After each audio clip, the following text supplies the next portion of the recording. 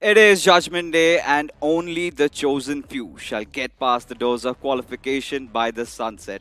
Welcome, folks, to the final day of round 3 of the realme BGIS. I'm Fixes. I'm joined along with Crips. And Crips, my man, yesterday we did witness two groups coming into play. That was groups 3 and 4. And did they really meet your expectations? But of course, how are you doing first? I mean, I'm doing really well, but I am feeling nervous on behalf of all the people who will be participating from groups 3 and 4. Hmm. As you guys might know, both of these groups played 3 games each yesterday, and they will play 3 games today Yeah. as well. A total of 6 games lie between them and their fate, whether or not they continue in round 4 of BGIS 2025. Of course, we were joined by 256 teams in round 3. 240 of them came from round 2, and 16 were picked from the grind. And out of this, they were then broken down into groups. Only the top 6 of each group will make it to round 4 of Realme BGIS 2025. Very well put. And in fact, we did witness Group 1 and 2. Their games were over. We found the top 6 from every single group.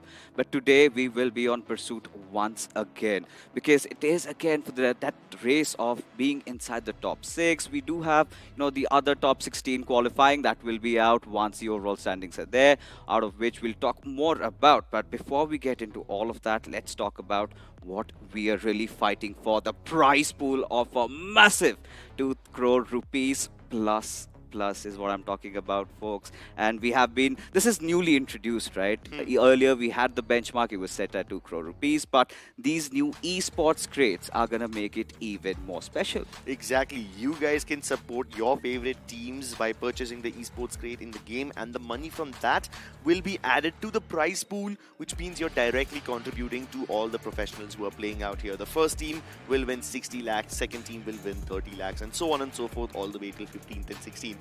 Which means if you make it to LAN, you'll get a guaranteed payout. Plus, there's individual awards like the Realme MVP, Fan Favorite Team, Best IGL, and so on and so forth. We've been talking about the prize pool, of course. To get to the LAN, you need to earn points. And this is the points distribution, folks. For getting the chicken dinner, you've got 10 points. And what really stands out, like I've always said, is that 1 point for every finish that you accrue. But we did talk about groups 3 and 4. I think it's the right time to take a look at the teams partaking.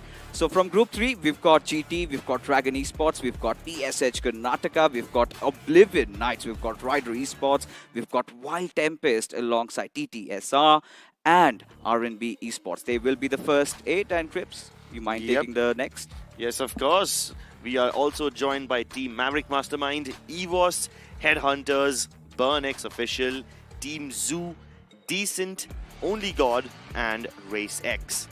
No, there were a few teams that really impressed me and a few teams that did disappoint. And Team EVOS have got a lot of expectations coming in from them, but Group B was completely different. Troy Millions, formerly known as Silly, haven't really made their mark yet. But when we look at the others, we've got Team Soldiers, we've got REMP, you've got U7, we've also got Virgo Esports Team, LOLs, Borderlands Rising, and the others. Yep, you also have Enfiller, Arc Knights, who are currently leading this group. You have Number One Squad, Team Eternals. You have ATL. You have Ruling Since 80s, Esports Zone, and last but not the least, BO7s. And as per this schedule dictates, we've got a little bit of switcheroo here. We will start off with Group 4 first. It is going to be Erangel, Miramar, Sandhawk. And then as we move on ahead, it is going to be Sandhawk, Miramar, and Erangel, where we'll have Group 3 partaking. So both these groups just have 3 more games to go to prove their mettle and show the world that they are the ones who are worthy to qualify for round 4. And now it is right time to talk about teams, because we've got Group 4 coming into play first, Crips. And in Group 4, we were really surprised, weren't we? Which will be very well reflected once we take a look at the overall standings. Yup, Arc Knight having won 2 games. These guys are ruling, and I'm pretty sure that they've already qualified. 46 points for them, followed closely by Universe 7, Royal Emperor, and Virgo Esports. All these teams are finish-hungry teams, but they're able to get inside the top 5 of almost every game, so they are consistent. After that, Team LOLs, while they are finish-hungry, they are not able to survive long enough, which is why they have only 4 position points. BO7's quite close to them with 1 chicken dinner as well. And every team that I just mentioned are in the running for the top 6. The competition is extremely close. Barring that first spot, I think it's still open till the 14th. Even if Bodoland Rising or Team Tapata get a big chicken dinner in the first game, who knows? They might also get themselves back into the race. So in this particular group, just barring that first spot, we've got 5 still out in the open, and it could be everybody. The competition is so close, but then we had a couple of teams that had some really interesting stats and figures yesterday. Virgo Esports and Team Soldiers. Yeah, Team Soldiers, while these guys were trying to go for a lot more finishes, they only managed to get their hands on 11. Their aggression does not match their points, so that's going to be a problem for Team Soldiers going forward.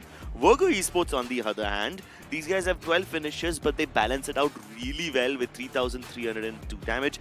They were just 1 damage away from the magic 3333 number. But that's, jokes aside, these guys have 23 points as well, and these guys are very opportunistic. I feel like if they didn't get unlucky yesterday with 4 teams targeting them, they could have done much better.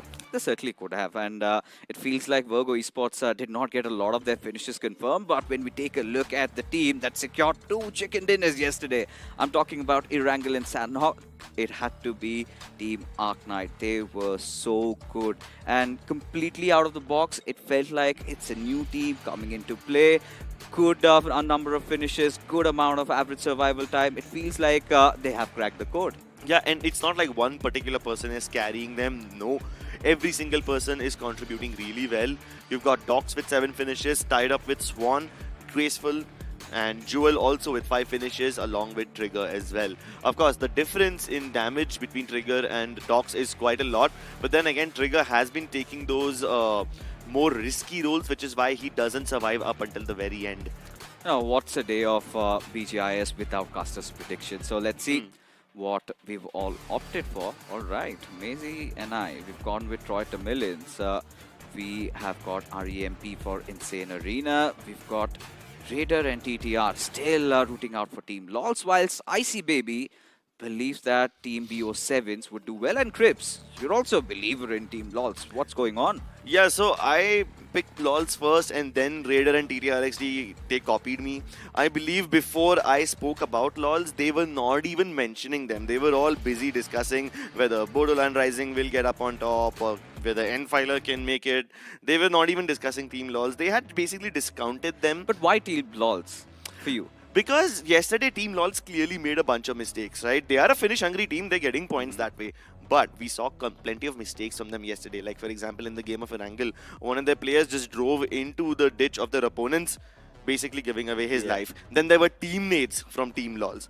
Like, the lobby is already difficult enough. You don't need to eliminate your own members, right? So, plenty of mistakes. I just think that they don't need to change their playstyle. Even if they can just fix their mistakes, these guys will be able to do really well. But if you want to make sure that your games are mistake-free, lag-free, you need to get your hands on the realme P3 Pro 5G.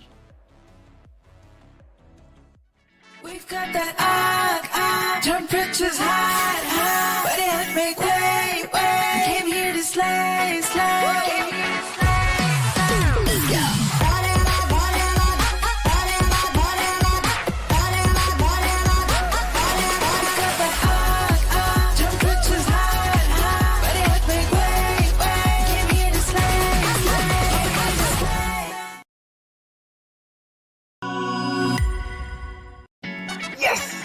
Let's go! P3 Pro takes mobile gaming to the next level. So first was the AI motion control.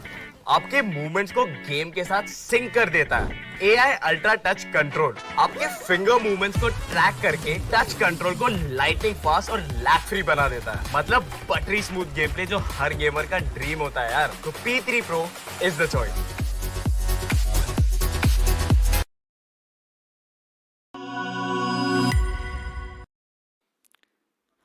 We as gamers, we always want the best, and this certainly is the best in a budget. We're talking about the Realme P3 Pro 5G.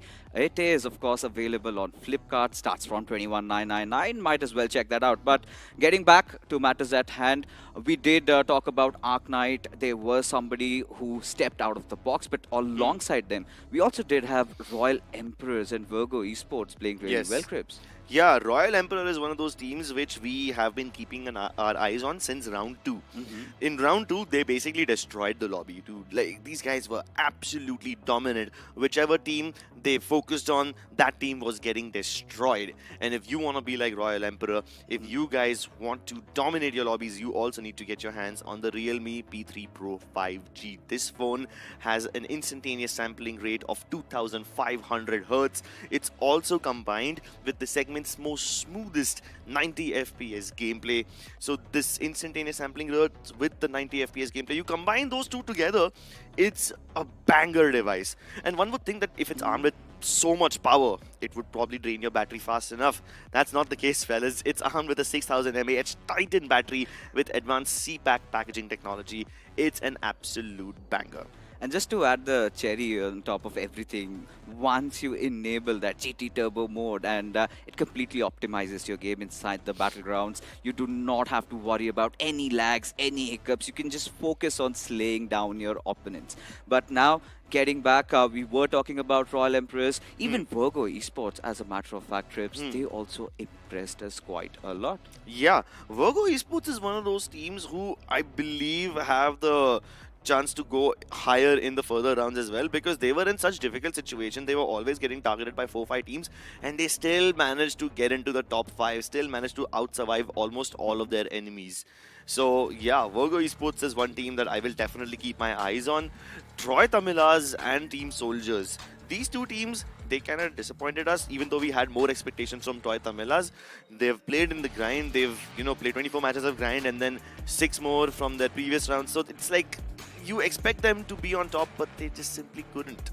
It feels like Troy Tamilians have followed the Big Brothers track somewhere down the line, because when you talk about Team Troy Tamilans, really, they were the ones who had our hopes up, especially in the previous officials, the BMPS is what I'm talking about. They were the undergods that really shined. Something similar to Big Brothers when you talk about the previous renditions of BGIS. And just after that, Big Brothers were also nowhere to be found. This is somewhat the case with Troy Tamilians, is what I feel with. Is it the players taking a lot of pressure? Because earlier when you were undergods, you had nothing to worry about, and suddenly when now a lot of people have hopes and aspirations from you, you suddenly take a lot on your heads. I kind of feel like they are used to a much more sophisticated lobby, but since a lot of these teams are making plenty of mistakes and they are just full slamming in without much of a second thought, I feel like these guys are not ready for that, because Troy Tamilians have been used to a certain level of competition, and now that the level of lobby is a little more reckless, as one might say, Yeah. they struggle. They do struggle, but it was not about Team Troy Tamilians struggling throughout. It was still a good start in the game of Sanhok, but Miramar and Erangel, the choice of fights was rather quite sketchy, or Yeah. rather quite questionable, wasn't it? It was indeed questionable. So we do have a lot of expectations from Team Troy Tamilians. I hope they're able to make their decisions in a much better way. But while we're speaking about good decision making, I want to draw your attention to Universe 7. This is a team I had no expectations from. I did not know who they were.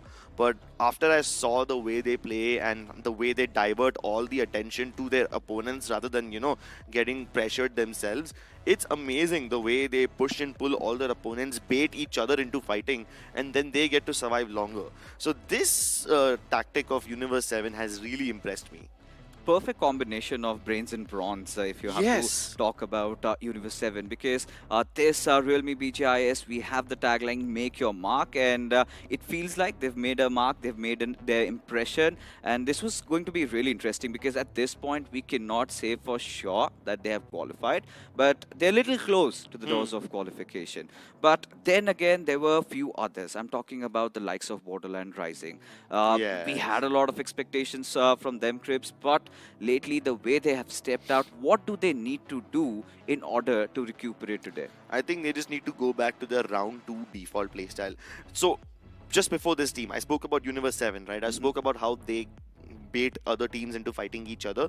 Borderland Rising was doing the exact same thing in round 2 when we saw them. But this time, rather than getting the other teams to fight each other, they often end up isolating their own teammates. We saw so many times where it wasn't just Borderland Rising, but even Royal Emperor. Off drop, one of their teammates is isolated, they get hunted down by 4 different people.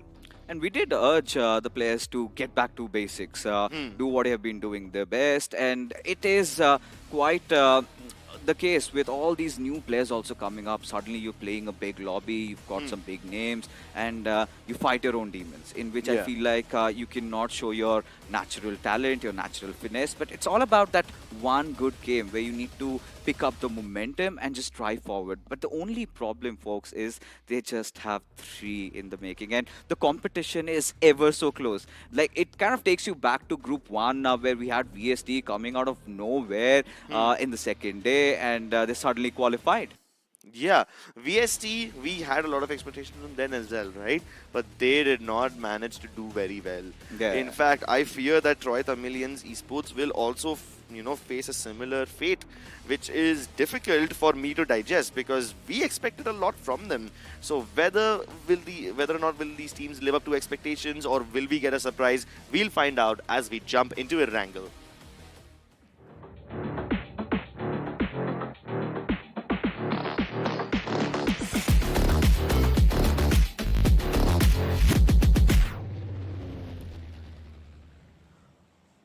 All right. Game 1 of the evening, the final day, folks. And the top 6 march ahead into round 4.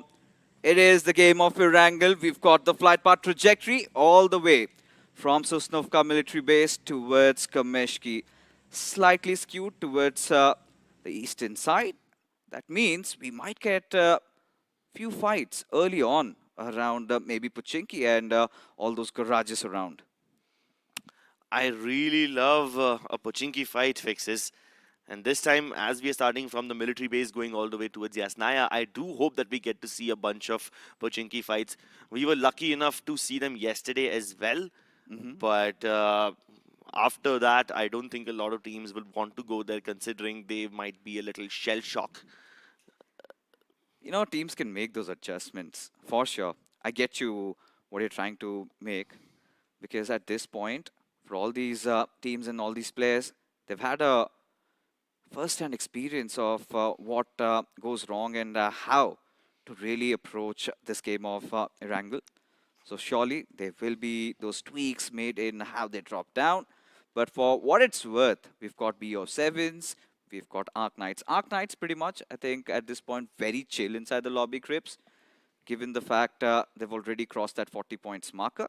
But for BO7s, how do you feel about that? Because it was just that one good game of Miramar, but in the other games, the performance not that good. Yeah, BO7s, they are, I think, the first team to drop in Novo all throughout the time I've been here. I've been here since round 2, and I never saw anyone drop into Novo. So I'm glad you mentioned BO7s. They're dropping into a place which we haven't really seen before.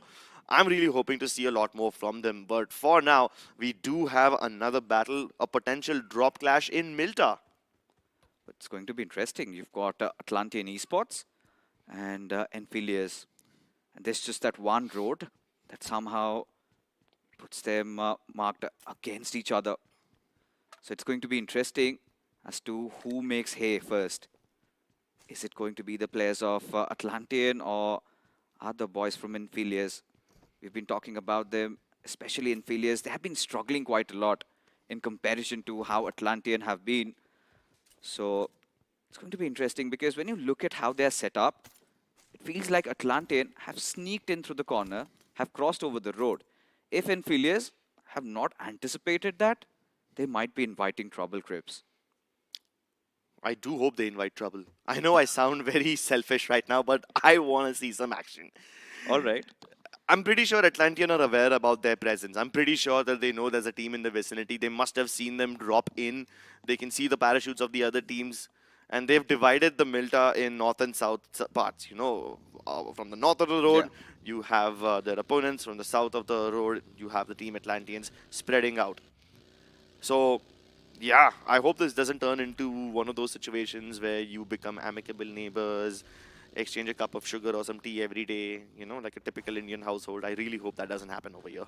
Yeah, I would love to see somebody at least going after the other, somebody opening things up. But, when you want to get those first strikes, you need to have the right device. We are talking about the Realme P3 Pro 5G, the segment's fastest phone with Snapdragon 7ish Gen 3 5G chipset. Helps you multitask with ease. And as things are, even for Team LOLs, when you take a look at them, we saw Sai. He displayed a lot of courage and valor yesterday, especially in that second game of Miramar. He, along with Kunal, literally went berserk. And to those plays, Team LOLs are still in contention, Cribs. Team LOLs are in contention, but I really hope that they don't make any of those mistakes that we spoke about yesterday. And all of those mistakes were in the map of Erangel. They Yeah. were trying to go towards the four crossroads just south of Mansion, and over there, there's not a lot of room to work with, right, outside of Hall of Fame. So some of these teams take the ditch and they make it their own. They turn it into a fortress.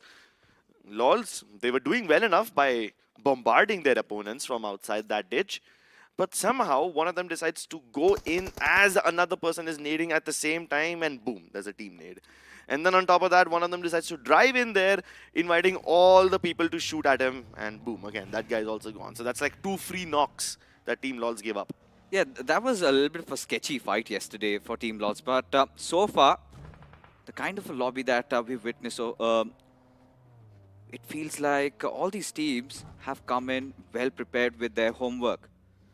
So it's going to be interesting to see what goes on next. But for Royal Emperors, this is a team that was quite stellar yesterday, Yeah. especially when you talk about Voltric. He was quite good. Yeah, in fact, I do believe he might have just been the best. He probably was the Finnish leader for yesterday, wasn't he? Yes, he was the second highest Finnish leader. 7 finishes to his name, 44% contribution to his team's finishes. The only person above him was Honey from Team Universe 7. But this fight in Milta, it's been building up for quite some time. Enfiler Babu Lassi, he can smell the sweetness in the air, the sweetness of his enemy's rich aroma, inviting him, enticing him to pick up this fight and get going. So far, hasn't really done much inside of the round 3. We do expect him to maybe catch his opponents off guard. Because at this point, it feels like Atlantean Esports have no clue that he's prone down right beside them. You've got Builder. He's got his eyes darted out. You still have Fossil. And it feels like a stalemate, a little bit of a standoff where everybody just prones out. I think the only place where we can see something happen is between Jexi and Darsh. If Jexi somehow manages to lob that grenade into perfection, then he might open things up. Or you need an external simulation to kickstart this fight. You see BO7s, they're rotating from the military island. They went to Novo, and if they go towards Milta, I hope somebody starts taking pot shots at BO7s, which then kickstarts the fight between Enfiler and Atlanteans. Or also could be number 1 esports. Could be them. Number 1 esports are in Milta Power right now. So Yeah. they could also get inside the zone, getting into Milta Town. But grenades were being cooked. Okay. I'm sure they can hear the pin being pulled, right? Yes, they can, but I'm sure they can't hear Babu Lassi, who somehow camouflaged into the surroundings, did unpin that grenade, but nothing from his side. So by the body language, both these teams looking quite underconfident over here as Atlanteans. This is going to be a risky move as Darsh out in the open, and Monu did have that little bit of a cue there. Misses his mark, and now at this point, Darsh got that grenade perfectly cooked up. Throws it. Does get some damage done, but not enough to get the knock secured. Yeah, but Darsh is now alone. Atlanteans went all the way around the beach ridge, and now they will be trying to isolate Darsh, and they have managed to do so, but an instant one-for-one trade comes through, and in a situation like this, Darsh will be finished off. I'm pretty sure that Monu will have no trouble picking up his fallen teammate. The rest of Enfiller are quite far. In fact, yet another person will fall victim because Babu Lassi is facing a 1v2 battle over here. This is Enfiller falling one by one, once again trapping themselves at a man disadvantage situation. But Babu Lassi trying to go for those jump shots will take quite a lot of damage. The Bison should be enough to finish him off, and he tries to sneak across the other side, hoping to get an angle onto Redox, and he manages to do so. But on 1 HP, can he win the battle against Ansh? Ansh just needs one single bullet to connect onto him. At least he's not alone anymore. Babu Lassi doesn't have to fight them alone. Fossil has also joined him. The trade might have been late, but it is here at the very least. And now they've got Atlanteans trapped in the room, and he will try his level best to pre-fire across the corner, but Babu Lassi wants to bait out all his bullets. Wow. Pre-fires with the pump action, and that is it. The DBS secures the finish as well. Lovely stuff coming in from Babu Lassi, especially that composure displayed in that fight as in failure. They get a one-up on Atlantean Esports, and despite Atlantean making those early quick moves, they messed up big time. Imagine Babu Lassi had no helmet inside that fight, was barely surviving with a sliver of HP, and now all that remains from the players of Atlantean Esports is going to be this young lad, Monu. He knows the position of his opponents, but still has to make sure he's got his stealth up as the circle takes a shift, still around Yasnaya. And you could see that cluster building up on the southeastern side where a lot of these teams are already starting to rotate. Yeah, almost everybody vying for some place in Mansion. You've got number 1 esports still trying to rotate in, and they're quite spread out in 4 different vehicles. Meanwhile, Royal Emperor are somewhere in the center. And while Mono is trying his level best, he gets 2 knocks. That is actually amazing. He might just be able to clutch this out. It's now down to a 1v1 between him and Fossil. Finishes Babu Lassi off, and Builder also in quite a lot of danger. I don't think he can be picked up over there. They certainly can't at this point. Fossil not having the best of HP as Monu just darts in. Needs to reload or rather change his weapon, but gets that clutch also secured as Fossil falls courtesy to the play zone. This is something beyond comprehension. Crips, what just happened? Atlantean Esports somehow managed to survive. Monu gets those 3 frags, and now he's doing good. Yeah, but he's lost all of his teammates. So Atlantean Esports, sure, they might be 4 finishes strong, but they'll have to rat for the rest of the game if they want this one to have plenty of impact. However, the circle now shrinking in will bring the members of Troy the Millions Esports closer to the edge of this river. They have not crossed over the bridge yet. They're still waiting in case somebody comes in from behind them, but there will be a team coming in from the south. It's the Arc Knights, the current lobby leaders with 46 points to their name, will look to get at least half century. They will, and they've got nothing to really pull them down. Arc Knight, they're quite brave. They've proven that. They've done all the dirty work yesterday, and now could just enjoy the rewards of success as Troy a Million. It's a completely contrasting picture. Hydro still trying his level best and now exposes himself a little bit there as Docs makes some good work of him. Does soften him up as Ranveer, he's down on the ground. So just like that, Team Troy to Millions again find themselves in a predicament there.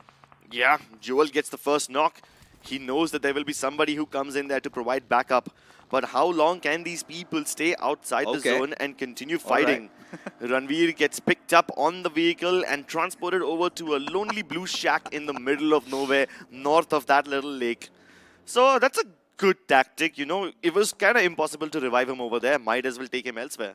Yeah, that was really bold out of Troy to Millions because this could also go wrong on massive proportions. So still took that chance and it went in their favor. But for now, number 1 squad, they could hear all those vehicles passing by. And it's going to be interesting. How do they respond back? How do they fight back? But you need not fight back when you have Realme P3 Pro 5G because you would be dominating your opposition. has that instantaneous sampling rate of 2500 hertz. You've got stable 90 FPS while gaming in the battlegrounds, along with that GT turbo mode optimization feature. And like Crips loves to talk about that 6000 mAh Titan battery, charge once, forget charging for the next 2 days, as you'll be good to go.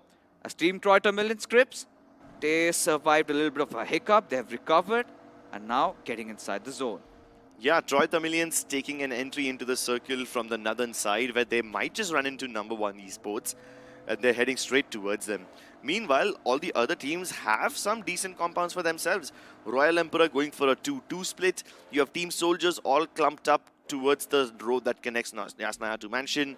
Same with Team LOLs. They are also somewhat split. You've got, I believe, one of their players guarding the entrance of the circle from the eastern side. It's Crimson. But Troy Tamilians, they do indeed make contact with number one. Booster in quite a lot of trouble, and they've got Spike isolated in this shack. The DBS doing quite a lot of damage onto Inferno, but they try to go for the jump shots. Molotov lobbed inside, and Spike will be burned. That's the man advantage secured for Troy Tamilians. But they also lose Ranveer in the process, so now it's down to a 3v3 again. It's going to be interesting as to how Troy Millions answer back, because now Inferno and Pekka, they've also been brought down pretty low. Now Team Troy Millions, they've also got to get inside the circle, and given the fact that number one squad, they are just around the edges.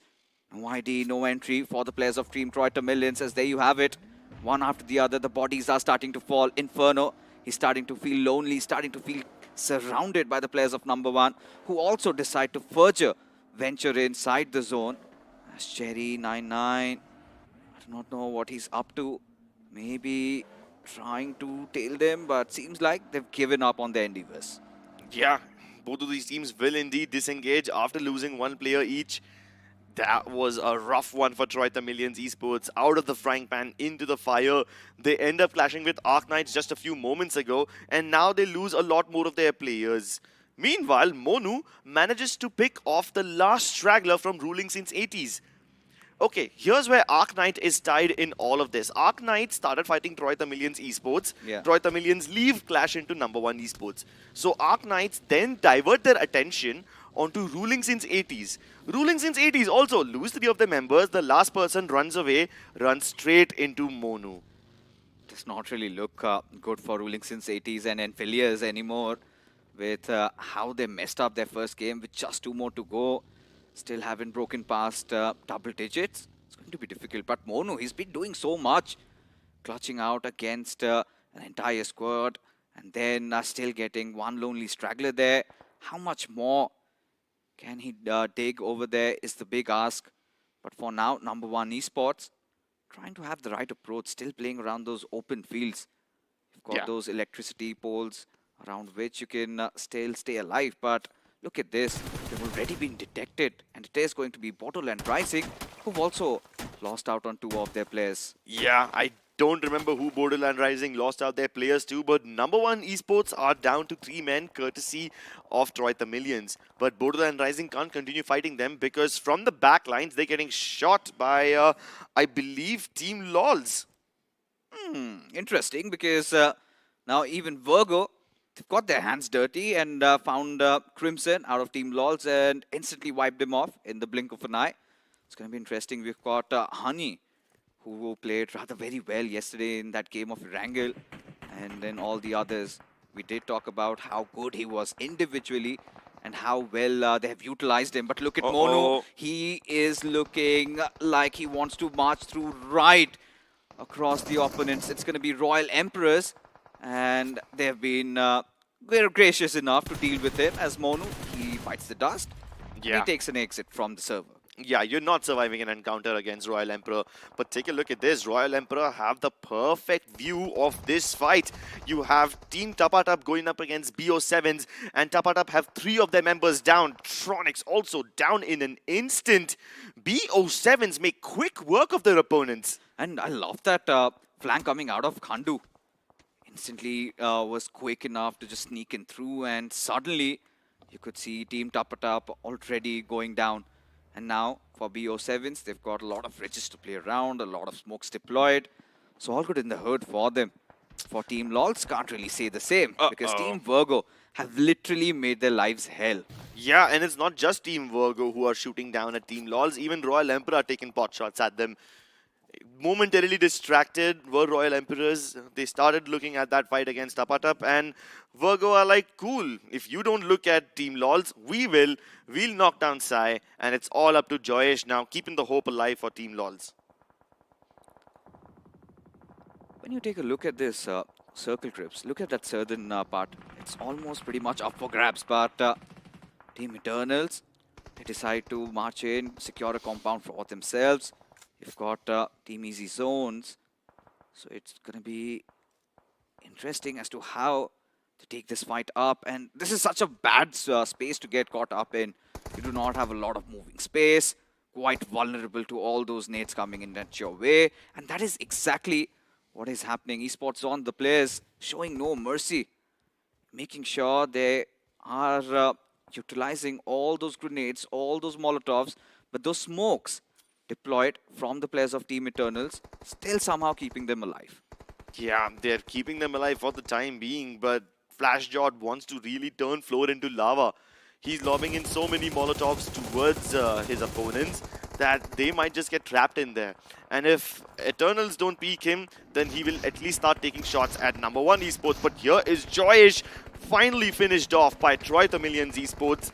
And that is the end of Team LOLs. But in the process of doing so, Troy the Millions esports got caught in the open.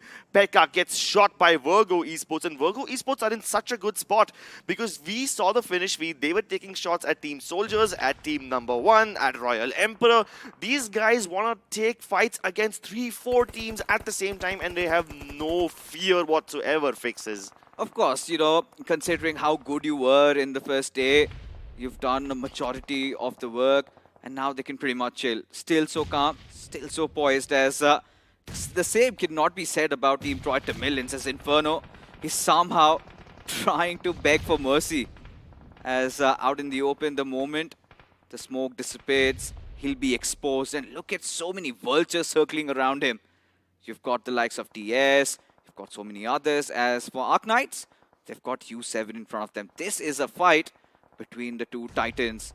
Honey still prone down. You've got Tux really trying to get in closer. Of course, they spotted those trajectories, but Docs getting shot from elsewhere as well. Yeah, and Dox is in quite a lot of danger, but is he in danger or is he the danger? He's got one knock with the nades, and look at Swan. I called him a graceful person yesterday, but the way he's carpet bombing Universe 7, it's not exactly graceful. This is as brutal as it gets. They are raining down nades upon this team, and the smokes are keeping them alive for the time being. Raz makes his exit, gets into the vehicle, so does Demon. Don't forget to pick up Broly. Broly's been left behind. He's still in the smoke. Joel has made his way across the other side of this ridge, so he does not get shot by Universe 7. But Swan wants to reconsider this fight. They've repositioned across, and now this whole team will be trying to hunt Universe 7 as they try to get out of their vehicles. But Raz will be shot down. Hold on, there might be a third party. Ark are being bombarded by someone else. We don't know who yet. We'll pan the camera towards them, but they need to finish this fight as quickly as possible. They have to, but look at this. They are being somehow retaliated back. As of now, Arc Knight got Swan down, and you can see the players of BO7s also in the far off fray trying to cause a little bit of trouble, as now they find their golden opportunity. The players of Universe 7 quite angered, quite enraged by losing two of their players. Honey one already down and out, but still they want to see the end of this. Even from the backlines, you've got Team Esports Zone. They want to also push through. And Arc Knights, they are caught between a rock and a hard place. Look at Brawly's position. He's got that perfect flank. It's all about that dip, still somehow keeping Arc Knights alive as tops.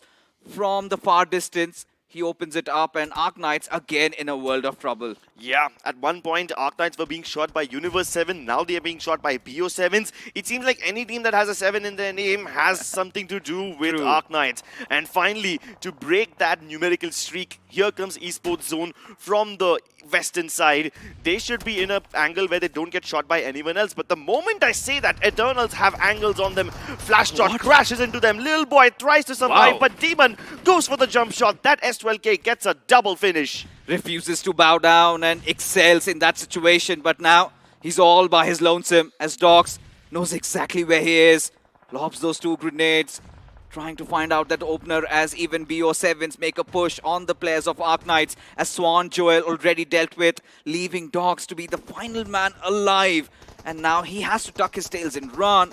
But given how Arc Knights were playing yesterday, does he really back off? I feel like he wants to fight back.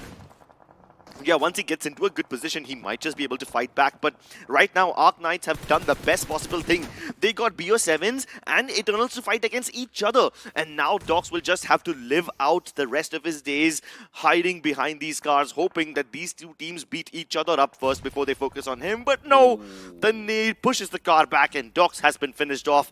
Arc Knights bite the dust. We are up in the top 4 teams. That's one of those unfamiliar ways to get out of the lobby, but it is okay.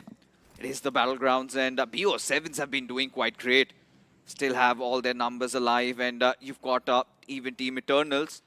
But Virgo Esports, they haven't moved a muscle from here. They're enjoying themselves this nice cover, and they have secured 9 finishes to themselves. So it's going to be interesting to see what they do when a push comes in on them. As Royal Emperors have already opened things up, one of those players already taken down. They're just waiting for the next circle shift, perhaps. Yeah, and you were right. Virgo haven't moved the muscle. The only muscle they were moving is their trigger finger, Yes. shooting at everybody. And even though one of their players' tech is knocked down, thanks to Royal Emperors, I don't think they're in that much danger because nobody can come crashing into Virgo Esports yet. They're still 4-man strong. They've got a good opportunity to revive all of their players back up. The only thing that can make them leave the zone is the zone itself, obviously, which will be closing in the next 3 seconds. At this point, we did have a rather slow start to the game. Suddenly, the lobby lit up towards those mid phases. It feels like all these teams have been granted some breathing space inside the lobby. We've got a couple of teams, they have those compounds to themselves, but unfortunately, cannot say the same anymore for Royal Emperors. But we know this is a team that loves to take those fights. And now, all they're looking for is another pick. Maybe on the players of Virgo Esports, because that would be that perfect cue for them to go in for the slam in. Albeit not even forgetting that Eternals officials are still around. Yeah, Eternals official have been pushed out by the zone. They need some place to call home, and currently the best possible option in front of them is the compound that Virgo Esports hold. But even Royal Emperors need to make a move, right? Voltric tries to go for the care package because that's like the only place where you will find some sort of cover, but he gets punished for doing that. So now Royal Emperors will have to look for another opportunity, another place where they can camp out. But here comes the full send in. Eternal Esports crashing into Virgo. Hattori trying to lead the charge, but he's been blown apart by 7. That nade was so well timed, it was almost like a landmine. And even Evil, he destroys Heartless. It's all up to the last person. And just like that, Virgo Esports wipe out Eternal in a matter of seconds. Eternal, more like consumed by the Eternal Flames. Virgo Esports, I think they have been quite special in this game. Without even having a single player knocked out, Crips, they came out of that alive, taking down that entire squad, devouring them. As for Royal Emperors, that was the exact time for them to really queue in, but unfortunately, few losses here and there, and suddenly they are out of the game. As now, with the dust settling down the horizon, you've got just BO7s and Virgo Esports, two of the teams that performed extremely well yesterday. And to just make it even better, it is a proper 4v4. A proper 4v4. You've got Virgo Esports in a compound all clustered up. Meanwhile, you've got BO7s quite spread out, but they have cover only enough for their individual selves. So this is going to be a classic spread out versus cluster battle. A classic compound versus open in the zone battle. Two principles clashing against each other. Look at this. The zone has moved away from Virgo. And now, BO7s, they feel so good about themselves. They can just spread out. And they know that there's just that one way from which Virgo Esports is going to funnel themselves through. And all that BO7s need to do is not fall down. Kandu, this knock is going to hurt as even 7 decides to march in. And he instantly just slammed in around all those cars over there. Yeah. Still not inside the circle, though, as Evil, a little cut back from his squad as Tech and Yash. They need to piece it out. So it is going to be a 4-on-3. Let's see if BO7s can bounce back. The place where Seven stands, that's the place where Royal Emperors were present, and there's way too many cars over there, so he just blows up as the cars get destroyed. And Dusty has 5 nades, man. No matter where Virgo Esports decide to hold up, they will be in a position to bombard them to next dimension. Both these teams do have their fair share of utilities to work with. As Virgo, they are playing with fire, completely out of option, out in the open. Just decide to pull out of their vehicle. Somehow, they've still gone unpunished though. As Khandu, miraculously, he survives, lives to fight another day. As you've got Seven still knocked out. Now the tables have been flipped, Krish. But now, Dusty, look at this. This one grenade goes, does it make its mark? Will not be the case, but Virgo, they fight back once again. Yeah, now it's down to a 3v3 yet again. Both the teams have one player on their knees. Dusty was trying to lead the charge. He was trying to get into tossing distance so that the nades would connect, but he's been promptly punished. Seven can't be picked up anymore. The play zone finishes him off. But BO7s are continuing to crawl closer and closer. This tarmac road now lies as the divider between these two titans, between these two behemoths. Both of them have the potential to top their groups if they get a couple of good games, and they both want the juicy chicken dinner. Oh, Ghostface! That was close. He tries to go in for a nade, but exposes the right side of his body a little too much, inviting all the bullets from Yash. I really do not know if that's the right idea. To get the rest back up, because you've got BO7 still committing. That means they want to play defensive, and look at this tech, almost about to thread that needle as Khandu. A much better respite, a much better answer back coming in from his side as Yash, he goes falling down. And now Virgo Esports, they're pretty much out of choice. They will have to commit as Khandu, he's got 4 grenades to work this one out, and there you have it, Ghostface. He delivers, and Virgo Esports on a verge of collapse. Ghostface wants those gold plates, and Evil will also face the wrath of this nade. Just a tiny tickle. He survives by the skin of his teeth, and just for good measure, they're gonna keep bombarding him. 2 more nades sent in. This is a full-blown artillery strike. Nades, shrapnel, hellfire, everything rains upon him, and eventually BO7s come out of their hiding holes themselves to pump his guts full of lead with their guns. This is amazing stuff. BO7's another chicken dinner in the back, and look at it, the way they managed to accomplish that. They took a lot of those fights, and we were doubting them yesterday. Yes, they did get a chicken dinner in Miramar, but that was pretty much served on a silver platter. But this time was not the way Cribs, because this time they went all out, they took all those fights, and now you can say that they have earned their golden ticket inside round 4. Yeah, they have definitely earned their golden ticket. This chicken dinner is exactly what they needed. With just 2 games left to go, I do believe that even if they have mediocre performances in Miramar and Sandhawk, they should be able to smoothly sail through. They've built up enough buffer between them and the rest of the teams. True. Yeah, they have. And at this point, this game of Wrangle, we wanted to see some comebacks, but wasn't really the case. It was all about all those top 4 teams still inside the Final 4. We had Virgo, we had Royal Emperors, we had BO7s, we had Eternals, who were already doing well.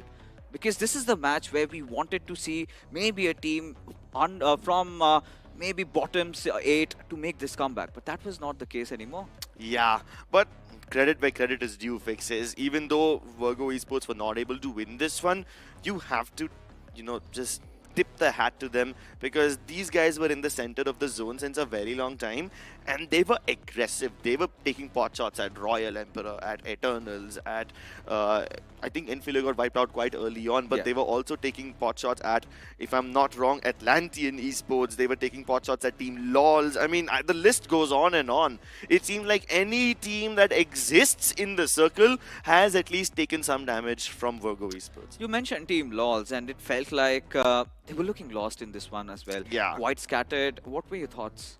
I do believe that they were very indecisive on whether or not to take a fight. It's like, okay, if we get a knock, we commit to the fight, we try to pull in and, get all the finishes. But what happens if we suffer a knock?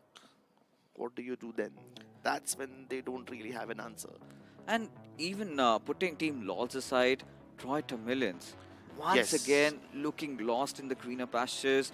And this is again one of those teams that kind of breaks my heart to see them on such a spiral down the rabbit hole, because this is a team that I have to remind the viewers once again, was formerly Silly Esports, the same exact lineup joining a new banner. And this is another occurrence where you know that once you were an underdog, you had been doing so well, suddenly you get everything, that complacency sets in. Is that the case? I do not know, but only 2 matches remain. But before that, we've got the highlights in front of us, folks, as we take a quick look at this wrangle, because I feel like this time it was much more tactical, it was much more methodical, and teams did definitely improve. Oh yes, definitely. That was a massive improvement. I mean, you take a look at Virgo Esports and BO7s. Did we expect them to be on top? No, we did not. But both of them were so methodical. And yeah, in this 4v4 fight itself, in just a team brawl alone, you can see how disciplined they are, how clear their concepts of team fighting are, how good their trades are. And if they can dominate in such a straightforward, cut forward 4 versus 4 battle, you know that they can handle the chaotic situations as well. It's Kandu who's the MVP this time with 6 finishes, 695 damage, plenty of shrapnel damage as well, as he got a couple of knocks from the nades as well. I don't know how he was brought back up. He was the first player to get taken down in that 4v4 skirmish, but yes, he was that one player who made all that difference. But taking a look at the top 5 players, you've got Evil and Tech from Virgo Esports and Monu from Atlantean. That was a clutch and a half against the players of Enfilius. When everything felt like it was crumbling down for Atlantean, he somehow pulled through. That was a nice clutch coming out from his side, but the match summary, a lot of smokes this time have been used though. 190, the highest so far if you talk about the matches in round 3. Yeah, I believe the second highest was 180 something towards a game in Miramar in round 2. But yeah, this definitely has to be the highest. BO7s get 25 points, amazing stuff from them. And even Virgo Esports for that matter, 13 finishes for them as they were taking shots at everybody. But then take a look at the next best team. Eternals Official, Arc Knight, 9 points each. There's a 10-point difference between them and the second place team. It's all about the top teams of yesterday claiming their stake once again, and a couple of these teams would have already crossed that benchmark of 40 plus points once the overall standings do come up. But same performance, nothing has changed from Team Troiter Millions, from LOLs, Enfilius, Borderlands Rising as the overall standings. There you have it. Arc Knight already at 55, BO7's crossing that 40 marker, Virgo Esports also breaking through, 3 spots already secured, whilst Universe just on the cusps of crossing over. But for Royal Emperor, interesting enough, because they were surviving pretty late, but they did not have a lot of finishes to their name. So Yeah. 33, still not safe, still not sound. Yeah, so because Royal Emperor were only focusing on one team at a time, they could not pad up their stats as much as Virgo Esports and BO7s did. Then you take a look at Soldier Esports, 19 points, Troy Tamilian Esports still at 16. I don't think 2 games are enough for them to break into the 40-point average. At this point, we'll just be hopeful, right, Chris? Yeah. Because we have seen miracles happen. We have seen teams go for those 20, 30-pointer games. Who knows? But at this point, the pressure is enormous. And for Team LOLs and for at least Team Troiter Millions, you would expect them to do much, much better. Whilst from the other underdogs, we haven't seen much happening. But in Miramar and Sanhok, we know that fortune usually tends to change, and who knows, the sands of fate will go on towards whose side. We'll find that out after this short little break. We've got that temperatures hot, hot. Ready to make way, way. We came here to slay, slay.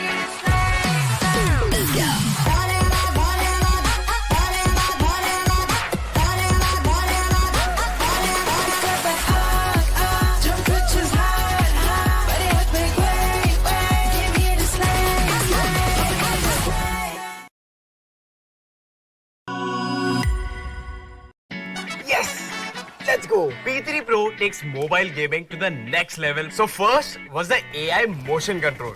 आपके movements को game के साथ sink कर देता है.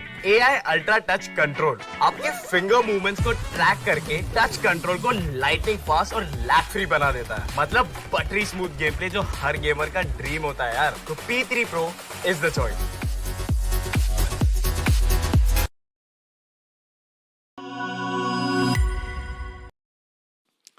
Ladies ladies and gentlemen, welcome back to realme BGIS 2025. This is the final day of round 3. We are currently witnessing the matches of Group 4 and they only have 2 more games remaining. Joining me for one of these games is going to be Icy Baby 1-2. How are you, Icy? Feeling good, you know. For a change, I was able to get my caster's predictions pretty spot on 4 now. VO7's Nice. taking the first chicken dinner, now currently in rank 2. Hopefully they will continue their journey. But that was a very, very interesting fight between both VO7 and also the final fight, Virgo right? Escorts. Yeah. So that was something that I think was very scuffed, but it was very tactical between both of those teams. Yeah, they were very tactical. Although tactics depend on your brain power. If you want firepower, you guys need to get your hands on the Realme P3 Pro 5G. And I'm not saying firepower just for the sake of it. This thing is armed with a very dangerous, a very good Snapdragon 7S Gen 3 5G chipset. And this should give you all the firepower you need. And this paired up with the 90 FPS display, it gives you the smoothest performance in the segment. Exactly, with the instantaneous sampling rate of 2500 Hz, segment stable 90 FPS performance, is it gonna give you the best BGMI gameplay out there? But all things considered, the final 2 there, Virgo as well as BO7's, was a very interesting fight because personally, I felt like the decisions and conditions that they were put in forced them into that scenarios, right? Like BO7's played to the best of the situations, considering that they lack of ammunition and everything, and they were somehow able to hold out and then force them out and then taking the chicken dinner. So I would say that was a fight to remember. I wouldn't say it's the best fight possible, but it does show traits of a very, very strong team. Yeah, and with that fight, I think both these teams have secured their position for round 4, you know. And by the way, speaking of round 4, I would want to remind you guys that there's been a slight change in dates. Days 1 and 2 will be played on 11th and 12th March, and then we will continue on 15th and 16th March. Obviously, there's a bit of a holy break in between, so I hope you do enjoy the Festival of Colors. And I'm not just talking to you, the audience, because you guys probably play it every year. I hope you get to experience it as well. I fear for my life now because I've heard a lot of rumors. Like, I've seen the colors, it looks colorful, it looks nice on camera, it looks great, but from behind the scenes, if you guys do not know, this is for you guys to know as well. Behind the scenes, they have been poisoning me with a lot of fearful things. I have no idea what it is, but alright. I have something that will make you feel better, right? Okay. It's your prediction. You got that right. Oh. Does that make you feel better? You Yeah, got a BO7 little right? bit. Okay, now I'll talk about myself. I Okay. mean, you're a little scared about something completely different. Uh-huh. I'm scared that my prediction will be wrong. Okay. Okay, I predicted Team LOLs. Okay. And the only source of hopium I have is the fact that Sai from Team LOLs has been the best player in Miramar so far. He's got 6 finishes in these matches. And yeah, that makes him the best player of Miramar so far. But is that enough? I don't know. I think it comes down to decision makings coming from Team Lowe's, right? Like yesterday's decision was that they tried to go out swinging, you know, just crashing anybody and taking farms. They do have very, very similar playstyles to Oblivion Knights from yesterday. The only difference that Oblivion Knights was able to successfully do it in a different group, but did them not so much. So I feel like they have fallen back into their usual comfort zones where they leave Syme to try to be that solo lurker. If things doesn't really go well, hopefully he's going to get some sort of position point. So I wouldn't say it's a bad choice. It is a safe choice, but considering the stakes right now, they need all the points they can get. Yeah, I don't think these guys are going to get to make safe choices. This is quite a dangerous game, ladies and gentlemen. We're going to be heading into Miramar in just a couple of seconds. Buckle up your seatbelts.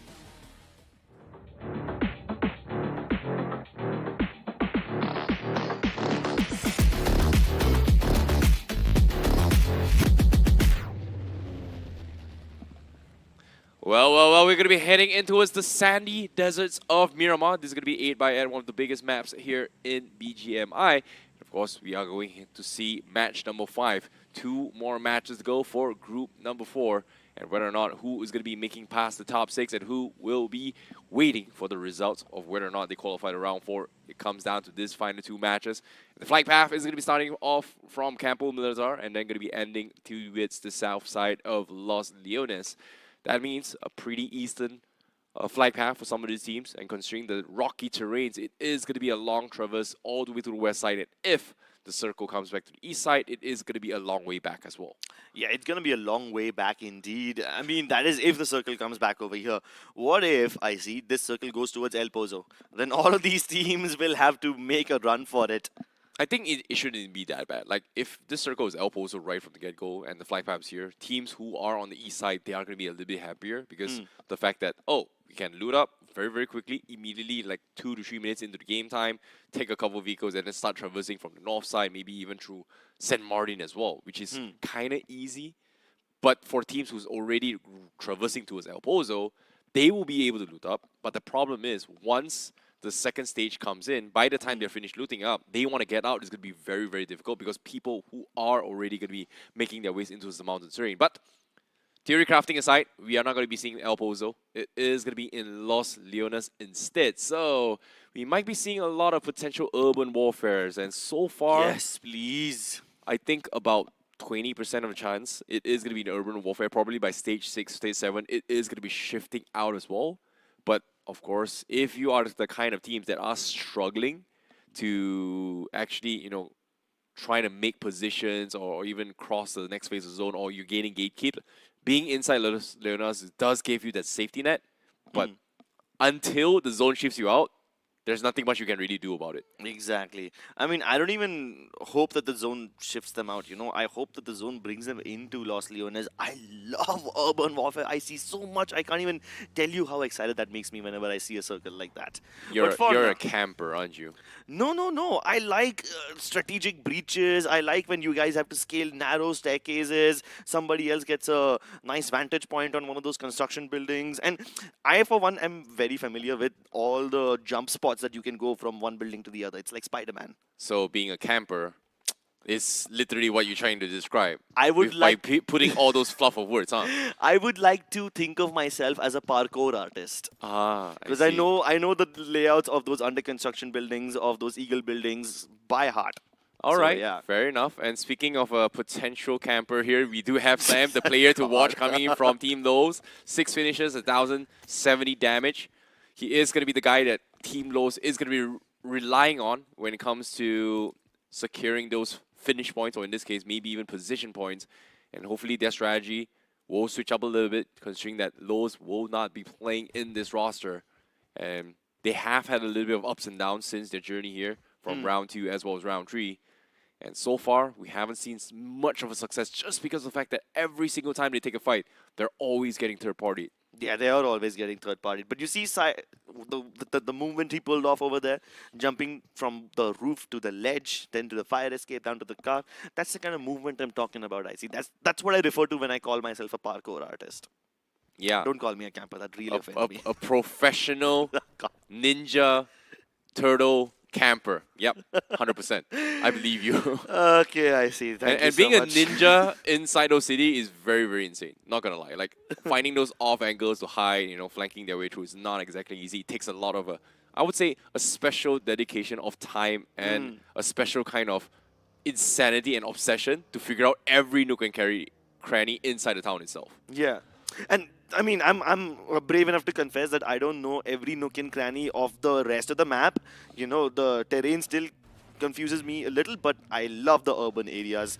But if you guys want to dominate every area of the map, whether it's the open plainlands or the urban areas, get your hands on the Realme P3 Pro 5G. It starts at only 21,999 and it has an instantaneous sampling rate of 2,500 Hz. And it also gives you the segment's most stable 90 FPS performance, armed with the Snapdragon 7S Gen 3 5G chipset. Whether it's urban warfare, whether it's the deserty plains of Miramar, the grassy lands of Sandhog, no matter where you are, you will have the best possible performance with this device. Exactly. And while on top of that, being a camper gives you the best performance as well. But on the feed now, we do see Royal Emperor having a little bit of run-in with Team Easy. Levi holding the angles with this Tommy gun. He holds it tight, but unfortunately, he is animation locked. So the rush coming from Wanted will take him down. Team Esports Zone going to be taking first strike in this game. Yeah, Esports Zone, they get the first strike. Wanted, oh gee, he wanted all of those finishes, ha ha. But yeah, this is a good start for Esports Zone. They were dead last, and Getting another finish will definitely pad up their stats, but they still have a very long way to go, I see. I don't know if 2 games are going to be enough for them. I generally feel bad for Royal Emperor just because of how he was holding that angle, and there was nobody in that vicinity as well. And because of that angle that he's holding, and the Tommy gun isn't exactly the greatest gun for CQC, right? Like if you compare it to his Uzi, compare it to maybe a AK with insane headshot multipliers, you need to be a very, very mobile, especially when using SMGs. And having that, I would say, right-hand peak, or in this case, hip-fire peak on the right, pretty much locks you in an animation where you just don't have those mobilities to actually dodge or bob and weave as well. Yeah, the movement you can see was not exactly the great. But Arc over here, Docs, this guy has been pretty great. I mean, he has such amazing stats, and they were just up on your screen a second ago. So you can tell how much this guy alone has been contributing to his team. Yeah, Docs, he is one of those guys that is going to be the ones that has been messing up people's gameplay overall in general and this all started with that map in Sanhok yesterday itself. So that's something that we have to pay attention to as well. But as of yet, Arc Knight did do a really, really good start here in the previous Erangel map, and currently they are in the table toppers, and seems to be they pretty much have enough points to pretty much guarantee themselves in towards round 4. Meanwhile, let's talk about the other 5 players. You talk about Siam, he is the top finishers in the side of Miramar as well, out of 1 map. Of course, being the second map, can they do so? Kunal also going to be one of those teams, one of those players that you need to actually focus on. So I'm not surprised that you actually still voted for Team Lowe's to try and make a bounce back. And I wouldn't say it's impossible. They are a grind team. They do have the experience to actually bounce back. And they do have the experience to handle pressure as well. Yeah, but if they do need to bounce back, then this has to be the map for them. Statistically, they are stronger in Miramar than any other map. And the only thing after this is going to be Sandhawk, where they don't really have a very impressive track record, I see. So, yeah. I can't really blame them, just because of the fact that their drop spots are really off the edge of the map in Sandhawk in general. Hatin and Cow and yeah, whatnot. it's kind of empty, but your options of rotating is pretty much limited. Whereas compared to Miramar, you do have a little bit more options because, again, when it comes to high terrain, rocky mountains, yeah, you can camp your way up there. But even if there's some other team, there is more room for you to kind of rotate around certain districts before penetrating the next place of the zone. So I would say Team Lowe's has a better option, but I'm more concerned with BO7s because they did not have a good run here in Miramar in yesterday's games. Yeah, but I hope that whatever they did in Erangel kind of makes up for all the losses they suffered in Miramar. And they're going to suffer a lot more losses because look at this circle. It's such a massive shift. Almost every single team is outside the zone. Currently, only 3 teams lie inside. One of them is ruling since 80s. One of them is Arc. And then you have Team LOLs who want to take Los Leones for themselves. I think Team Lowe's has one of the best positions right now. Just because that mountain terrain pretty much can gatekeep everyone that's inside Los Leones coming out.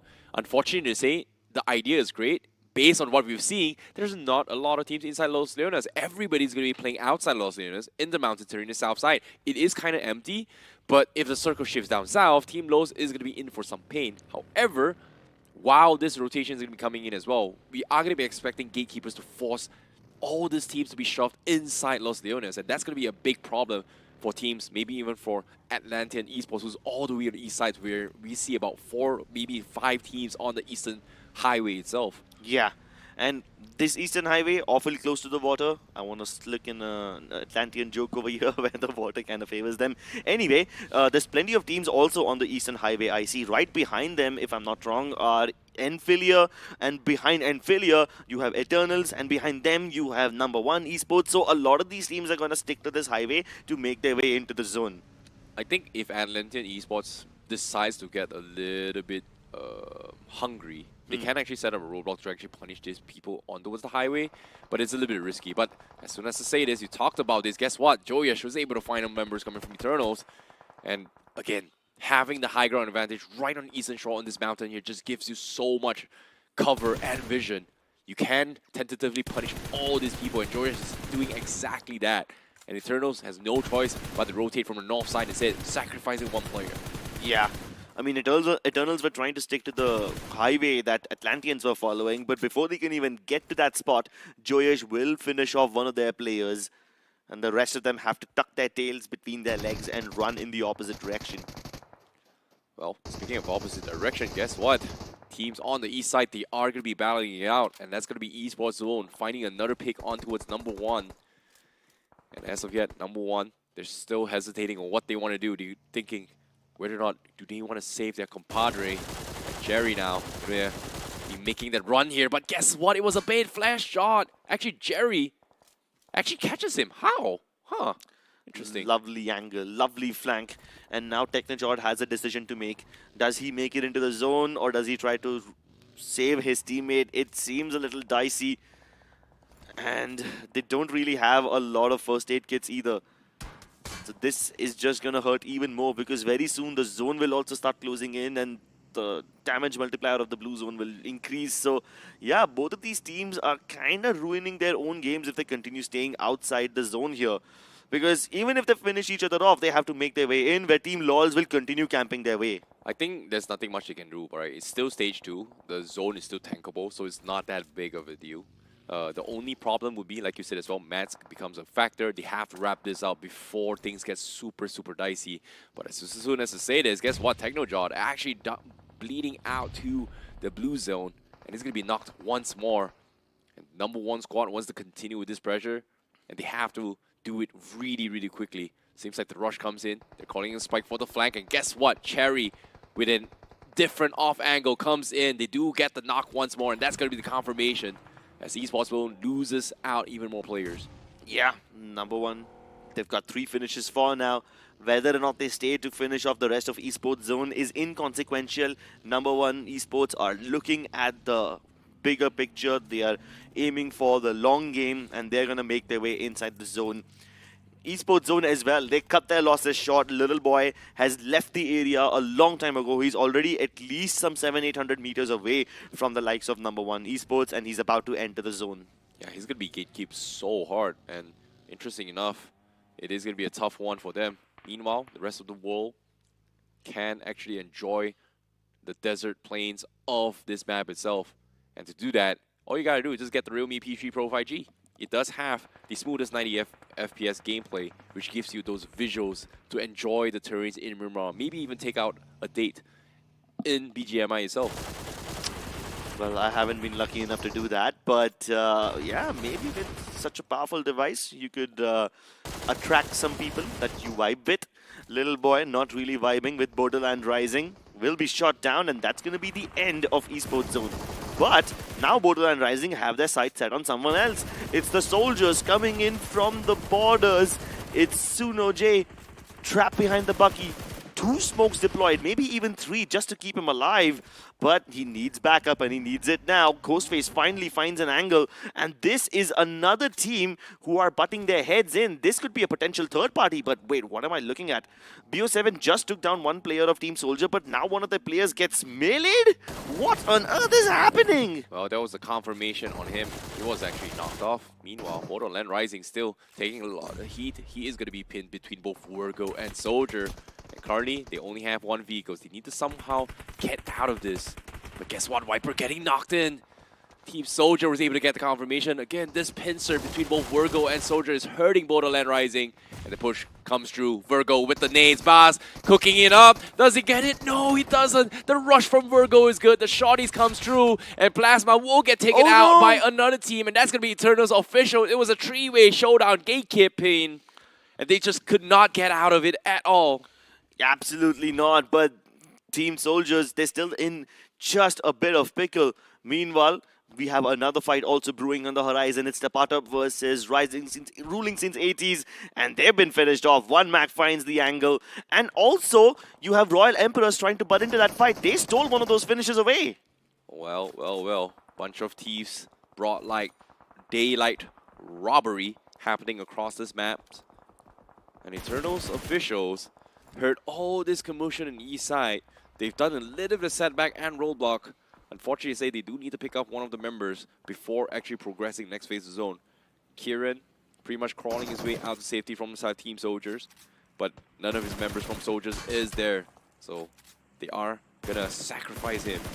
Meanwhile, Hattori still continuing his pressure onto his Team Virgo, denying them that entry point, but they will lose their truck instead. Oh, He's gonna lose his van. He's going to sacrifice it and just leg their way into his next phase of zone. Yeah, Virgo Esports though, they tried taking too many shots at Eternals official, but now two of their players are down to the play zone. This could be very, very difficult. I mean, this is an unforced error, I see.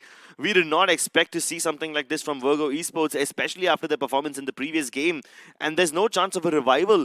Tech just has to lick his wounds and get into the zone. They are now reduced to a two-man roster. Nothing much they can do as well, considering the fact that it is a stage 4 zone. So they will eventually bleed out. Meanwhile, Tech still taking his own sweet time. This is something I'm liking what he's doing as well. He's masking his vehicles noise as much as he can, knowing for the fact that there is teams gatekeeping them. And that's going to be Team Lowe's on top of the mountain. This were the biggest instigators of forcing every single team out of Los Leonas and on the highway itself. But unfortunately to say, even though they were the instigators, they only have one finish, and that's going to be Joyesh getting it. And this time, they will be the ones that get shot instead. Yeah, Team LoLs really want to make the most of this opportunity. They are, after all, the unofficial kings of Miramar. And as they see Virgo enter the zone, they want to take pot shots at them. Tech takes a bullet between the brain and almost went down over there. Just about dips back into cover. But look at this shot. Hattori will get the knock onto top. So BO7s, who were one of the instigators of this fight, are now suffering losses as well, I see. Well, this split from BO7 was, the idea was smart to actually go in for the split to take space. Unfortunately to say, this ditch that Eternals official is the reason why they are still alive, because the other two has no angles at all. And with that flank coming in from BO7, they will lose another one. And guess what? What a shot from Louis. Ghostface getting knocked off from across. And this might be the opportunity as well. Louis, he doesn't have helmets and vests. He's pretty much damaged towards almost into ruins. Question here is, with that 2 knocks, can they push forward? Seems like with one more confirmation, they will get the reset through. BO7 is down with only 2 men left. Eternals official has a very, very nice ditch to hold on while the zone is about to close in. Yeah, but Eternals official will have to abandon that ditch and move into the zone next. Currently held by the Northern Border Guarders. These guys are Arc Knights. They are the guardians of the zone, and they should be able to gatekeep Team LoLs as well as Eternals officials. Meanwhile, Universe 7 would want to get a piece of the pie when it comes to BO7s. They want to prove that their team with the number 7 is the most superior one. I don't know about lucky 7s, man, but as of yet, 2 versus 2, Honey and Broly already on the edge. They do find themselves a little bit of cover, so we won't expect a lot of heat there unless a full 4-man rush comes in. In this case, the most likelihood team is going to be Team Lowe's that comes in. Yeah. So while Team LoLs will definitely come in, I would also like to draw your attention towards the center of the circle. Just a passing mention of our grind team, Troy Millions. They've got the central compound. I really hope they make the best of this position. Well, speaking of best position, another grind team, like you said as well, Team Low spot out Team Eternals. And they were able to get himself another finish. Joyesh finds himself 2 more just now, so he's got 3 finishes for the team. As Team Lowe's has a total of 3 finishes. Now the journey continues. Will they run head-to-head against the Arc Knight is going to be the question. But for now, we're going to be putting that on hold. Atlantean going up against number 1 squad. As Atlantean gets 1 knock in. And that's going to be 2, actually, as they tag team with BO7 right on the horizon here. As number 1 squad is taking for some serious heavy fire. And it's not just BO7, even Universe 7 wants a piece of the pie. Number 1 realized that they are being crunched by 3 different teams and they try to get out of there. Cherry goes towards BO7. Meanwhile, their other guy goes right into the zone. But will they be able to survive? Because Cherry is getting shot by so many people. Finally, he will get a chance to breathe. Honey will finish off Booster, but at least they've stopped Atlantean Esports from shooting at them because Atlanteans also suffer a knock. While Jexy is getting picked up, Ansh will try to push Spike, and Spike will go down. It's all up to Cherry now. Does he get the final bite of the cherry? His life has been spared for now because Ghostface provides cover fire for some other team, and Cherry will get the opportunity. He will steal that finish away from Ghostface, and Cherry still keeping every hope alive for his team. He's making the best possible thing out of this situation. My goodness, this is an absolute bloodbath. BO7's timing has not been impeccable. However, Atlantean Esports will be able to clean out the rest of number 1 squad. As you can see, they do get the confirmation. They're down towards a 2 versus 2 now. BO7s versus Atlantean Esports, and the spray comes through. Ghostface almost getting knocked off, and the confirmation from afar. Dusty single-handedly takes them all out, and that's going to be BO7 that wins the Southeast fight with 5 finishes in total. 4 on towards Ghostface. What a clutch from BO7s.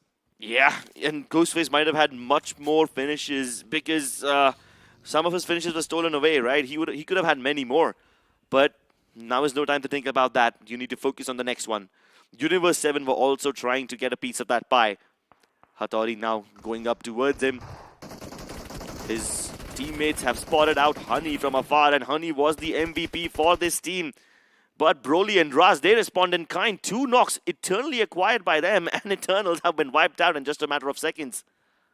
Well, Universe 7, they're still holding on. The 2 men down, but guess what? Team Lowe's, they heard all this commotion. They are going to come in and completely clean them out.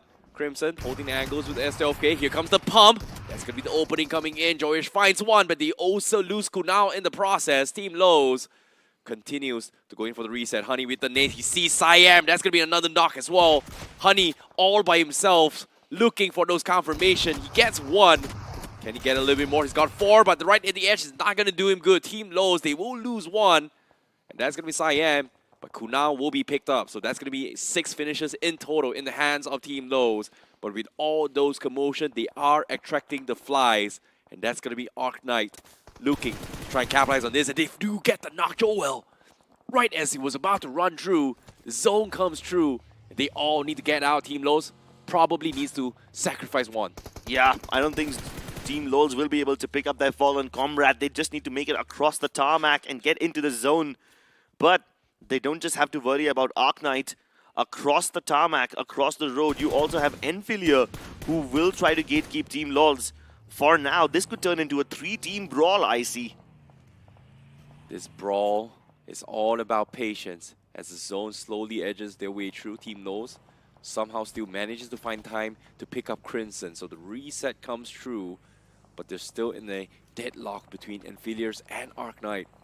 Joyish gonna be a leading in charge here with a couple of smokes. He finds himself a very nice ditch, but Trigger, guess what? He sees Crimson. That's gonna be the re-knock once more onto his Crimson. Team Lowe's has no choice but to say, you know what, Crimson, you're all on your own. Goodbye, see you in the lobby later. Because that's gonna be Arch Knight that gets the confirmation. Yeah, and Arc Knights, their next target, are also going to be BO7s. They are suffering quite a lot of losses.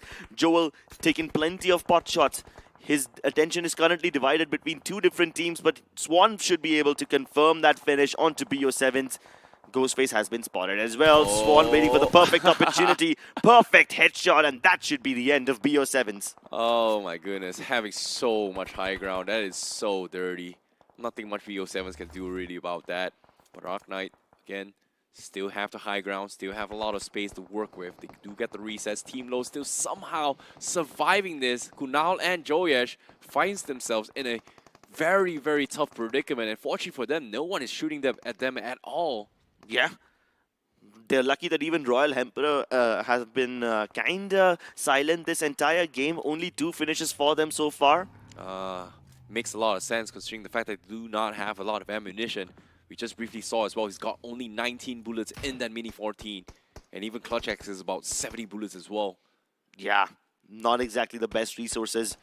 Imagine having such a good position, imagine having such a great vantage point, but nothing to shoot your opponents with. But hang on, now you have bigger problems. Jewel has been knocked down, and it's Kunal who might just be in danger from Swan. So both these teams have to watch out for each other while also trying to make it into the zone. But the problem is, 40 seconds, the zone comes in. Arc Knight has to push down from this mountain. And look at the terrains. There's no vehicles, no nothing. It is going to be no man's land for Arc Knight if they're trying to run out and open. While Team Lowe's, they are going to be baiting for those vehicles. But guess what, Team Lowe's? They're not aware they have the vehicles. And I think Arc Knight needs to finish off Team Lowe's to take those vehicles. But it seems like that's not going to be the idea. He's going to pop those tires instead. Yeah, pop the tires. If I'm not getting out of here alive, you're not getting out either. That's the attitude that Team Arc Knight have right now. They're also going to do the same to Enfilia. Nice knock onto Babulassi. Can Trigger finish him off? I think Trigger might be the only person on Arc Knight who has enough ammunition, but Swan is just down to his last magazine. Now they've somehow baited Team Tapatap into fighting with Royal Emperor. Clutchex goes for the DPS pump, gets the knock, and he should be able to finish him as well. Well, talk about ammunition. Guess what? There is going to be some as well. Team Tapatapas gives a little bit of resources. They are going to be running through the next phase of the zone. And guess what? Aiming Hunter. Oh, he tried to prone under the vehicle, but he's going to get ran over. Keelan finds him. And Royal Emperor is only Clutch X left. He's got his compadre inside the car, but he needs time to actually reset this fight. Keelan, last man standing for Team Tapatap. Right on the edge, inside the zone. Emperor needs to reset as well. It comes down to Keelan. Whether or not he push his way through. He's got the Molotov. He has a rough idea. He's going to try and lob it over. He seems good. Emperor in a little bit of trouble. Can they reverse this? Does it connect? And yes, it does. They're burning. They're all so low. Emperor, they're down. And Tabata finds it. Keelan finds 2 finishes in the bag. No, I see. There was only one. What? One of those finishes was stolen away by Troy the Millions. Oh my goodness. Oh my god. Keelan has just been scammed over here, man. I feel bad for him because Tapatap were already suffering quite a lot of losses. And the one little hope they have was also stolen away. It's so unfortunate, but Troy Tamerlan right in the middle with the compound, just zoning every single one. Nobody has any sort of resources to try to shut them down. Troy Tamerlan, 4 men healthy, right in the smack in the middle. And the only team with the manpower to fight them is going to be Inferiors, but they are on the edge, and they're getting pinned. 3 players left. Ranveer with those Molotovs, lobbing it over, just denying all those space away from Inferiors to push them through. They are going to be the biggest threat for Troy Tamerlan right now. Indeed, but the person who could play spoil sport is the lone survivor from Arc Knights. This man has been such a thorn in the side for Troy Millions Esports. Kunal does manage to finish him off, so at least the thorn in the side has been plucked out. And Team LOLs up at 9 finishes for now. Seems like the grind teams are starting to bounce back to try and push through in the top 6. Team Lows, what a big run for them in Miramar. 9 finishes in the back, top 4. And Fielder still snaking outside. So we do see a couple of Uzis and Shotties, but they can't seem to get close to us. Troy Tamerlan. Ranveer getting spotted out. Mistakes were made. Overpeaked. Did not expect it in the off angle. Gets knocked. That's going to be the opening that they're looking for. Unfortunately to say, they still have the strongest compound, so they do still have time to pick themselves up. But it will affect their overall utilities right now.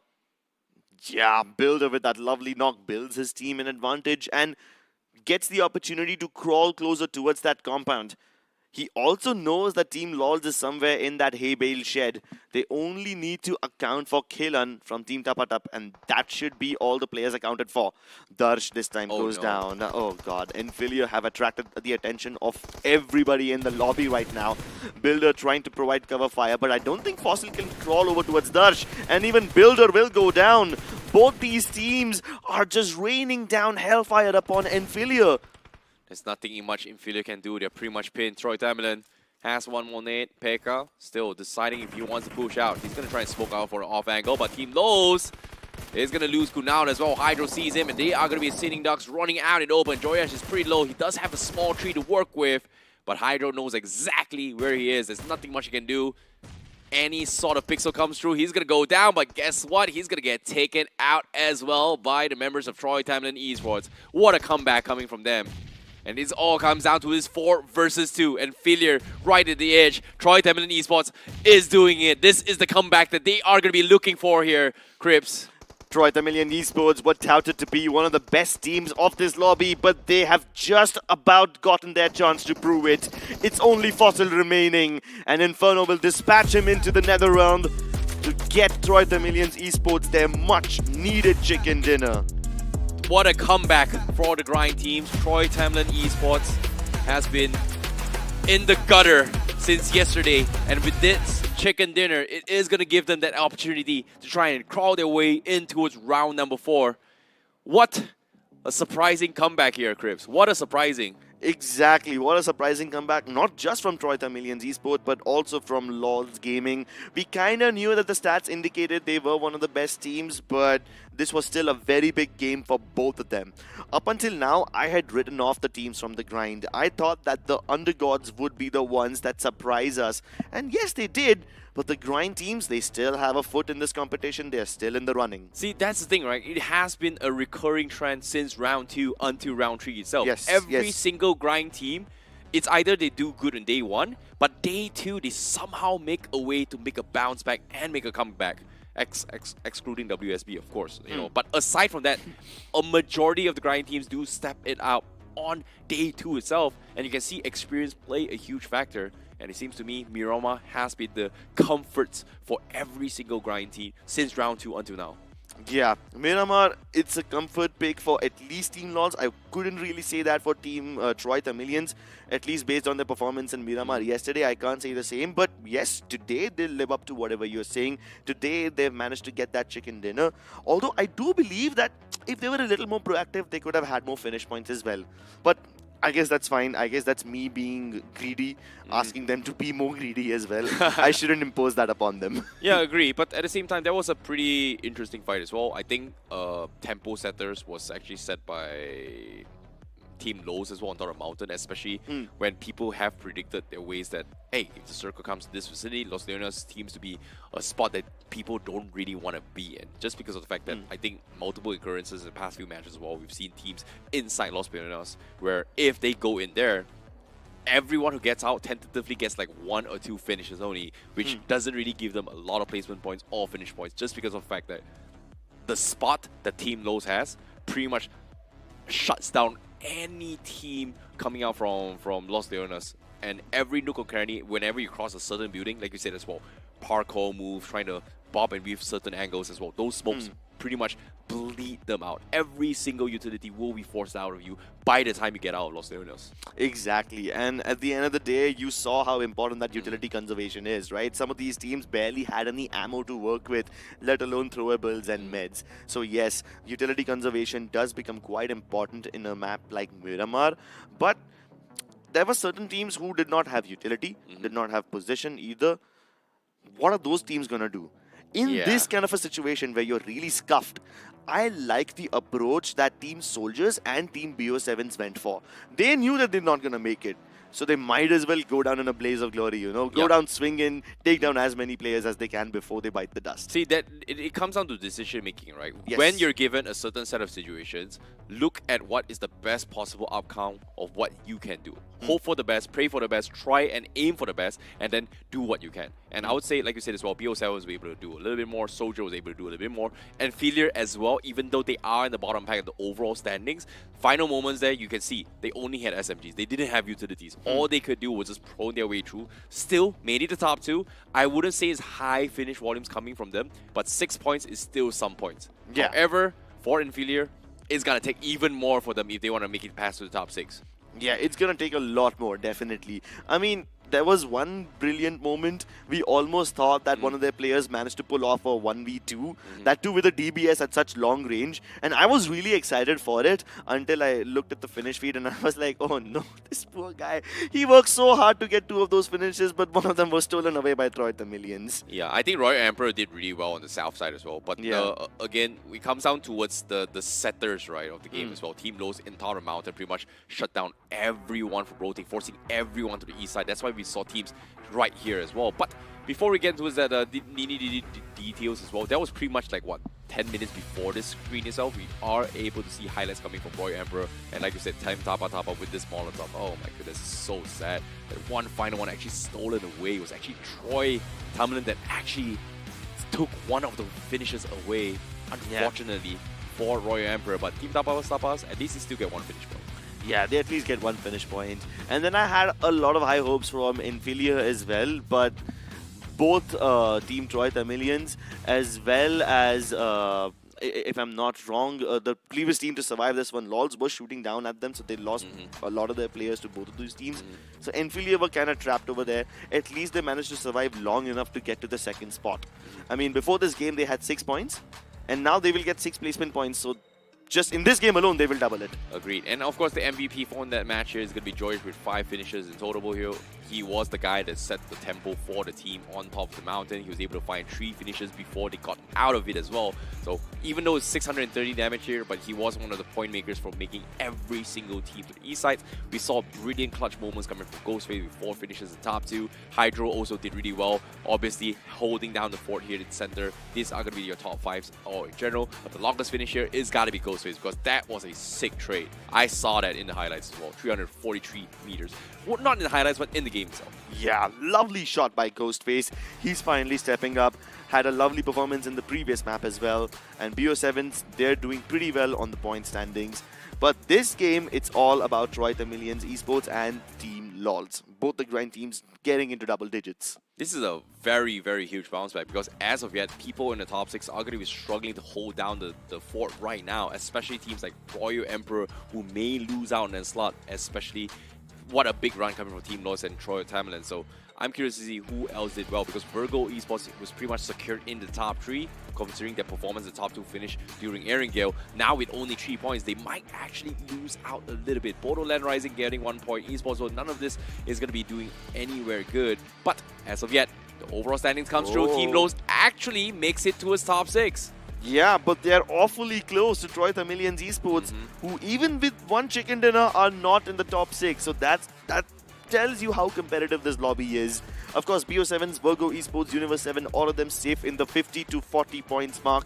But below Troy the Millions Esports are also Eternals official, who slowly but surely have been clawing their way back into the top 6. Atlantean Esports and Soldier Esports, they did not really have a good Miramar game, so they are stuck at the 22 and 19 point mark. And below this, every team who's below the 20-point mark will probably have a near impossible task of getting a massive game in the last match of Sandhawk. Mathematically, it's still possible, but you have to get like 28 finishes and the chicken dinner in That's second like game. wipe out half the lobby. You have to be so esports. But all things considered, those in the bottom have no chance here. But it seems like based on the overall standings, it might be a battle between Eternals, Troy Tamlin, and also Lowe's for the final 6 spots here to actually try and go in for the fight. And guess what? The people who is gatekeeping on top of them here, I wouldn't say Ocean is sorry, 7 is going to be a little bit of a safe spot there. Sorry, Universe 7. Yeah, whether or not they're safe, we will find out just after a short break, ladies and gentlemen. We will be going into Sandhawk right after this one.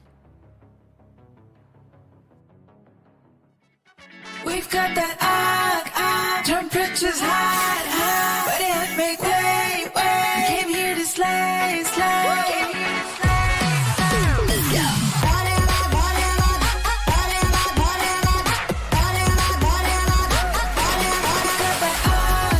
Temperatures hot, but it make way.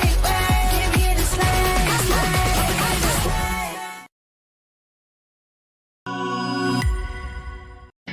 Yes! Let's go! P3 Pro takes mobile gaming to the next level. So first was the AI motion control. आपके movements को game के साथ sink कर देता है. AI ultra touch control आपके finger movements को track करके टच कंट्रोल को लाइटिंग फास्ट और लैग फ्री बना देता है. मतलब बटरी स्मूथ गेम प्ले जो हर गेमर का ड्रीम होता है यार. तो P3 Pro is the choice.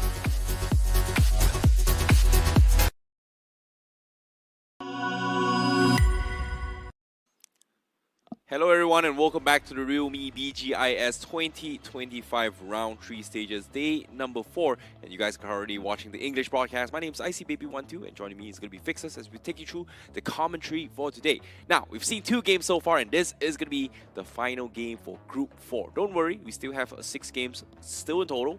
We are watching both Group 3 and 4, but for now, one more game for Group number 4 to decide who makes it to the top 6 to advance to round 4. Were we expecting it to be this close? A fight between 3 teams, maybe 4 teams only, instead of 9 to 10 teams. See, honestly speaking, we've got 2 slots now up for grabs and we've got 4 teams competing. Mathematically, it's possible. All they need to do is have a great game in this one. Okay, speaking of a great game here, for these guys watching at home, guess what? This is the segment's smoothest 90 FPS gameplay, and that is going to be the realme that is going to be happening right here, right now. Team realme is offering a very, very good bargain, which is 21,999 for the price of that. You can search it up on Flipkart with the realme P3 Pro 5G, which is the segment's smoothest 90 FPS gameplay, and of course the segment's best 1.5K quad display, curved display. When you are looking for those angles and terrains in BGMI itself. It's very important, especially when you need to get the right spotting done through the grasses. You need that brighter displays. You need them to be efficient enough. We've also talked about the 6000 mAh Titan battery, which sort of boosts your performance whilst in game. You do not have to charge it quite often. Charge it once and forget to charge for the next 2 days. But coming back, I see we finally have a much more better clarity on what's going on, because before this map, had Team LOLs not performed well, had Team Troy Terminals not gotten a chicken dinner, it would have felt like it would have been such a nasty exit for them, but it feels like they're back in the race. I think it comes down to this final map, right? Because it is a situation where both ENG and Miramar is a map where you can do a lot of tactical maneuvers. There's a lot of room to work with. But when it comes to Sandhawk, it is going to be very, very personal, very, very greenish as well. You have to be very smart, if I have to be honest, because in Sanhok, the battles are so much in those close quarters. You have to be very selective with the fights that you take. But one quick announcement, one gentle reminder, tomorrow we'll be having a small break, after which we will be starting off with our round 4 matches from the 11th and the 12th of March. Then we will have Holi, as of which the broadcast will of course be on a little bit of a halt, and then we will resume all the action once again from the 15th and the 16th of March. So ensure that you're enjoying Holi along with the realme BGIS, which just keeps on getting more exciting. Exactly, and in this case, I hope they paint themselves green and actually go into the Sandhawk and camouflage themselves like a ghillie suit. We've got ideas for IC. We were just discussing maybe paint IC golden. You've got any favorite colors? This is why I'm afraid. You have to be, and you will be enjoying it. I have to actually. be able. Yeah, especially if I'm playing Holi with you, takes me back to my childhood days. We had a lot of things going on. But yes, also a quick announcement for you guys that you need to be safe around, play around with organic colors, have fun. And yes, if you spot this man roaming around in Hyderabad, you know what you gotta do. Put everything on his face and ensure that he's got all those remnants of him when he comes back on the Why, list. why would you tell anyone where? Because which state it's I your am? first time playing Holi, I see. You need to make it memorable. Okay, fair enough. Fine, whatever. Trust me, you're gonna enjoy. Okay, sure. What if there are Because your face tells me otherwise. I mean, You realize instead of talking about Holi, we should be talking about the most important thing. Because now in Group 4, yeah. who is going to be the one to make it to round 4? That's the thing that I'm more concerned right now. All right, I kind of got swayed away a little bit because it's been a while I've played Holi. But yes, for round 4, like you said, we've got Troy to Millions just at the precipice. The Team LOLs have barely squeezed through, but we still know anything is possible. You've got Eternals also. If they get a chicken dinner in this one, maybe even Team LOLs might get pushed back. Troy to Millions have a very good record in Sanhok yesterday. Remember how Becca was camouflaged inside that little pickup truck there? So it's going to be exciting, but that isn't going to be saving the day for Troy to Millions. They have to go all out. Yeah, they definitely have to as well. Every single team here is going to be eyeing for their spot to make it to round 4 as well. Because if they get eliminated right here, that's done for them. Whereas round 4, you still have a second chance for wild card. But without further ado, let's head in towards the final map for here for Group 4. See how it goes down.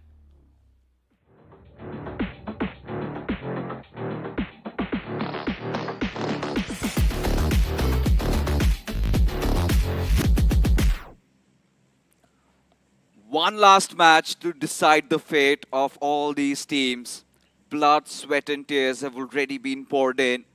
And seems like Sanhok is that epic finale, at least in round 3. The final game for Group 4.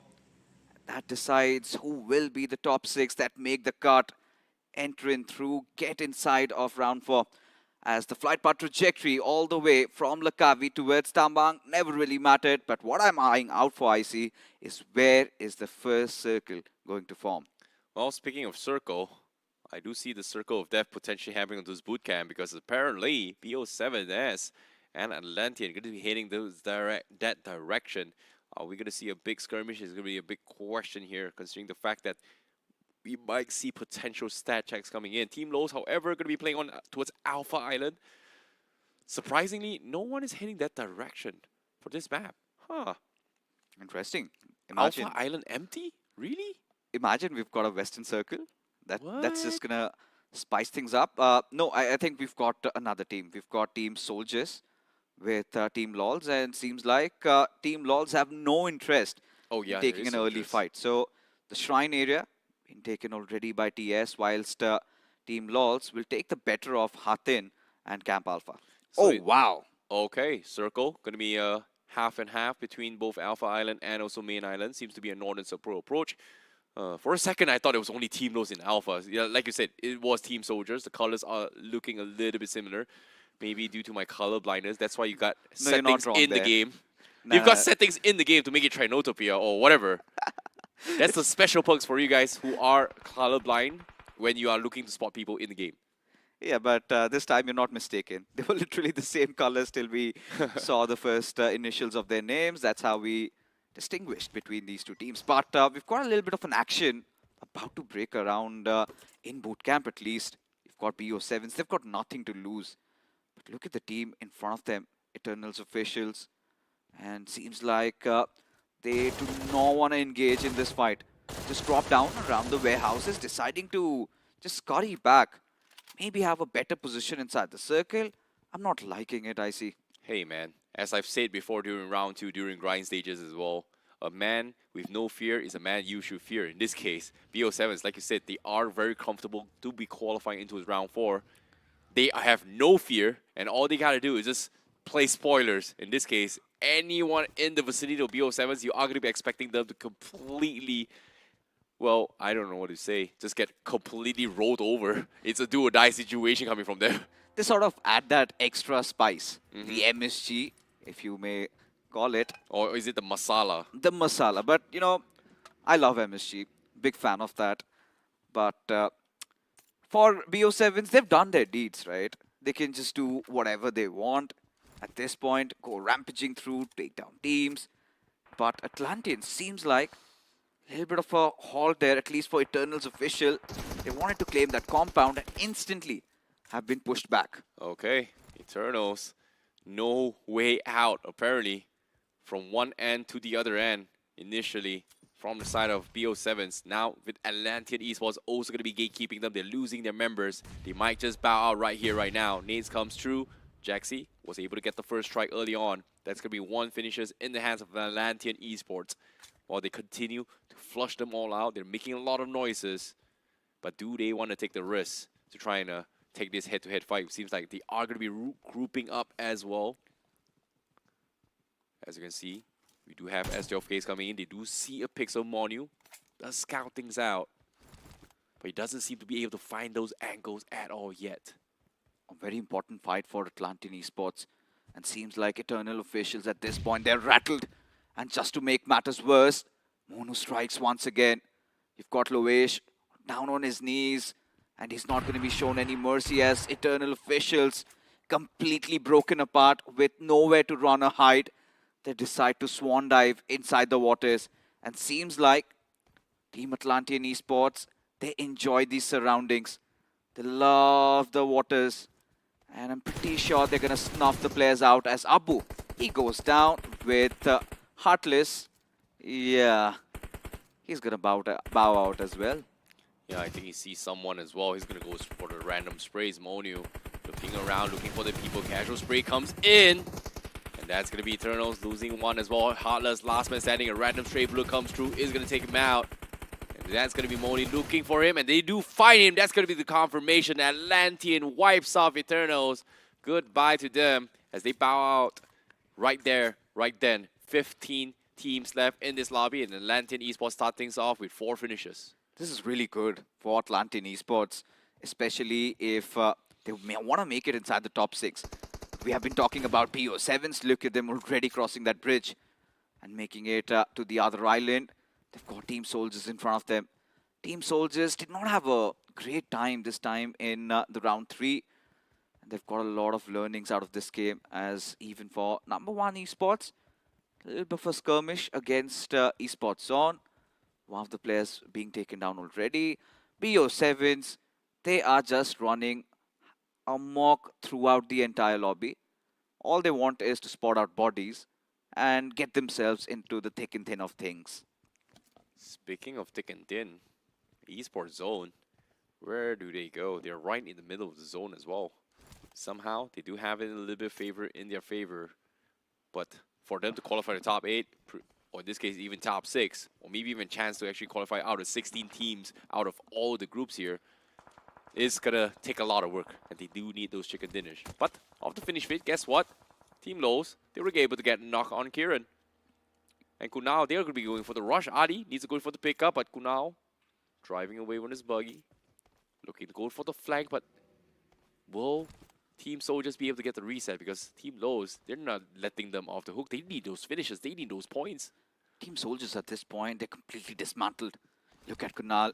All he needs to do is somehow find an opener once again. Team Soldiers getting one of their men back up as Kunal, taking the longer route, decides to reorient his position as Kunal again prepping up another grenade, gets shot from multiple directions. It's going to be ruling since 80s, coming out of nowhere, and just like that, Kunal, he loses on his life. So much of damage being instilled from atop the hills. As Soldier Esports, they again somehow need to recuperate, but they are being laden down with bullets from multiple directions, I see. Mistakes were made. Kunal thought it was going to be open as well, but guess what? Did not expect Team Ruling since 80s to be third-firing from behind. And because of this, Team Lowe's will be losing a member. Unfortunately for them, the rest of them are still inside Hatin, and this circle is going to be pushing them towards the north side. Still a little bit split between Alpha Island and Main Island. Universe 7 right in the middle on the north side, so they have the best space possible. So we are not going to be expecting any kind of ocean traverse anytime soon. But on the PIP, we do see Royal Emperor getting a knock here and there. They're going to be trying to stall up everyone from the south side. We've got Arch. We've got Atlantean. We've got the southeast, Troy Tamlin, all the way to southwest. This is very, very close and tight between both the islands here. At this point, somebody has to take that eastern route, make all the way through Tatmok. But look at Royal Emperors. They already have one of their players down, and what I wanted to talk about, we'll get to that later, because we've got Team Soldiers again in a very dire situation, but still somehow surviving against Enphilius, as they managed to squeeze out one finish over there. As Builder still deciding to fight back. Suno J, he's got a nade prepped up. At this point, a little bit of a stalemate over here once again. Everybody wants to recuperate once more before they engage inside the battle. Speaking of engaging, Soldier Esports, look at this, Kieran. He's forced to bandage up. Oh my goodness, even Dollar as well. They were stuck on top of that. They don't really have meds at all.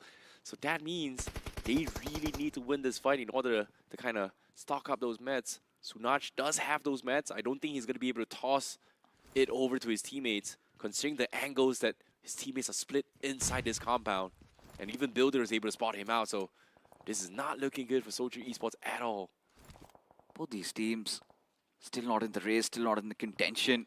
A fight maybe could be their last dance. Just about to tango against each other as Babu Lassi, he opens it up. Dollar getting taken down. Suno J and Kiran together. We've seen Enphilius, they have been in this situation before, but they've also succumbed. They've been 1v3'd in the first game of Wrangle. Surely would lick off their wounds and want to avoid that, as Builder pushes in through, gets that finish secured. And that being said, Enphilius have that one finish on the board. Well, with only one, it is still going to be a little bit of a stalemate. It is going to take a little bit of time, considering the fact that they are still inside the zone on the western shorelines. So fortunately for them, they do have company, but nobody wants to join and commit to this fight yet, just because of the fact that the zone may shift to Main Island, even though a majority of it is inside it right now. Babu Lassi now looking for the push, going for the flush. He does find Kieran here from Enphilius.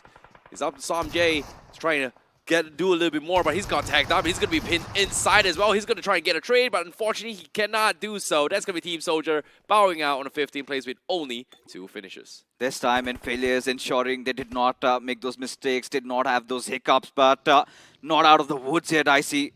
As you can see, ruling since 80 still around the corner, as now even the players of Borderland Rising, they decide to march in, and ruling since 80s, their job, their dreams are finally shattered inside of the realme BGIS as the circle takes another shift, still keeping us in two minds. Could be any possible way with Invillious having a really good position. For a second, I thought it was going to be on main island, but guess what? It's going to be shifting on towards Hatin instead, and Team Lows, they have the best position possible. Same for Universe 7 as well. Every single team from the east side is going to be congested into one tiny little chokehold, which is going to be the bridge. I have no idea how I'm going to be playing this zone at all. Did you take a look at Team Troy Tamilians? They're making their way all the way from the southern side. If they can somehow execute that rotation, that might just open the gates of qualification for them. As Royal Emperor, we did see a couple of moments earlier, took down a couple of players of Arc Knights. As now Clutch X is feeling quite lonely. He's got the players of Universal 7 around him. Needs some support as they group up. There you have it, finally deciding to pour in through. He did manage to get one, but instantly gets traded off as Universe 7. They survive this, but still in a much comfortable position, have crossed part 43 and looking quite good. They still have zone, they still have control, they still have compound. So Universe 7 has had all the entire universe on them. Meanwhile, on the screen, you do see number 1 squad going up against Easy. And Easy will be eliminated as well. Very, very quick wipe here coming from number 1 squad. Sayonara to eSport Zone. They will lose out on this game as well. Number 1 squad, Jerry, finds a couple of finishes, but as of yet, I don't know if they have enough points to actually qualify for round 4. This is what I was talking about, I see. Troy Tumlin, wow. And given the fact that that last space, that last slot, could be between Troy Tamilians and Team LOLs, one thing for Troy Tamilians is they have the numbers. But Team LOLs, they do have such a solid compound to hold on to. In fact, they have an entire area all to themselves. And now it sort of opens the floodgates. Whilst a lot of these teams will be trying to cross over the bridge or maybe through the waters, they can start to secure a couple of finishes. This is going to be a very, very important round here for both Royal Emperors, Team Lows, and Troy Tamilans, just because of the fact that even if they do not make it to the top 6, on the 7th position, they're still in the running for the top 16 out of all the groups in terms of overall standings to actually qualify for round 4. But obviously, you don't really want to put yourselves into as lady luck that the other teams in other groups do not perform well. But as of yet, they do have a decent amount of points. At this point, it's so difficult to even say that Royal Emperors have qualified. They've just got 40 points. And imagine Royal Emperors, they get wiped out. And Team LOLs and Team Troy Tamilians, they push through. That would be such a huge setback. I know, right? For Royal Emperors, especially given how good they were in round 2 as the fate gets intertwined and it gets decided. It goes down south. Infilius, out of everybody, has the best position inside the circle. Whilst Team LOLs and Team Troy Tamilians will have to fight it out. Yeah, in this case, Team Lows, they have 2 options. Gatekeep the guys coming from the east side or gatekeep Troy Tamlin, who in this case has been low-keying the entire stage. Ground. They've just made it to stage 4, and guess what? Like you said, they are going to be heading towards the high ground, but on the high ground there is Borderland. They did caught remnants of them. They are going to be taking a little bit pit stop now. Seems to me there's nothing much they can do. They need to assess the situation. This is their first information gathering coming from Troy Tamlin Esports. They haven't really figured out anything in this fight yet. Yeah, if you do not want to find yourself in this situation, make sure you've got realme P3 Pro 5G. If you want to dominate your way inside the circle, this is a device that helps. Stable 90 FPS gameplay, but Borderland Rising, they haven't done much throughout round 3, but this is a time where they could throw a spanner to the works of the players of not just Team Troy Tamilians, but even for the players of Team LOLs. Well, the wrench might be real. Like you said, playing Spoil Sports is going to be the way to go for Borderland Rising. They are going to be shooting on everything that moves right now. But, unfortunately to say, it doesn't connect. Atlantean versus BO7s. We talked about it earlier on. And now BO7s, they get the quick wipe. And that's going to be Atlantean that like falls through next way. In this case, see you later, Atlantean. So now it's just between Team LOLs, Troy Tamilians, and Royal Empress, right? Just that 1 or 2 slots up for grabs, and we can see fights happening left, right, and center. Universal 7, they're enjoying themselves, gathering a couple of finishes here and there, and the circle still playing those tricks as Fossil gets one secured from the players of number 1 esports. Let's see how Universe 7 really cross over the bridge. Well, speaking of crossing over, I have some very, very important announcement to tell you guys. Royal Emperor is taken out as of yet. They are currently with Whoa. 40 points. That means Team Lowe's and Troy Tamlin can make a potential upset and kicking Royal Emperors down into a 7th position. Very, very big run for them as well. Team Lowe's now currently 39 points, maybe overtaking, but we don't know how Troy Tamlin is going to be able to do it here as well. Because this is going to be very, very close here, Fixes. That would sting for Royal Emperors especially, and that would hurt. It's where they would be anticipating had they gotten a couple of more points. But I think no time left to lament or remorse.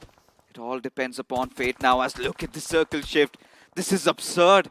Just around the bridges in failures, still having the best possible compound, but Team Troiter Millions and Team LOLs, even for Team LOLs, now they have to finally abandon Hatin. Have to enter in. You've got Borderlands Rising, you've got number one esports, everybody going out for your heads. What is going to happen next, I see? Fishes in the seas. It's time for the hunt. Fisherman's looking for those juicy, juicy finish points. Borderland, obviously, still holding down the fort on the west side. And the only ones that may pull a wrench here is going to be Troy Tamlin. And as of yet, they're trying to get this knock in before they go in for the rush. And Vanveer could be taking some knocks here. Plasma gets a couple clips in. But unfortunately to say, it doesn't get the connection. But the zone will force them to actually make a run for it. And they will make a run for it right now. Ranveer gets knocked. And now Troy Tamlin, they're losing even more members. They only have Inferno right below them. And Pekka as well, getting knocked. Troy Tamlin only leaving with 2 players left. Hydro outside. And also Inferno was right below them.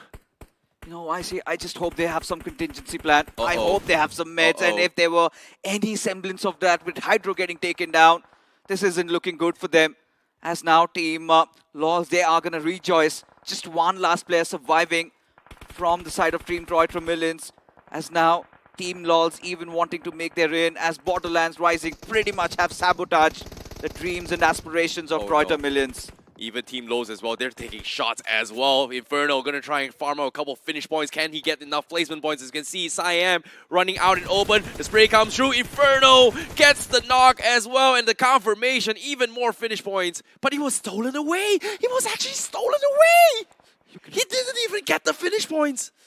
Oh my god, this is looking so bad for Inferno.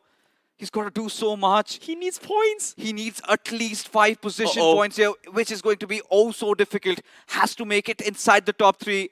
And given Crimson still in front of him, all Crimson needs to do is just take down Inferno and Team LOLs will sail through. Well, speaking of it, he saw him. Guess what? He's 1 HP, Crimson. Shot. He's so low. He's got no mats as well. It's Just take between the shot. Lowe's versus Inferno, but it's so hard. Borderland's just shooting at him.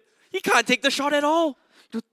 Oh, he had his cue. He messed up. Goodness. I think he's not aware that it's Inferno, because had Crimson taken Inferno down there, it would have been pretty much sealing their fates.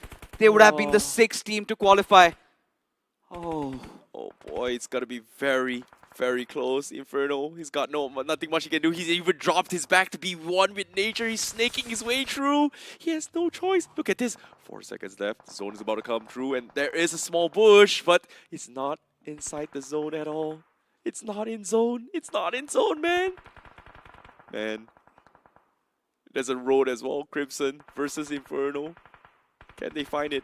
But on the finish feed, Borderland is just wrecking havoc on everyone else. But instead of Borderland, it's Crimson versus Inferno. Guess what? Crimson, he makes the move. He's gonna stand up. Inferno, does he see him? He doesn't.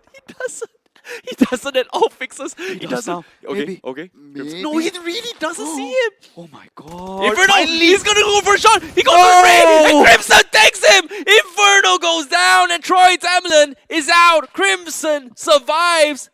Crimson has done it for Team Lowe's. He gets to be the hero. And for Team Toyota Millions, they get to bite the dust outside now of the competition. Borderlands Rising still 11 finishes, waking up from their slumber. They were caught napping throughout the entire round 3, and just in that final game, they've spread their wings open. Even for the likes of Infilia, still alive with the players of Team Tapatup. All these teams pretty much down the order. But the big news here is that Team LOLs, they've squeezed through. They somehow did it, but unfortunately for Troy Tamlin Esports, it is going to be very, very unfortunate. However, the game continues. The rest of the world still hanging on a balance. Universe 7 scouting out Crimson. That will be his downfall. He's still somehow prone and finds an angle. How is he not dead? Crimson, what? He's alive, right? I hope Wait, so. he's still alive. I don't How? know. With a sliver of HP and that. How? Oh, that's just too much. But for Virgo and for Universal 7, a little bit of a dip in the water, pretty much chilling, pretty much enjoying. Both of these teams, regardless, have made the cut already. But look at this. Oh my god, Crimson still alive. Finally bids adieu, but he has done the job. Look at the fishes in the seas. Everyone from the bridge had to drop down, and it's going to be the failure that cleans out everyone on this sniper tower. And meanwhile, the sniper tower comes in. Tapatap's going to be on the east side as well, going to be farming themselves a couple of finishes. But can they do so? Because everyone is going to be running out. His own borderland will bow out as well. And Enfilier fights even more finishes. 12 finishes for Enfilier. A big run for them. Babulasi with 4 finishes. Builder with 5. And they are going to try and clean out every single one. And Tapataps was able to trade 1 as well. But Enfilier is here to clean out everyone. Yeah. 1 mag now in a 1 versus 1 with Builder. And as of yet, he does have the mats. But in the ocean, guess what? From behind, from underneath, from the seas, Raz was able to find Enfilier. And he also gets the last one as well. The last man standing from the water. The fishes come alive and they consume everyone. Oh my god, Aquaman emerges from the water and instantly devours his opponent. And out of nowhere, this match is beyond my comprehension of what really happened. You know, the way the circle was shifting yesterday in the game of Sanhok, we witnessed a quarry circle. That was absurd, but this sort of doubled down on it. And we were always in the mix as to where the circle would go, but Team Troy Tamilians, such a bitter exit from the realme BGIS 35 points. I do not think it's going to be enough to squeeze them through, even if you're talking about the top 16 out of all the groups. I'm pretty sure a lot of the other teams would have gone ahead, but a lot of mistakes made by Troy It's got to be close, but, you know, to all the fans of Troy Tamilian Esports, it's not over yet. You know, even though now on the screens, they're pretty much done and dusted, but in the hands of all the other groups and also probably the I completely forgotten the word again. What did you want to say? Legitimate. The legitimacy Okay. of all the gameplays from every single group has to be ensured as well before we proceed to round 4. See, I got it right. Producers are pretty mad with me, but yes. Again, this is something that will have to go through, and again, I wouldn't say 35, 36 points is a bad thing, but it's still pretty high up here out of all the groups that's going to be played.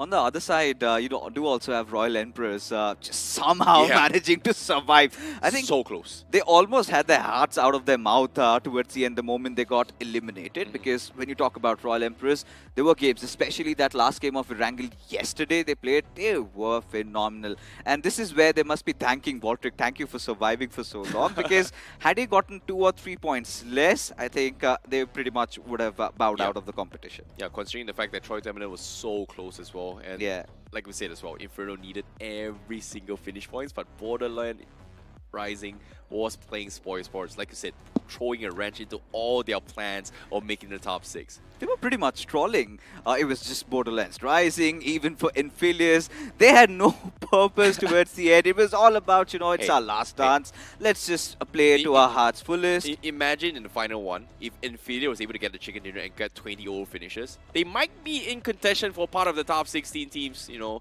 But they never entered with an ambition as such. They just wanted to play their hearts out, right? Just get done with it. But Enfilius actually for once made all the right movements, because when the flight path trajectory formed, it was just 2 teams inside of the Alpha Island. But suddenly you could see so many teams just making their way through, and they caught a lot of teams off guard. They took down Atlanteans. So much happened in that situation.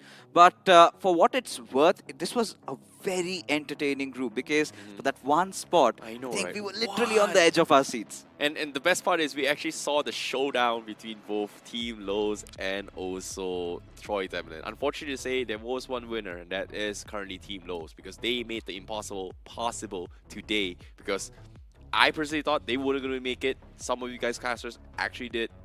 They somehow pulled through big in Miramar. They somehow pulled through big in this game as well, and narrowly breaking past the top 6. They really should have capitalized on the momentum after the Miramar chicken dinner. They should have taken a couple of those early fights, should have provoked a couple of the other teams, because all they had to do was not just take that northwestern route and follow up on LOLs. All they needed to do was just go after maybe team Borderlands or Infilius. Try to play in all that momentum that you're carrying on with, get a couple of finishes, because they had zero finishes. And even in that last moment where they had to make that mad dash, I really felt that Hydro would be providing cover fire, which he did not. He was just roaming around whilst two players were trying to get in, and then Inferno was pretty much dead as a rock there, and he had nothing to work out. Yeah, there's nothing much you can do because eventually they had to play for placement considering the position they were in, right? I talked to you before, like, Troy Temple is the first time hearing any kind of information considering how late of a rotation they had. Stage 4 came in. When they were rotating, it's all Borderland on top of the mountain. Okay, great, we have to stop. Oh wait, guess what? There's Team Lows inside the compound as well. They can't just blindly rush in. And because of that, it forced them into an awkward situation considering how late they rotated the zone, which resulted in this result. So I would say, again, what makes a good team is whatever situation you are given, look for the best option possible and hope for the best, and then try and execute it to your best of your abilities. And I feel like in that scenario, Troy Temple has done whatever they could. I think I kind of beg to disagree a little bit here, because I felt like they could have done so much better. We did appreciate their rotation, that they were the first ones whilst there was that hard shift and we knew for a fact it's going around Camp Alpha. They made a nice rotation. All they needed was a little bit of that high ground. But instead, they decided to go in from the sidelines on the lower lands around that Hathin city. Had they contested Borderlands Rising, had they just gone for a slam and taken a couple of fights, imagine they could have halted the players of Team LOLs as well. There's just a lot of what-if situations in that scenario, right? And even then, we could even say, like, hey, if they rotated 1 minute earlier before Stage 4, maybe they would have gotten a little bit better. But in case you missed out on the action here, let's take a look at the highlights on how things happen as well. Inferno was looking for those finishes. Unfortunately, wasn't able to find one. Crimson was able to take him down, putting Troy Temlin in 7th place and allowing Team Lows to break past and secure the 6th place, and also breaking past onto the 5th place, overtaking on towards Warrior Emperors. Whereas the rest of the pack here, eventually we saw Aphelios finally bearing their fans, taking more than 12 to 13 finishes, but unfortunately to say, they just could not clean out the game because this 1 versus 1 between one Mac and him resulted in an unexpected situation where Raz was able to sneak out of the ocean, gets a freebie, and also get the final confirmation for Universe 7. And that was his, like, what, last 7 bullets to actually get a confirmation. So that was pretty sick. That indeed was, and cannot really take that away. And Universal 7 have been pretty good throughout round 3, but the MVP is going to be Builder. Finally gets his mark there, finally makes an impression, 5 finishes. Nice set of players coming in by Infilius. This time you could see them, they were not feeling that pressure anymore. They let loose of all those shackles and got a lot of finishes. Despite the choke towards the end, it's still fine. Much better than their performance in the previous game. Hey, sometimes in life, if you're too stressed, you just gotta relax and calm down. In this case, when they relaxed, they had fun, they actually performed. So maybe that's gonna be a lesson learned for the future. Hopefully we will see Infilius again to participate with us for the realme BGIS, but maybe next season. But for now, that's gonna be the point standings for now. Universe 7 getting a chicken dinner with 19 total points, Infilius with 18 points, Borderland Rising 15 points, Team Tapatap 10 points, Virgo East was 7 points, number 1's got 6 points, Team Lows only 5 points, BO7's only 5 points as well. That is a little bit unexpected here. You know, you can call it only, but this means the world to them because had they messed up even a little bit, this could have been the end of the journey for them. But this has been the same occurrence with Team LOLs every single time. Now, this team has played Trine. Even in round 2, we saw them not have a very dominant performance. This time also, just barely scratching their way in as we take a look at the 9 to 16. And doesn't matter, Arc Knight, they've done their job. Royal Emperor just surviving by the whiskers. Yeah. And Team Troita Millions, 0 points. 0 points. That's so unfortunate. That one shot from Inferno when he got the knock, got stolen away. Couldn't even give this man a point. That is very, very unlucky coming from Troy Tamil Esports. However, with that being said, we will have the official overall standings for Group 4 as of now up on screen to see who our top 6 is. There you have it, Arc Knight ruling it as Universe 7. They also join in, both crossing that 60 marker. And this is not one of those groups where you have teams crossing that 80, 90 or even 100. It's very closely contested. And Royal Emperor, that's where the cutoff is at 40 points. And Troy Tamilian missing out by those 5. And even Infilia, had they had one extra good game, who would have thought this could have been a Cinderella story for them? I think if they gotten the chicken dinner, they might have overtaken Troy Tamil Esports just now, and also the final few finishes. But if they gotten that, maybe they still might have a chance for round 4 out of top 16s. But again, we have to wait for the official results to be announced once everything is over by today. You know, every single group is going to be playing today. Obviously, on broadcast, it will be 4 groups in total. But we have to wait for our league ops to actually approve every single one. You know, check if there are any potential ban pans that may or may not occur. Yeah, I hope that, you know, at this point, really goes out to say that Troy Tamilians would not want to qualify like that. We had such high hopes from them, and they also know this was a performance they could have done so much better. But now, when you look at the positives, you've got Royal Emperors, you've got Universal 7, you've got Arc Knight, so many good teams, and I'm really excited to see how they perform in round 4. Well, that pretty much concludes for group number 4 here in the realme BGIS 2025 for round 3 itself. But guess what? Don't go anywhere, because we're going to be coming back and go into its round number 3 to see how the final 3 matches is going to be going through. Don't go anywhere. See you later. Temperatures hot, but it make way. We came here to slay, slay. Let's go.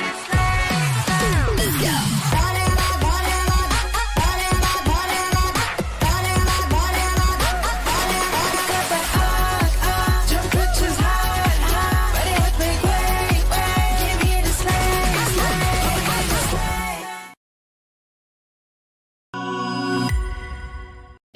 Yes!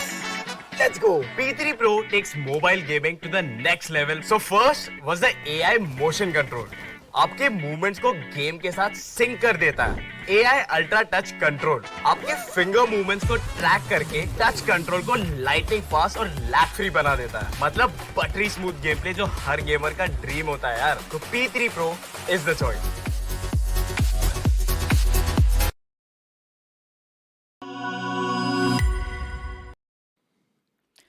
The games of Group 4 are done and dusted, and now it is time we get back into the battlegrounds once again. Welcome, folks. It is the realme BGIS 25, as now we will be heading on into the remainder of the matches of Group 3. Now, Cripps, you were on the sidelines, you did watch the game, and it did really feel bad for Troy Tamilians. I mean, I feel bad for them, but I was thoroughly entertained all throughout as a neutral viewer. I was just watching a 1v1, 1 point difference needed. It's just so incredibly close. I mean, we've seen close affairs before, but this is as close as it gets. This was microscopic close. This was really, and at this point, you know, Troy Tamilians will not be having their sleep tonight. It's going to be such a tough time. For the week.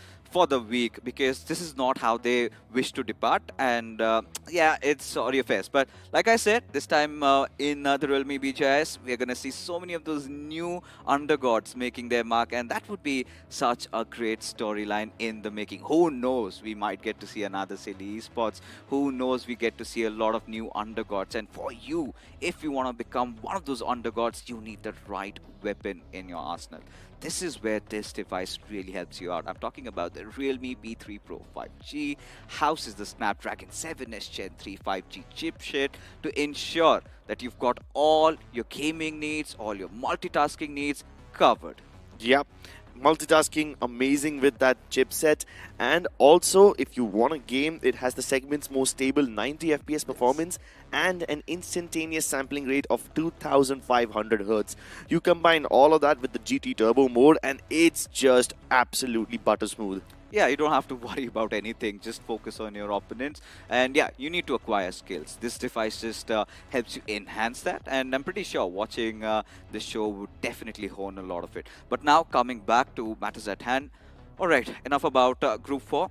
But it is also Group 3 coming into action. But before we talk about the teams from Group 3, a huge announcement once again, rather a gentle reminder, because after today, we're going to be taking a break for tomorrow. Then, right after, on the 11th and 12th of March, we will begin the matches for round 4. And then there will be a slight pause of 2 days because, of course, Holi is around the corner. We're all excited to have Icy just getting himself colored in a lot of ways he has never imagined, perhaps. And then we will resume the action once again from the 15th and 16th of the March.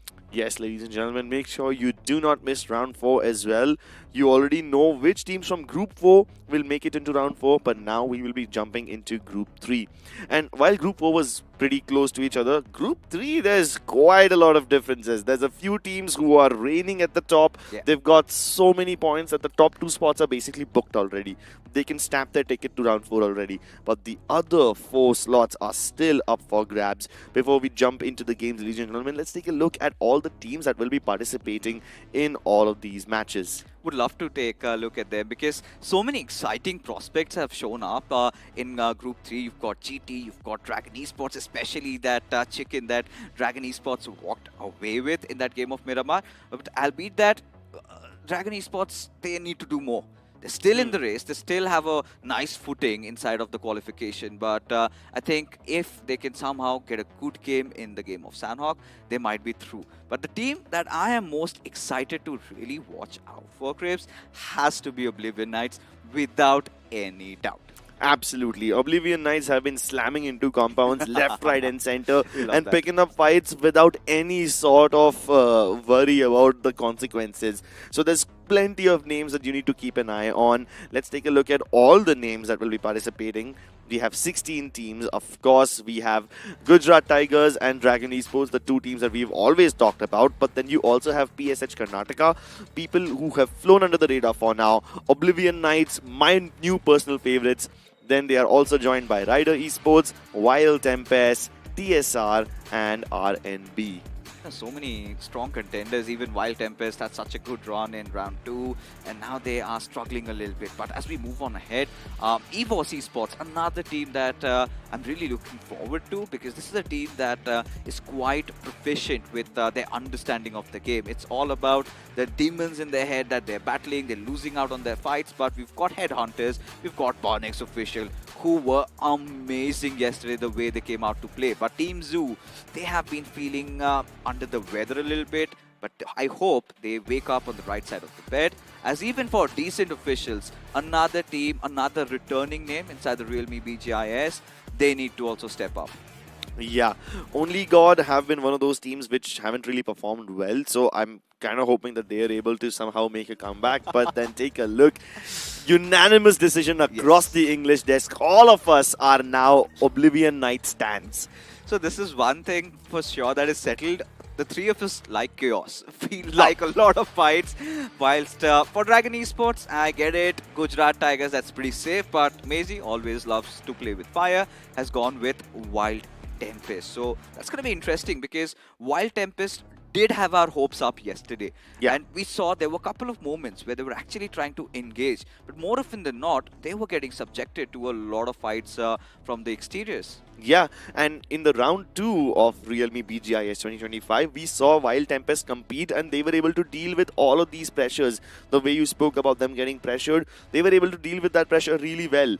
But now, yesterday, they were not able to. So that kind of tells you how much there's a level up between round 2 and round 3, and the quality of the players has just increased so much. Wild Tempest is the perfect example with which you can measure these benchmarks. So it's also the depth of the lobby, or is it just about them overthinking? Sometimes be. it could be the case, but we have actually seen Wild Tempest trying to initiate those fights, but they also need to keep another eye somewhere else. One player at least deployed to ensure that he's got that spatial awareness on, because that has been the case with Wild Tempest every single time. But again, decent officials, I want to talk about them, Cribs, because I've seen them in almost every official events that we've had. But it's never those deep runs. And what needs to be done tonight so that they see the days of round 4?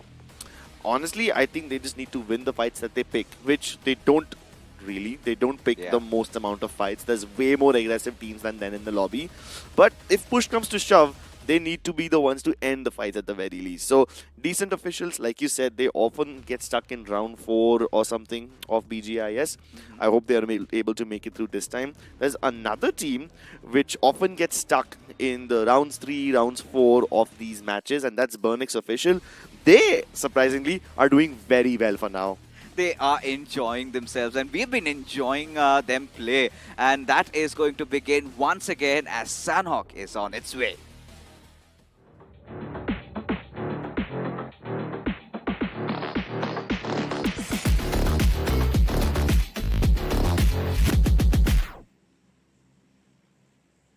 Ladies and gentlemen, this is the third game for Group 3. You guys are watching the realme BGIS 2025, and there's 3 games remaining for these teams to prove themselves. Today, they will be starting off on Sandhawk, and the plane path is heavily skewed towards the north. Take a look at that flight path. My goodness, that is a dangerous one. So many of these areas will be inaccessible to these teams, and anyone who wants to go south of Painan, south of Kori will have to get into vehicles and do so. We saw so many fights yesterday in Tambang, in Ruins. I don't know if we will get to see that again, but definitely some boot camp clashes will be expected. Yesterday, Gujarat Tigers were ruling the central part of that map really, really well. So I hope they are able to bring up that level of flair once more. That being said, no real drop clashes towards the northern side of the map. You've got Wild Tempest heading towards the Camp Alpha Island. Oblivion Knights are personal favorites in Hatin. You've got PSH Karnataka in Khao. You also have TSR in Tatmok. But then you have Raise X who are kind of spreading out over the periphery of the mainland. So this should be quite okay for them as long as they're able to loot up and reconvene quickly enough. Bootcamp currently contested by none other than Gujarat Tigers. Yesterday, at least they had 1 or 2 teams in the vicinity challenging them, dropping in the triple warehouse area of Bootcamp. But today, even that will not happen. Nobody wants to go up against Gujarat Tigers. They're all too scared. Then you have Team Decent officials spreading out towards the west of Quarry, just outside of Kampong and Khao. You have Mastermind Mavericks over here as well. They too will spread out a little bit across the Quarry area. It's a 3-way split for these people. Dragon Esports. Now, these guys might end up running into Team Mastermind Mavericks because they are quite close to that periphery. But apart from that, I don't really see any off-the-drop clashes, which means any clashes which might happen will only happen once the circle starts closing in.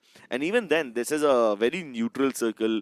Plenty of the Camp Charlie Island in the zone, plenty of the Camp Alpha Island in the zone, mainland as well available.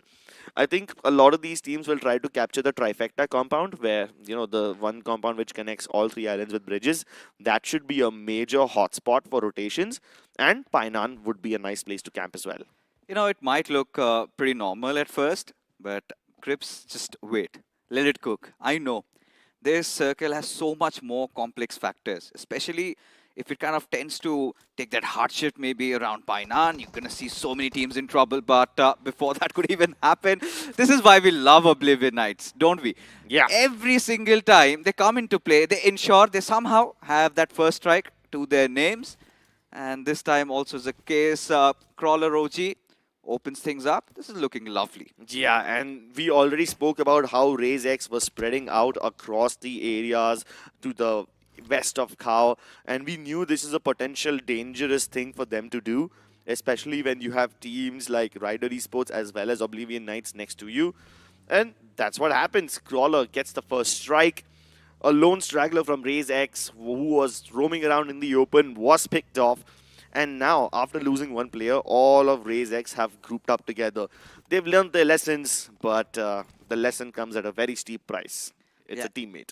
And exactly when you know that you are under such heavy fire, your matches did not go well yesterday. Today you're looking to have a good opener at least.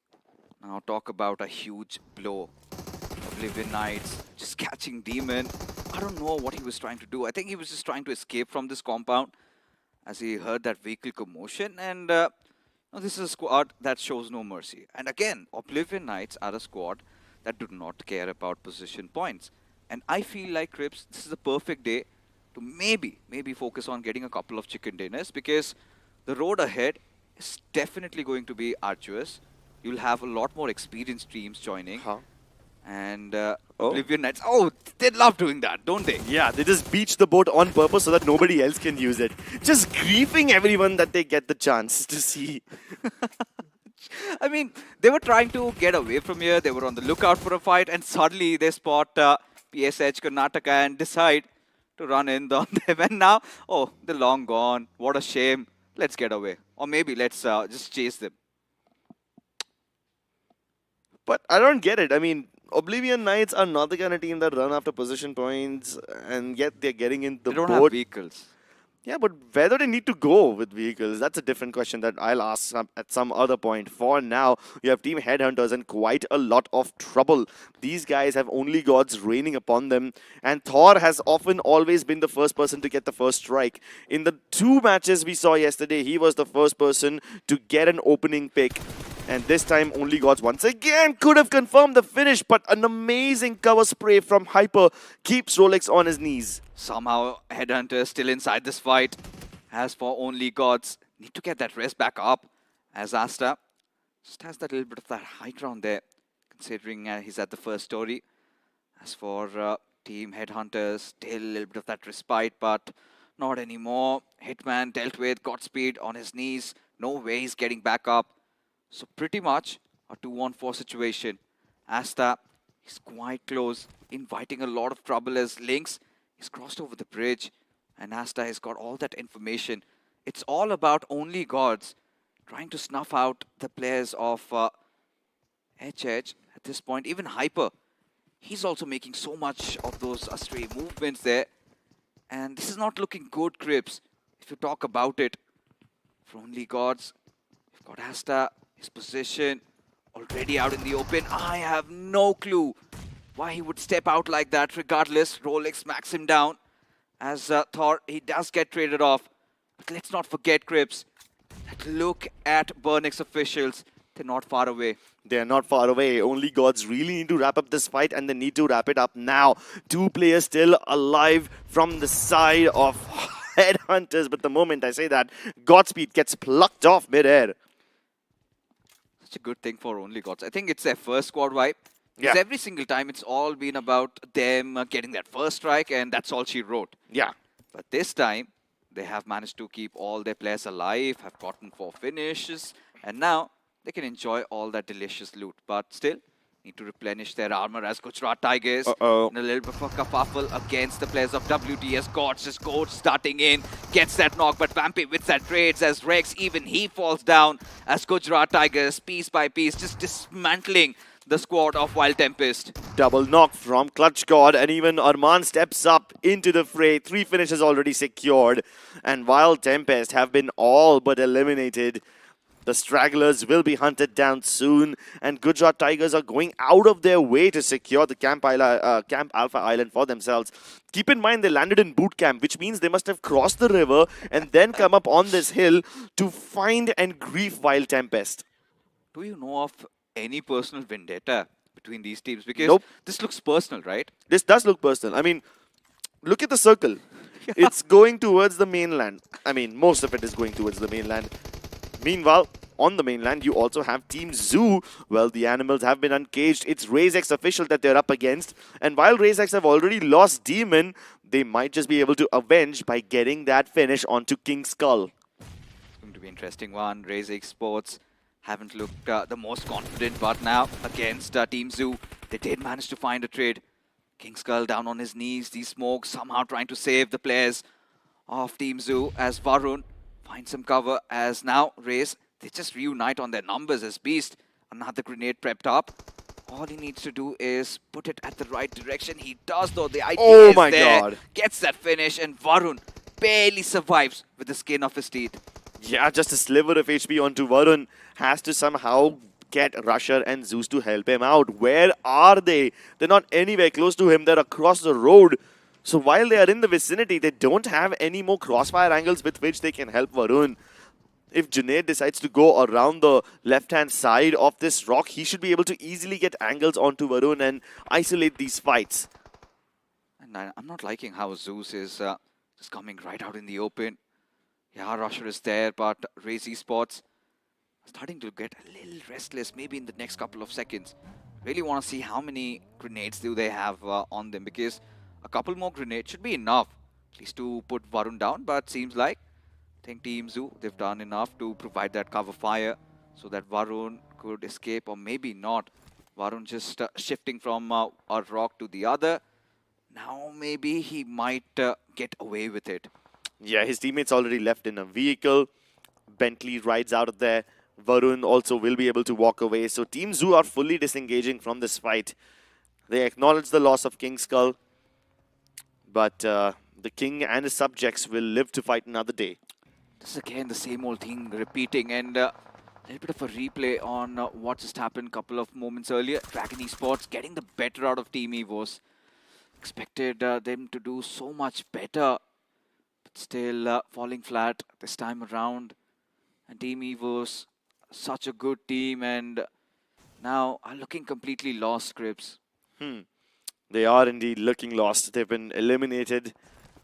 And there's plenty of time between them playing their next map. They've got plenty of time to reconsider what happened, think about their decisions. But if you don't want to end up like Team Evos, if you don't want to end up getting eliminated early, you need to get your hands on the Realme P3 Pro 5G. It's got the segment's most stable 90 FPS performance and a Snapdragon 7S Gen 3 5G chipset. Starting at only $21,999, you should check this phone out on Flipkart. The only problem that I feel with Team Evos has always been about them hesitating on taking fights. It always feels like they're not prepared for that. Correct. Despite them having such a good position, they really have a nice read of the game, but the firepower is where they're lacking at. As the circle takes the shift, it's somewhere around boot camp, and this is one of those games where Rider Esports can really bounce back if they want. And Sandhawk has always been that platform, has always been that map where if you're struggling, if you want those points, could easily get your way back up. As Burnix officials, they also have a really good position to themselves. And for Dragon Esports, I assume they want to qualify or just by this one game, as the Mavs right beside them, Filters spotting out one of the players, Pray God, taken down, but their trades are right there. As Mavs, they do fight back. The Mavericks really need to reconvene right now. Even though they should be able to pick up Filter once again, the Dragons will not let them live peacefully. Rickson found. The angle is amazing. And Durora, lovely nade onto Maxmer. This should be the final nail in the coffin, as they have been reduced down to their last legs. I do not think that Team Mastermind Mavericks will be able to escape out of this one alive. Rix and IGL must carry on the baton alone by himself. Keep in mind that even only gods are getting into a fight close by, and even before they can strike, even before they can participate in that fight, Team Headhunters have been wiped out, and yeah, even Team Mastermind Mavericks have been destroyed. It's all laid out for them. For only gods. This was the perfect time to maybe go in for the push. But Dragon Esports, now they get to recuperate. Now I get it. They realize that the squad wipe was done and all their players brought back alive for only gods does not look good. Because at this point, they're walking into a death trap. There's another team waiting for them. If they're not careful, this could be massive, massive debacle for them. As only gods have survived that scare, have somehow found a compound. Do they make it out of it alive so far? Yes. Only gods. Their lives have been spared for now. They get to a decent spot, but above them you've got Oblivion Knights. So how safe can you really be, Fixes? Yeah, and you know these boys, they don't even care if they get that knock. Yeah, they will just send it in even though all their opponents are alive. So you've got Oblivion Knights on the high ground. Close to you, you also have Dragon Esports. This is basically only gods being sandwiched. And this is not the kind of sandwich that I would work up an appetite for, Fixes. Listen, as much as I love Oblivion fights, engaging in a fight, I really want them to hold on to this compound, at least for now. You've got a beautiful high ground advantage. You've got a compound to yourself. Even in the circle shift, you can gather a lot of finishes. You can also halt the players of Gujarat Tigers while they decide to march inside the circle. But Crawler, this is what I wanted. This is what I love. Oblivion Knights, they might not be pushing, but they're still getting so much done. Another player finished off. Two up their tally already. And Oblivion Knights not looking to stop anytime sooner. Yeah, these guys are just so good at picking off these solos. They got a free finish at the start of the game, and now they picked off the last member of Wild Tempest. That last member of Wild Tempest was actually spared by Gujarat Tigers. He escaped, and as he tries to make his way to the mainland, he will be finished off. But Gujarat Tigers also have, made their way back to the main island. Two of their players are inside bootcamp. The other two are outside of bootcamp in nearby compounds. So they have a 1-1-2 split going on. Meanwhile, you have PSH Karnataka on this high ground, might be clashing against decent esports. It's going to be an interesting affair, to be honest, for PSH Esports.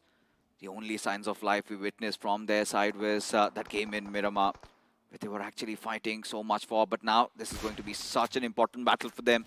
As Shailan, he's got to be the man tanking all that damage. He's got to be the man being the tip of the spear as his teammate has been spotted out. As Shailan, he takes quite some smacking there just to retreat, just to find maybe another angle. As Decent's Rahul, he just goes whizzing past by as PSH Esports, really not connecting those sprays. Quite a scrappy fight at that, but still no opener. Yeah, Rahul tries to create that opener by driving in the middle of his enemies again and again. The third time's the charm. Finally, he's been punished, but this should at least let him get finished off. But look at that, Ronnie. Wow, two quick spray downs. The transfer onto his opponent so fast, leaving Shailan stunned. Just a few seconds ago, Shri and Barik, they were right next to him, but now they've been finished off, and now all of a sudden it's a 2v2 again. Ooh, this is going to look exciting. Dragon Esports, they wanted to third party, but suddenly they find themselves on the verge of getting wiped out. Two players down on their knees. It all rests on Fury once again as Decent Official quickly gather those finishes as Fury flushes Ronnie out, needs to patch himself up, but from the backlines gets shot down. As Fury, he needs to survive. He needs to somehow get a couple of more finishes because now they suddenly wanted to somehow get in the fight of PSH and Decent, eventually just to fall flat on their faces. Yeah, Dragon Esports, one of those rare instances where the third-party opportunity backfires on them. Fury should be able to escape, and we already know that he was able to clutch out a miraculous game in Miramar last time, but now the odds are kind of stacked against him. Yes, that was his last first aid kit, but he can pick up a couple more. He's got 6 now, so that's insane.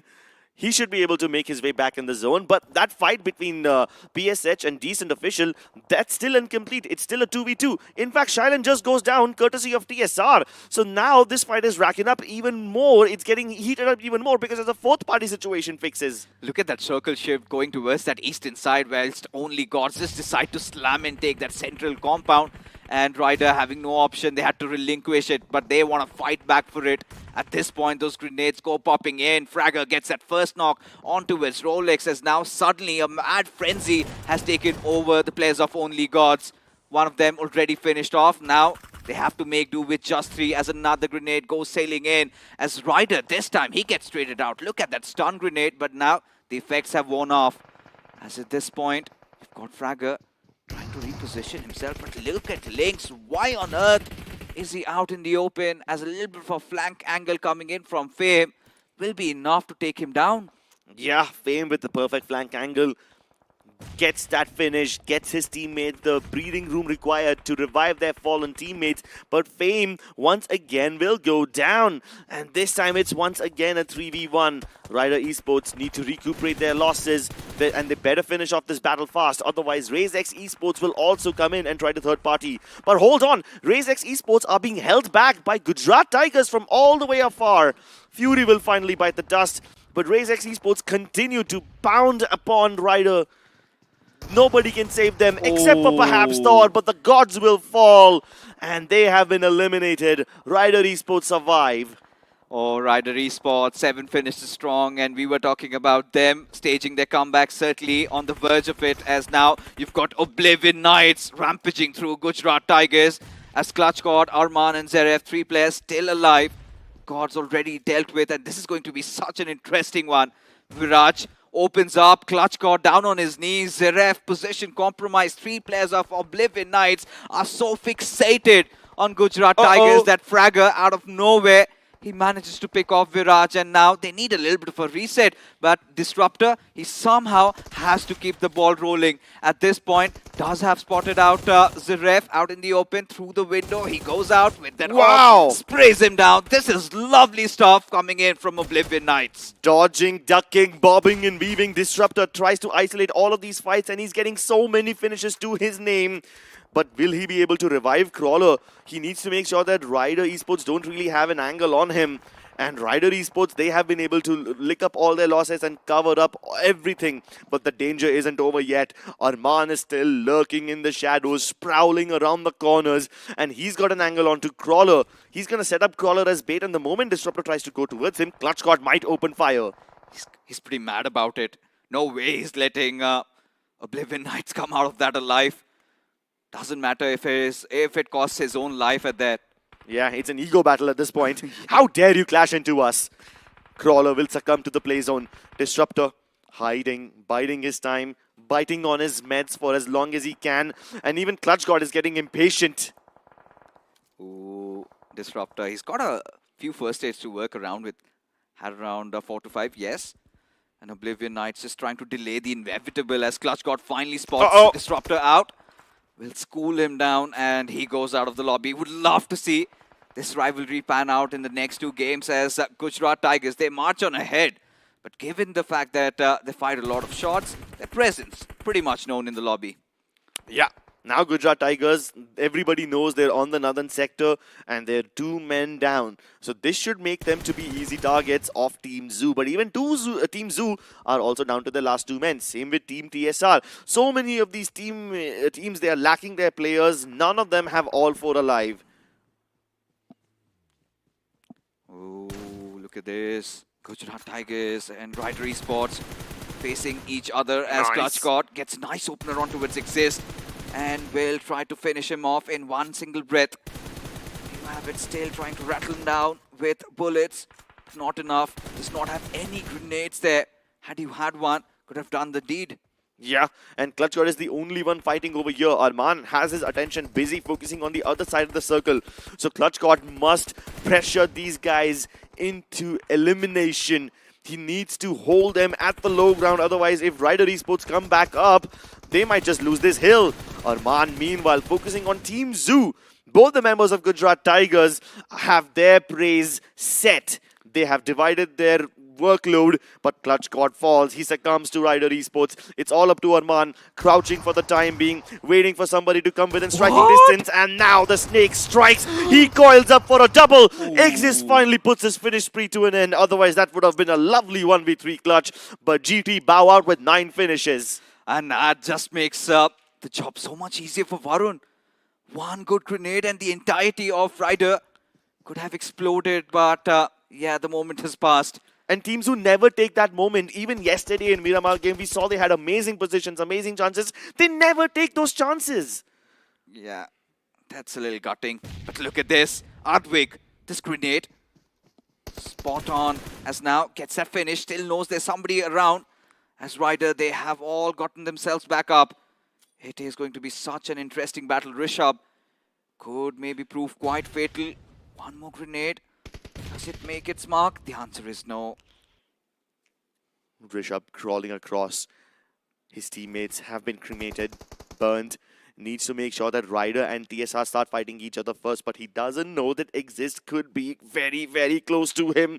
3v2, we won. The odds get increasingly difficult as you go down the ladder, and it looks like Rishabh has been spotted, healing himself. Exist will take that chance. And Burnex are out of this game. 3v2 between Ryder and TSR. Ryder have been at the smack bottom of the scoreboard, but this could be their chance at redemption. But no, Advik with the DBS pump gets one down, and two players have fallen. Exist in a 1v2. He has a near impossible chance of finishing this clutch, but will he be able to do it? Boils down to Advik.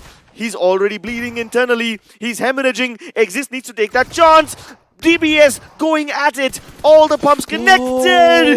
But this is it. Yes. TSR Esports finally able to make their mark. What a fight towards the end. Advik, being the absolute hero in that situation, took matters to his own hands whilst his teammate fell down, did not give up. Exemplary show of courage, grit and determination. Just when TSR needed this, he pulled in through.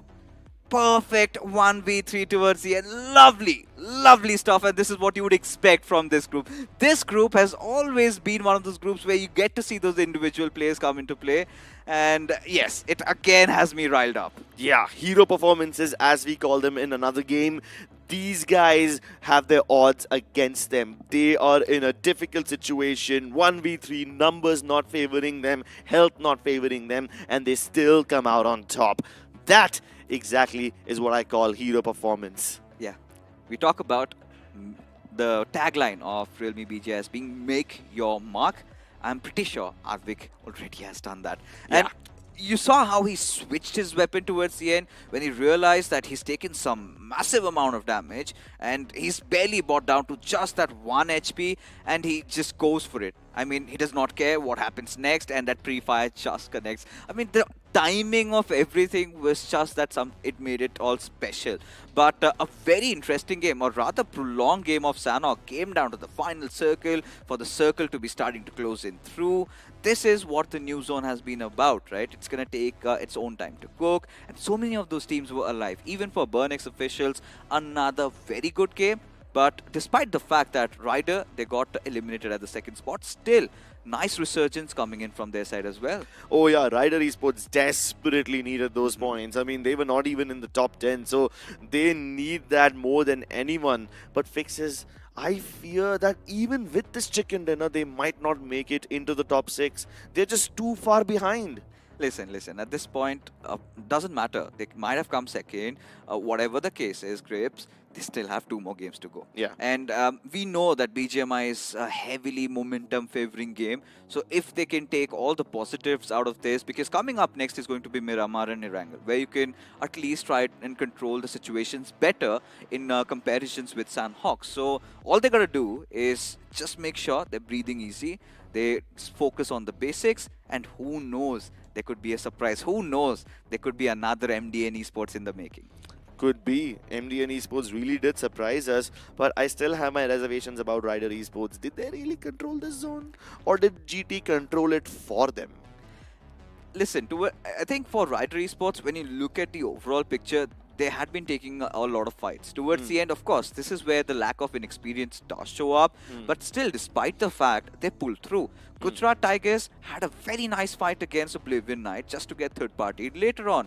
But yes, Gujarat Tigers might have, gotten a lot of finishes here and there. Let's not take anything away from Ryder Esports that in comparison to the games that they played yesterday, there has been an enormous improvement in that first game today. So enough to latch onto it and maybe climb the stairs. Who knows what's next? Yeah. I mean, if they continue performances like this, then they definitely have a chance of making it into the top 6. So let's not discount them right away. But we will take a look at all these highlights because this map was intense. It certainly was. I mean, towards the end, this is where TSR, you would love to see that presence of mind. This point, Advik, he kind of heard one of those players. In fact, rather, Exist. Okay, it was Ryder Esports' Exist. Heard one of those players of Burnex trying to patch himself up. Towards the end, look at this. Advik, now he was in a 1v3 situation, took one player down, then took the other, whilst his teammate was knocked out, got finished off, had no HP at all to back himself up. And now, what he did, he baited his opponent out that he was trying to apply that first hit. And why that sound cue really came in, the opponent took that bait, he comes out in the open, he switches and he takes a go. And he succeeds. That was lovely stuff coming in from Advik. Yeah, Advik indeed the MVP of this game, clutching out that 1v3 with 5 finishes to get his team the chicken. But you gotta give credit where it's due. Devansh really stepped up. 5 finishes by him alone in this game. Just for comparison, this entire team had 3 total points yesterday. And now Devansh alone contributed 5 more. More coming in from Fragger. Instant rise up.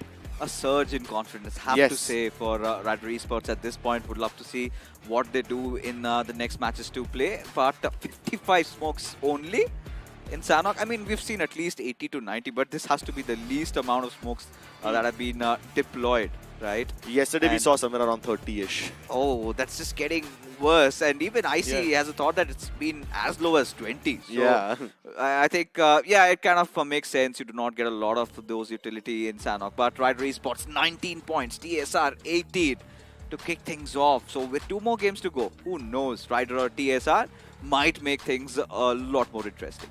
Yeah, Team Zoo, I really have to criticize the inactivity from them. They had such a good opportunity. They just failed to recognize that they're sitting on golden eggs and they just failed to capitalize on them. But let's take a look at the overall standings. Burnix officials still on top, but they are now tied with Gujarat Tigers at 53 points each. Oblivion Knights, of course, by virtue of being hyper-aggressive, have 37 points. But TSR, what a lovely performance. Yesterday, they were at the 6th spot with 16 points. Now they have climbed up to the 4th spot with 34 points. Quite a lot of buffer built between them and elimination. And they are closely followed by Dragon Esports at 31. Yeah, and this just makes things so much worse for Mastermind Mavericks because they were having such smooth sail yesterday, did not come away with anything. And even for Only Gods, I'm kind of feeling a little bit gutted, especially after they won that first fight. They had so much avenue to take that fight against the players of Dragon Esports, which they did not. And even Team EVOS, I had so much faith on them. They always drop at the right spot, but in those fights, they completely look missing. And now suddenly the pressure has started to build up because when you look at the performance in round 2, they had that perfect balance between those position and finish points, which hasn't been the case tonight. Yeah, so you really need to make sure that your balance is on point. Yeah. This game was quite balanced from Rider Esports. I mean, they were dead last at the 16th spot, and now they have jumped into the top half. Are there any more comebacks in store for us, ladies and gentlemen? We'll find out after a short break. We've got that temperatures high, but it make way. We came here to slay,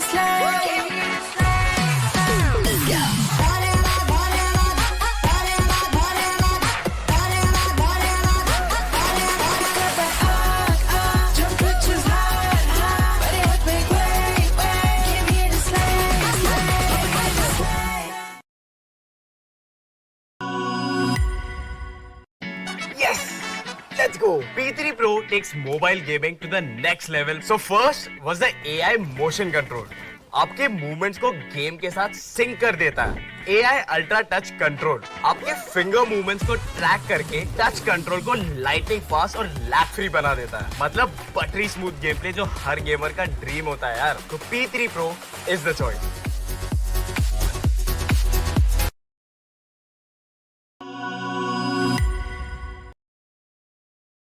Ladies and gentlemen, welcome back to the realme BGIS 2025.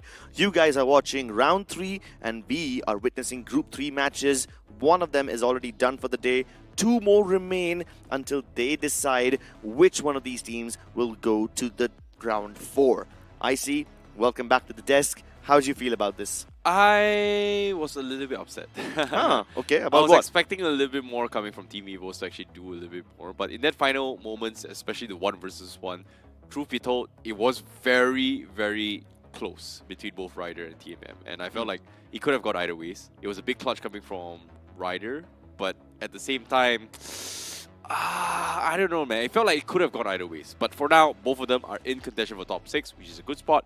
2 more maps to go. It puts us in a pickle where is it going to be as close as Group 4? That's a good question, I see. I think we'll be able to answer that question soon after this map. But if you don't want your games to be close, if you want to be the most dominant, if you want to be at the absolute top, you have to get yourself the absolute best device in the segment, and that is none other than Realme P3 Pro 5G. It has an amazing, buttery smooth 90 FPS gameplay and an instantaneous sampling rate of 2500 Hz. Yes, exactly. It is also have 6000 mAh Titan battery with advanced CPAC packaging technology, which pretty much gives you that extra charge where one charge is going to be able to give you 2 days worth of battery life. So in case you're like me, like him, who is very, very forgetful at times, forgets to charge your battery, and people wants to call you, can't exactly, reach you, it's okay. You mess up a day, it's okay. It's not every day is a bad day. You Yeah. will be able to do it the next day. I'm not forgetful. I just go out a lot more, and I simply don't get to charge my phone. So yeah, this would be very useful feature for me. Anyway, coming back to the games, I see we have 2 more games left in this particular group. We are witnessing Group 3 right now, and of course we have the likes of Burnix Official, Gujarat Tigers, Oblivion Knights. These guys are doing quite well for themselves, but the other 3 spots, they're still up for grabs, and even then, it's not as close as Group 4. I think it comes down to just, and if anyone does have a really, really bad game in this one in Miramar in general, it is going to completely overthrow them, right? You talked about this. The top 3 is pretty much secure. Dragon Official, however, they had a decent run yesterday. Today, it feels like Fury, he's doing Fury things. Yeah. But unfortunately, because of how early they were taken out and because of how early they took the fights, especially because it is Sandhawk as well, it is going to affect them. But Yeah. hopefully in the map of Miramar and Erangel, where I think Fixers also brought it up as well, it is a little bit more control-based. So it's not all about luck. There is still more room to work with. With the skills and knowledge that they have coming from them, I think they will be able to bounce back. Yeah, I do hope that they are able to bounce back, ladies and gentlemen, because round 4 is going to be incredibly difficult to get into. And now that I'm talking about round 4, I would like to remind you that the dates for round 4 broadcast have been changed. The first 2 days will be 11th and 12th March, and then you will have the rest of the matches broadcasted on 15th and 16th. So yes, ladies and gentlemen, do make note of these dates. And round 4, don't forget to watch it. It's going to be an absolute banger. Well, speaking of round 4 as well, we have seen 3 groups so far that we know of on screen that pretty much made it to round 4. But now in this final moments in round 4 here, predictions-wise, are we that off so far? Not Group three? really, honestly. Not really. yet, right? Not yet, right? Not That's why yet. we gotta expect the unexpected. And in this case, teams at the bottom, I feel like with that performance coming from Ryder, this might be a chance for them to actually break past the barrier. Exactly. Pull an upset. Exactly. Nobody predicted Ryder. I mean, they had like 3 points yesterday, man, in 3 games. And now all of a sudden they're in the top 8. That's massive. That proves what happens when you have one massive game. And they didn't even get the chicken dinner. I mean, they were just getting a bunch of finishes and they were in the right place at the right time to capitalize on all the other fights going on around them. Well, maybe Oblivion Knights has pretty much spread their disease as well, because Oblivion Knights is the only team without a single chicken dinner in the top 3. They have been just going ham on every single team they see. They get one knock, instantly 4-man rushes, it doesn't even matter. So Sometimes they don't even wait for that one knock. Exactly, which is insane, right? So the confidence coming from Oblivion Knights is just absurd, but it is also oblivious if you think about it, considering the fact that they have gotten away with this so many times. Because think about it, Yeah. normally you don't really want to commit into these heavy fights. But Oblivion Knights, every single time they commit a fight, they wrap up the fight in less than 30 to 40 seconds. And because of that, you don't expect third to 4 parties because information are being gathered from other people. And if the fight drags on too long, people will say like, you know what, I'm going to go there, take a look. Maybe I'll get a couple finishes.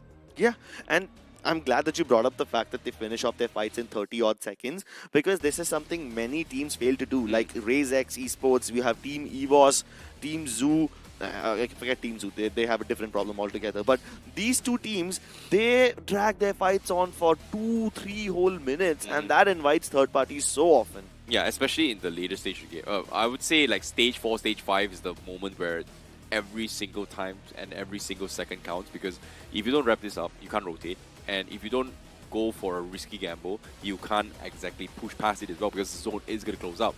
But at the same time, it makes sense why they want to play it safe, because sometimes people who get a little bit aggressive makes more mistake.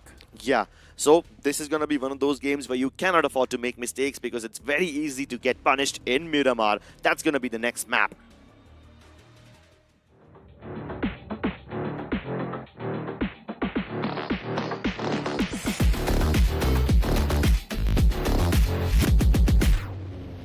Well, in the map of Miramar, where mistakes can cost you.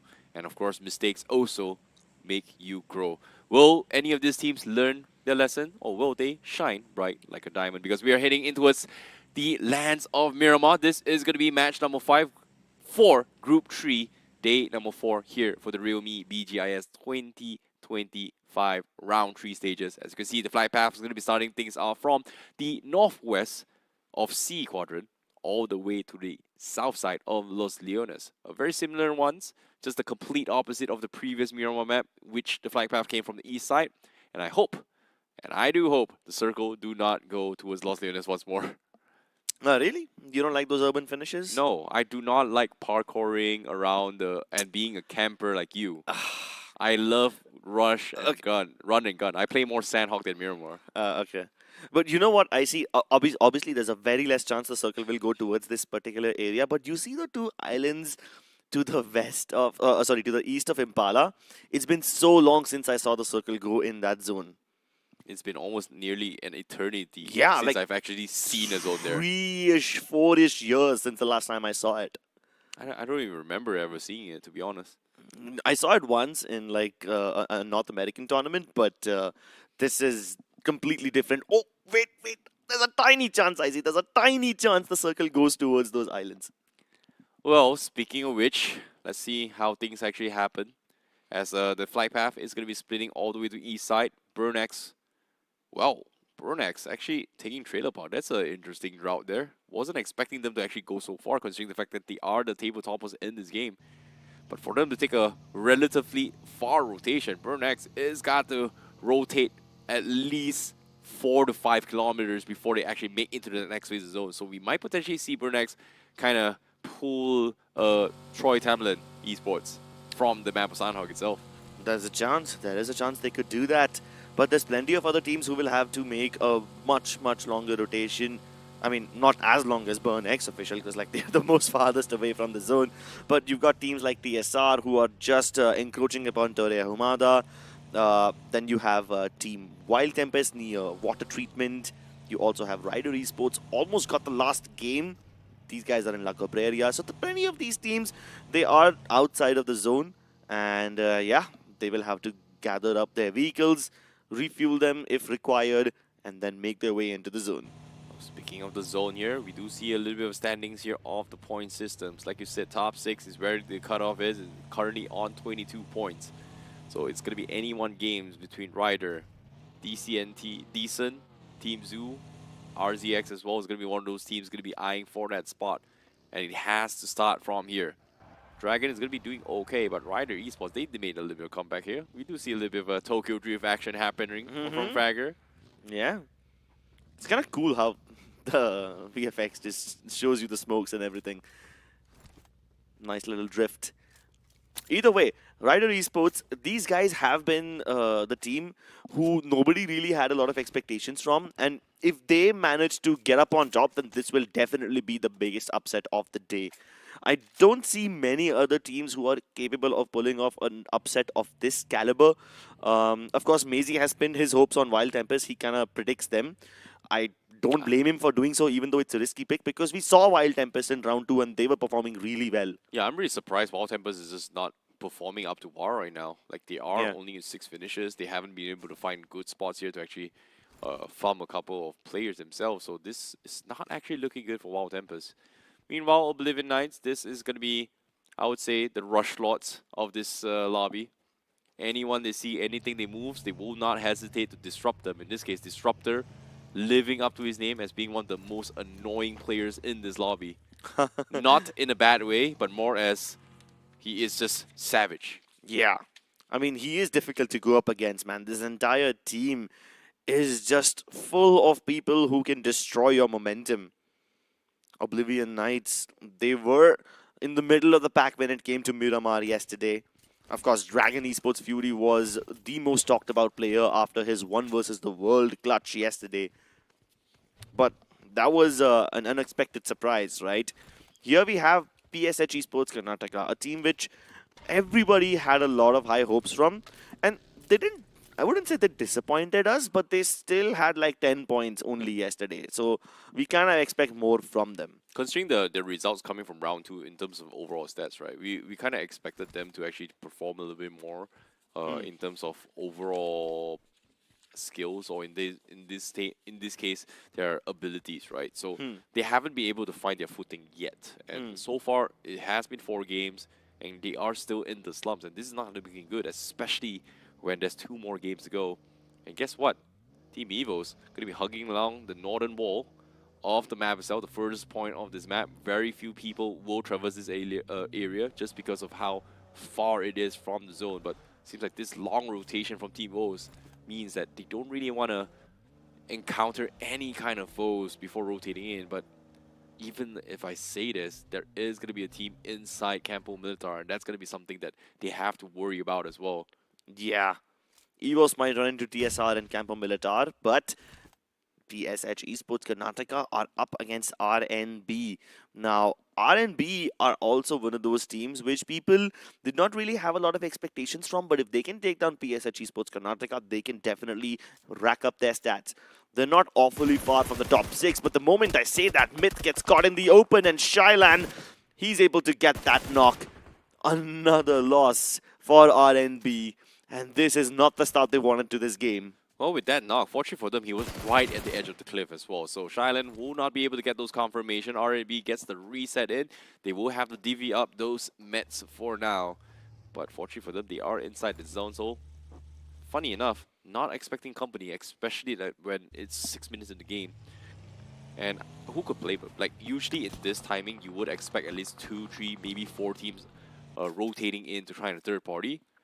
But considering how far away from the flight path, so that timing is a little bit delayed compared to the normal Miramar maps, where teams were from the west heading all the way to the east side. So it is going to take some time before the teams actually come in. And in this case, PSH Esports, they won't be able to find those pick, but RMB, they will be able to rotate out of it and not be stuck in this kind of awkward fights.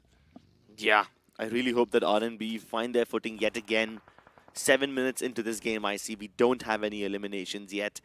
And while there have been a couple of knocks exchanged, this is off to a very slow start where all the teams are measuring every approach. They are making sure that every step is calculated and they don't get reckless, which is such a stark difference from Group 4, you know, because in Group 4 Miramar matches, towards the end, every team was fighting each other. We had like a 4-way battle, and it was just really chaotic. You know what's really interesting about this map here, especially from Group 3, was that yesterday's Group 3 Miramar map, everybody's eyeing for those center zone, but in this particular game itself, the adaptations is people are willing to be late into the zone. It's only stage 1. Yeah. But you can see at least 8 teams are still outside the zone. That means, in terms of center-wise, a lot of the teams who's already in center can choose their stance very, very... I would say they have more options to actually choose their spots compared to the rest who's outside. Correct. Now, with the next shift coming in, where will they go? Oh my god, what? I see. Crips? Really, Crips? I don't know. Really? I think I might have just had a premonition about this. It was just a fever dream, but this might just manifest into reality. So much of the circle is in the water, buddy. We saw some fishing action just a few moments ago in the previous game of Sandhawk before this one, and we might just see it yet again. This is stage 2, and almost 80% of the land has been taken out. This has got to be one of the fastest Miramar game. But considering how awkward it is, I wouldn't be surprised to see teams actually crossing the island just so that they can get some sort of position points, because everyone is going to be messed up in the Northern Highway and also on the shorelines, because nowhere is safe in this zone at all. Nowhere. Absolutely nowhere. Because right now you can see Dragon Esports is going to be punishing teams who is trying to cross as well. TMM had the right idea, but guess what? Wrong timing. So that means no way, Jose, you're going to be crossing the island at all. Absolutely not. Many of these teams will try to make an early move, and Mastermind Mavericks, they find a boat and they're like, cool, let's get out of here before every other team tries to get their hands on the boats. I mean, there's not a lot of boats to go around on this map in the first place. So Team Mastermind Mavericks, they might just have to, you know, hold their breath and swim across if need be. But Dragon Esports, while they have a compound on the edge of this map, you have Headhunters right above them. No coach, no analyst is going to be able to figure out how to play this circle. And as of yet, the only things that all this team has to rely on is themselves and each other to overcome this absolute chaos which is about to uphold. And as of yet, Dragon Esports, they are on the edge and they're trying their best to hold down to the fort because that is absolute pandemonium. Look at this, so many fishes. So many fishes in the sea, and I do not think that anybody would have expected this. If you want to handle all the unexpected situations with proficient ease, make sure you get your hands on the Realme P3 Pro 5G. It's got the segment's most stable 90 FPS performance, and it's priced at only $21,999. It fits your budget, it fits your pocket. But right now, I see, my question is, can all these teams fit inside that tiny island? They've gotta fit, man. They have to, because if no one fits in, everyone is gonna drop like flies. And as of yet, the ocean is a scary place. It is a vast place. And the only thing you can do is just pretty much swim in it. You can't really shoot in it as well. And unfortunately to say, the days of having submarines are over as well. Yeah. No more U-boats, no more submarines, boats barely available. And as everyone tries to make a mad dash, or rather a mad splash to the island, these guys are gonna get shot. Well, Crips, I have something to tell you. Did I just manifest this game? Did I just manifest the most difficult circle of realme BGIS 2025? I think I did.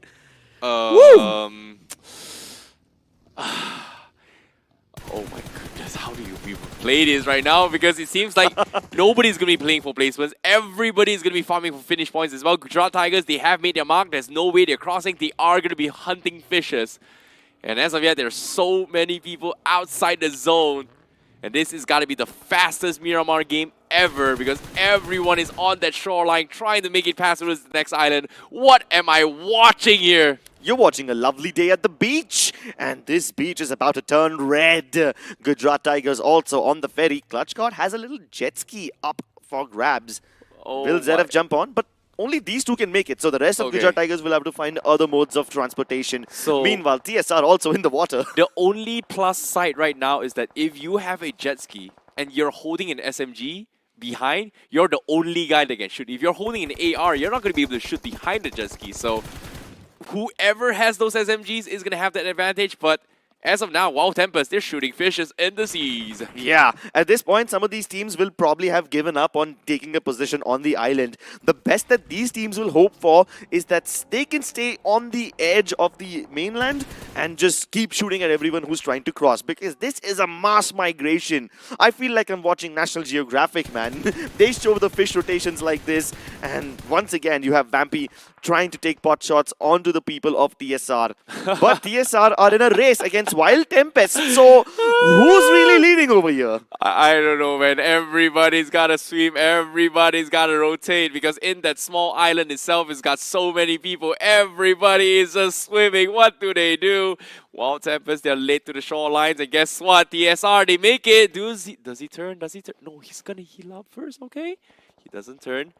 Advi going to be picked off, apparently. Old Gods was able to find a couple ones as well. Wild Tempest gets the confirmation. And Conquer hasn't made it past as well. He's still hunting fishes. Yeah, so what they're going to do is they're going to get a bunch of other people to cross the island and swim across. But they leave one player on the mainland so that he can start taking pot shots at everybody else.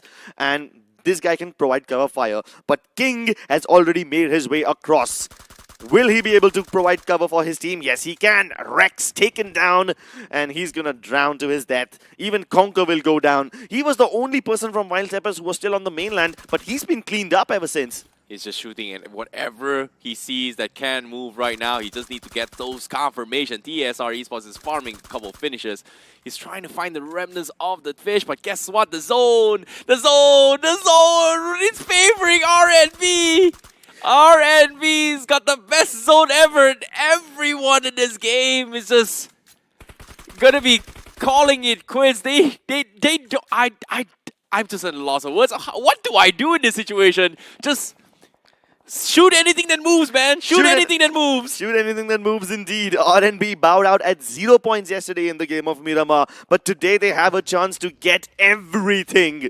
Take a look at this mass migration, ladies and gentlemen. EVO's also swimming across. They have to manage their health, their oxygen, and somehow dodge the bullets.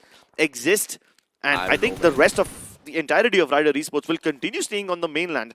They don't want to rotate just yet. They just want to stay here and get as many finishes as possible, which also is a good enough strategy in a circle which scuffs over everybody like this. I think we've got to have our producer give us a little new counter. How many drown counters is there? Because I did see a couple of players drowning as well. So as of yet, this is absolute pandemonium. I have no idea who's going to be getting the chicken dinners, but as of yet, TSR is going to be taking pot shots at the fishes. This is the perfect definition of training grounds right now. Practice your firing skills. Practice your aim. Practice your eyes. Spot anything through the ocean. You see someone, you shoot. Yeah. And if you have a vehicle in this kind of a situation, it would be nice. But RNB, they're actually taking losses. Myth goes down, Donk on his knees. These guys were supposed to be the kings of this island. They were supposed to hold it with an iron grip. But their grip is being ripped open by PSH Karnataka as they make landfall. Oh my goodness, what a shot from PSH. They get the knock. RNB, they may have had control. It's up to Eslin left. Seems like mistakes were made. He's going to get flushed in. And now GT, Clutch God drops a nade over. Eslin, he sees it, he's got the Uzi, he drops down below, no, mistake! Why? Why, Eslin, why would you do that? I have no idea why. He's stuck, he can't get up. He's gonna have to go on the other side to get out. And the same goes for Clutch God. These guys have made landfall, but they don't know how to get up there. And it's not like you can just use your upper body strength to drag yourself up. No, that concept doesn't exist in this game. Clutch God finds a spot. Okay, he's got a smoke. Just the elevation enough to get him on land. Team Zoo have also been eliminated. You've got Oblivion Knights out of this game. Only Gods out of this game. And my goodness, this is such a pandemonium, man. Even RNB goes down. If you guys want to make sure that you succeed in a difficult situation like this, you need to have the realme P3 Pro 5G. Only and only a device like this can save you from such a difficult circle.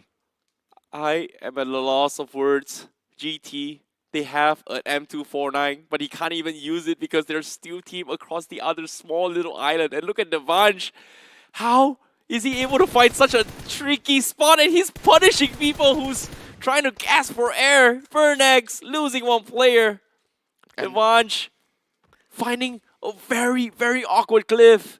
I do not know how you figured out this spot because this is not a very common place to be playing in this game at all. Yeah, I see, but the zone's about to close even further in. And right now, there's only 2 islands in the circle. So many teams on the western side, and all of them will have to come across. PSH control the entire northern corridor. They should be able to take shots at everybody, but take a look at Evo. Abhi just got onto the jetty, and he should be able to at least climb up.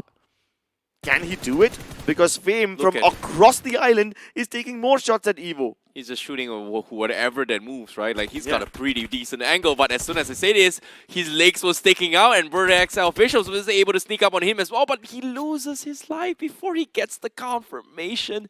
Devansh, this is an awkward battle, but the circle is going to force him off that small little cliff. PSH Esports is going to try and take a couple shots in the fishes. They do get themselves 2 finishes, and Advik is going to be outside the zone. He's gasping for air. He might bleed out. And that is it for TSR. Unfortunate to say that he is going to lose his life. One more player still remains, and that's going to be Manya, but he's still on the other side of the map. Yeah, but even though PSH Esports are taking all these pot shots, they won't be able to claim any of the finishes for themselves. Either the zone or the water or some completely different team might be able to steal those finishes away from them. So, yeah, sure, you have the best position, but make sure you make the best of it. Spray God gets 1 foot on land. And he's taking shots at Devansh. Devansh, make note of this, he was rotating really late. And he found a piece of land for himself, one of those tiny cliffs. But he's been forced to abandon that ever since. Well, Spray God trying his best to try to inch away bit by bit. Dragon Esports also struggling to find himself some position and finishes. He's got 3. And guess what? Right on top of that lighthouse, we have TMM. And Andy hasn't been able to do too much just because There is so many teams on the east side, but at the same time, look at the map as well. TMM has got a very decent split. One in the small islands, one on the shoreline. So they do have a very nice pincer, and Adi is going to be able to find more players. This split coming from TMM might be the solution on how to win this battle. Yeah, you've got Adi on vantage point. You've got his teammates Rixon and Maximo no. on the other island entirely. But he's only- running out of bullets, I see. Yeah. I don't think he can keep shooting at anyone else. He's down only to got his last 30 in the 30. chamber. Oh my goodness, what is he going to do? He's got to make every single shot count. Just go single tappies, and nope, he's not going to do that. He's going to actually spray his entire clip. He's down to his last 8 bullets. What Done. can you do? Okay, he's out. He's got shotties. Is there any bullets around here? Oh, He can switch I think there's some gun different inside the light. Oh, okay. I don't think he's gonna switch it out. All right. He's Cool. gonna hopefully find a couple crates now. Does he survive? Okay, the water cushions his fall. He's fine. At least his teammates, Maxmer and Rixon, have already crossed to the other island, right? So he can try making it across. Maybe they can lend him some ammo. Maybe. Seraph was able to scout out a little bit of small pixel across here. He's gonna try and prone up to get those 0 recoil action. Hopefully to get a pick onto his RZ. And ZF already has the longest finish of 352 meters. I think I see this might be finally a game where we see 400 plus meters finish because everybody's shooting at each other from across islands. Well, the maximum rendering is 400 meters, and so far from the grind stages, 412 is the highest. I think it Whoa. was set by Jonathan, just because it was Oh. like a high ground to low ground situation. Well, we'll find plenty of those situations here as well. So Maybe, we just might just maybe. set a new record for the longest finish. But for now, Maxima, he saw Junaid dip into the water. He's waiting for him to resurface. Well, Maxper, what can he do? He's got 3 finishes. That's a pretty big win. But at the same time, look at the status feed right now. No team is intact. Everyone has bled. Yeah. Look at the amount of red bars that's happening on their side as well. No one is safe in this zone. There's no amount of planning that can keep you alive. But in terms of consistency-wise, Gujarat Tigers are the table toppers. They make it with still 2 players, but we're still down towards the final 8 teams. So placement points is up for grabs, but it depends on how much. And Zaref, he's going to be holding down on Junan. Bro, at this point, Mastermind and Zeref, both of them are trying to look for Junaid. There's 2 people trying to shoot at him. But and Adi! Adi pulls the trigger first. I'm sorry, GT. No points for you. Adi steals it away. TMM needs those points to make it to top 6 as well. And with this run, TMM actually might be able to break past top 6 if this keeps up. Same for Ryder as well. Yeah, this game has basically been the BGMI gods pressing the massive big red reset button. And all the teams who were at the bottom now have a chance of climbing up. Decent Official have made their way onto the island. They can climb up.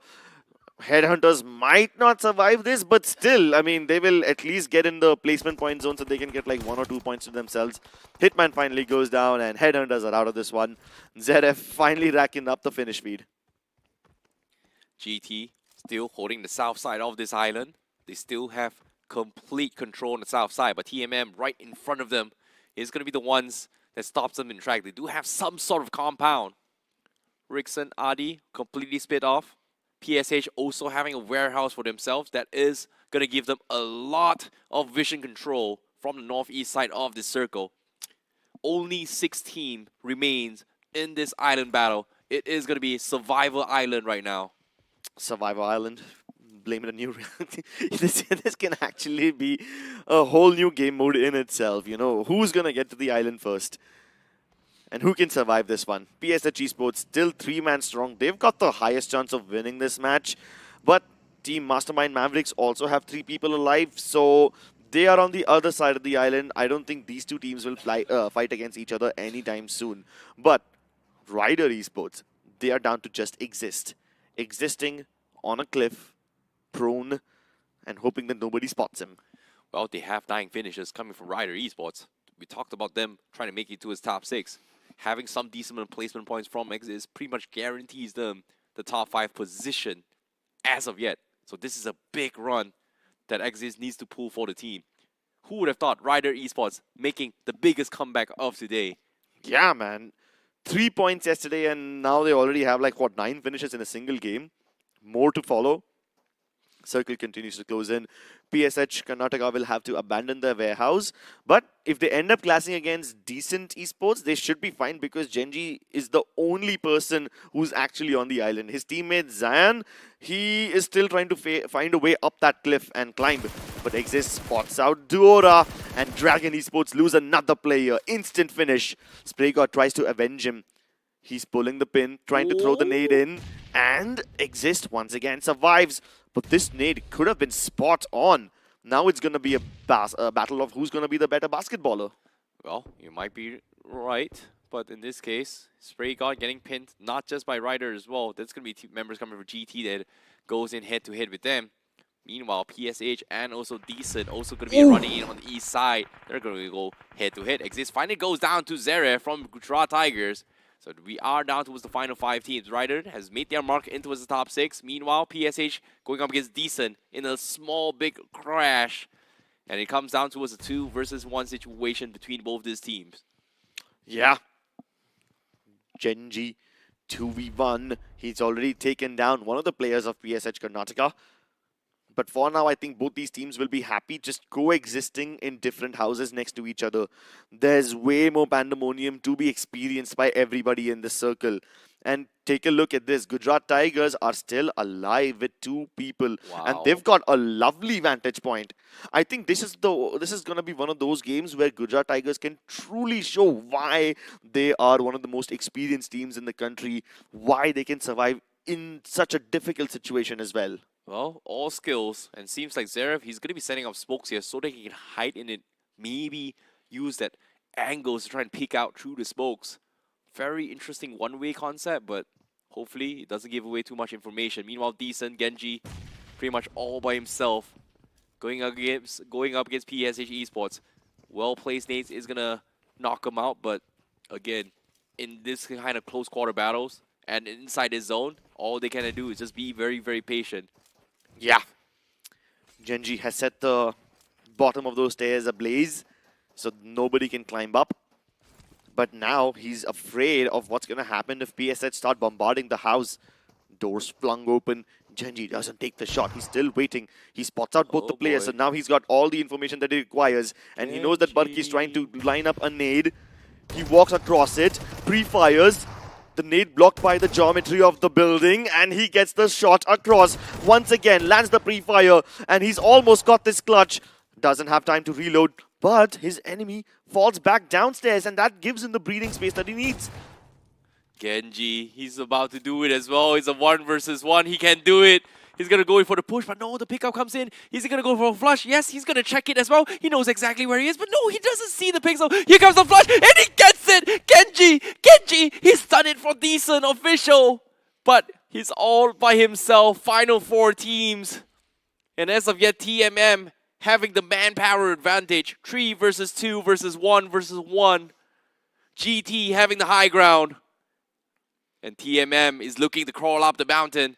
Clutch God looking to win and pick off all those solo warriors. I think they've heard Spray God. Spray God definitely has given away some sound cues. Meanwhile, they can also hear the gunshots where Genji is. So these guys have been able to isolate 2 of the solos in this circle. Genji spotted. Spray God not spotted yet, but heard of at the very least. Oh boy, Gujarat Tigers is in for a lot of pain. And as of yet, TMM may be the ones to play spoilers. Max Mark does have a nice flank, but Clutch God still unsure if he wants to regroup with the rest of the team. Because as of yet, he can't really seem to get up on top of the mountain to regroup with Zeref just because they may be potential stragglers. The final zone comes in play. Everybody's got to be out in the open. Yeah. As of yet, Spray God, he scouts out Genji. He's going to try and take one out before going out.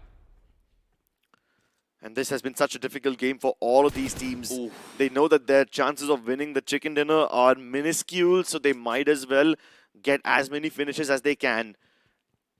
This compound still working out for Spray God, but eventually he will have to abandon it.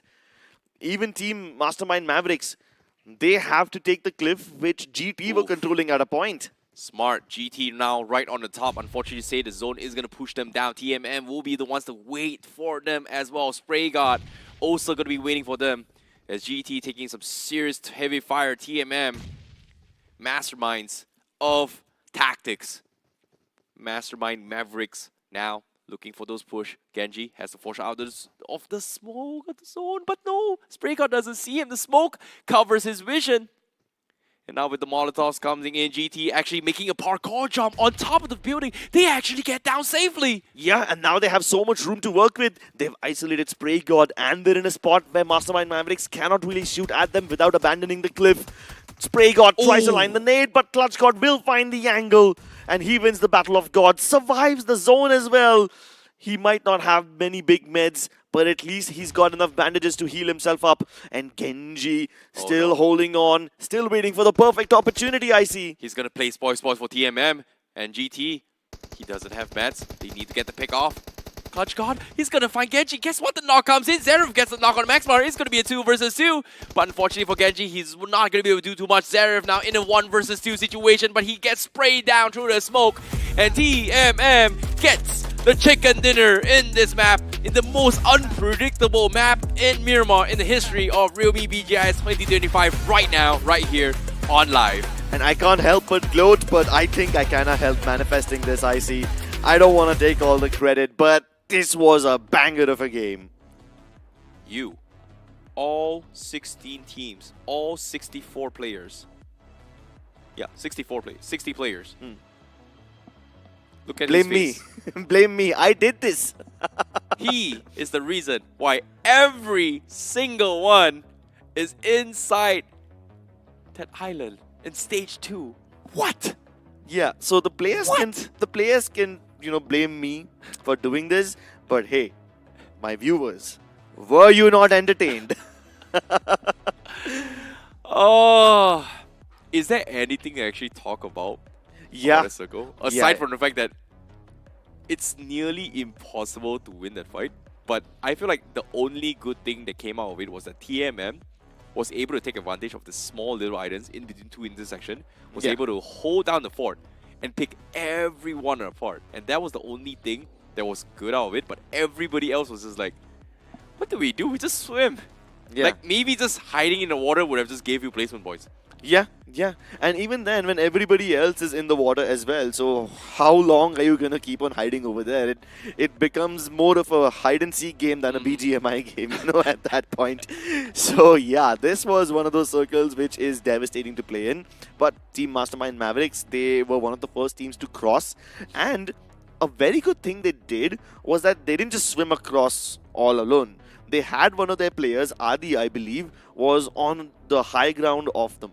I think the first island, one of the closer ones. So he stayed over there, provided cover. He's like the overwatcher. He's looking at everybody cross and he's giving cover to his teammates who swim across. And once they make landfall, once they clear out a landing area for Adi, he also dips into the water and joins them. I think it came down to just understanding how to the ladder rotation works, right? Like, so ladder rotation basically is like 1 by 1 you climb. In TMM's perspective, they went for 2-2 instead. And then while they're doing 2-2, before they actually let go of pressure, they actually pulled one guy 1 by 1 before they actually cross their way through. Like you said, as well, leave no man behind. But in this case, leave one man behind so that the rest can survive. So it was more like a sacrificial play, but it's also how they take space in the general. So I feel like TMM, I would say, based on the circle and how it went, they were one of the ones that took advantage of the terrain really, really nicely. Same for Gujarat Tigers from the south side. But eventually it came down to just early time rowing rotations, right? Like, I think we saw a team in particular, especially right from the get-go. I think it was RNB or something like that. Were the first to try and make it pass. Yeah. Instantly got taken out. Yeah, RNB and both TMM were one of the first teams to make it across. And TMM even suffered a knock in the process, but they were somehow able to recuperate. And then you had Ryder. I mean, you had his teammates Devansh OP, who also stayed back and tried to provide cover fire for his fallen comrades, but only one of them was able to make it through. And Exist then somehow held the mantle. This clutch from Genji, 1v2, was really, really impressive. Yeah, it is very, very impressive, right? He was able to get some decent amount of placement points. But with that being said, right, despite all the pixel perfect moments, Clutch God was able to clutch it out big time. But Gujarat Tigers, who is currently in the table toppers, it's still on the top 2 based on this positioning. Mastermind Mavericks would eventually able to clutch it out, but that pretty much gives them the top 6 position. But I want to see who the MVP is, because it seems to me, like you said, it is going to be Adi that takes it with 5 total finishes. Yeah, Adi stayed back on one of the first islands on the high ground to provide overwatch, and he gets 5 finishes with 723 damage. A lot of these people will have way more damage than their finishes because they were taking pot shots at everyone, but they couldn't necessarily finish it. And joining him are going to be Barki, also from PSH, who managed to cross quite early on. Zeref also has 4 finishes, tied up with Rolex from Only Gods, and Exist then carrying the baton for his team ahead. I think this is by far one of the balanced ones in the top 5 as well. I think besides these top 5 players, 6, 7, 8 should have also 4 to 5 finishes in the majority here. Let's go. But like I said, the longest finisher is going to be from Adi, 400 meters thus far. It's not the world record yet, but it is still close to the max rendering distance coming in. So that is maximum render distance coming from Adi. Spokes used in Miramar. Guess what? This is one of the least amount spokes used inside Miramar with only 60. Yeah, I mean, if you show someone just the 60 smokes, they'll probably assume it's like a Sandhog game or something. Well, there you have it, ladies and gentlemen. 16 points for Mastermind Mavericks. Even Gujarat Tigers got 6 finishes in the process. Rider Esports with 10. What happened to this team? These guys are waking up. They're coming alive. And even in the bottom as well, Decent Official was able to get 4, but get himself 9 points. Dragon Esports with 8 points. PSH Esports get 8 points. Headhunters get 6 points. Only Gods get 5 points. This points is just going everywhere. I'm just curious to see second page here. Okay, 3, 2, 2, 1, 1. Alright, not that bad end of the world. Unfortunately for Wild Tempers, Burnex Officials, and Team Zoo, they are going to be the ones that do not get a single point out of this absolute madness. So I'm curious to see how it will affect the overall standings. And as of yet, Gujarat Tigers, Burnex, still number 1. Dragon Esports, 39 points. 38, 38, 35, 34. But Mastermind Mavericks have climbed into the top 4, I see, and I think they might just be safe now, along with Oblivion Knights as well. Rider Esports, they did so well in the last 2 games, but they are still 1 point away from safety. They will be locking horns with TSR Esports in the next game. I think in this final map, even Decent Official has a stand chance as well. PSH Esports is a little bit unlikely. They need the chicken dinner for the next map. But all in all, it is going to be a battle between 7 and 8 positions to try and overtopple who drops down. So like you said as well, from 5th position all the way to 8th place, everybody's going to be fighting for that final 2 slots. So we have 4 teams, maybe including PSH Esports, going to be 5 teams fighting for that slot.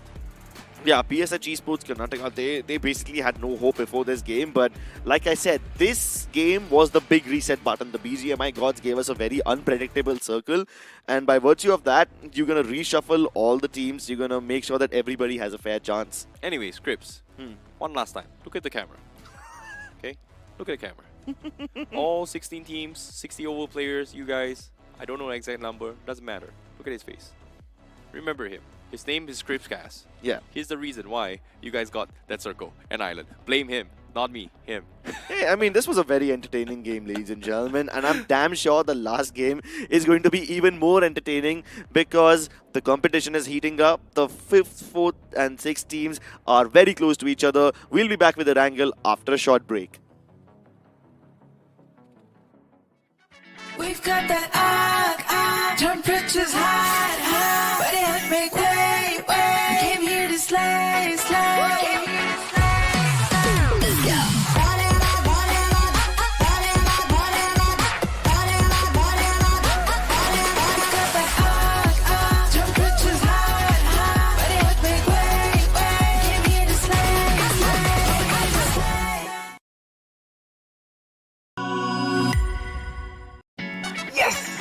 Let's go. P3 Pro takes mobile gaming to the next level. So first was the AI motion control.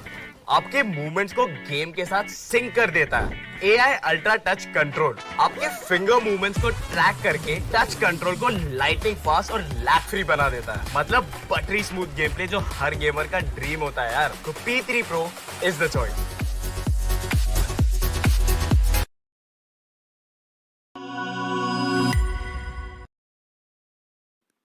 Hey guys, welcome back to the realme BGIS 2025 round 3 stages. Group 3 is actually happening right now, and this is going to be their final match in this final day for round number 3. My name's IC Baby12. Join me, it's going to be Fixers as we take you through the commentaries of this final match.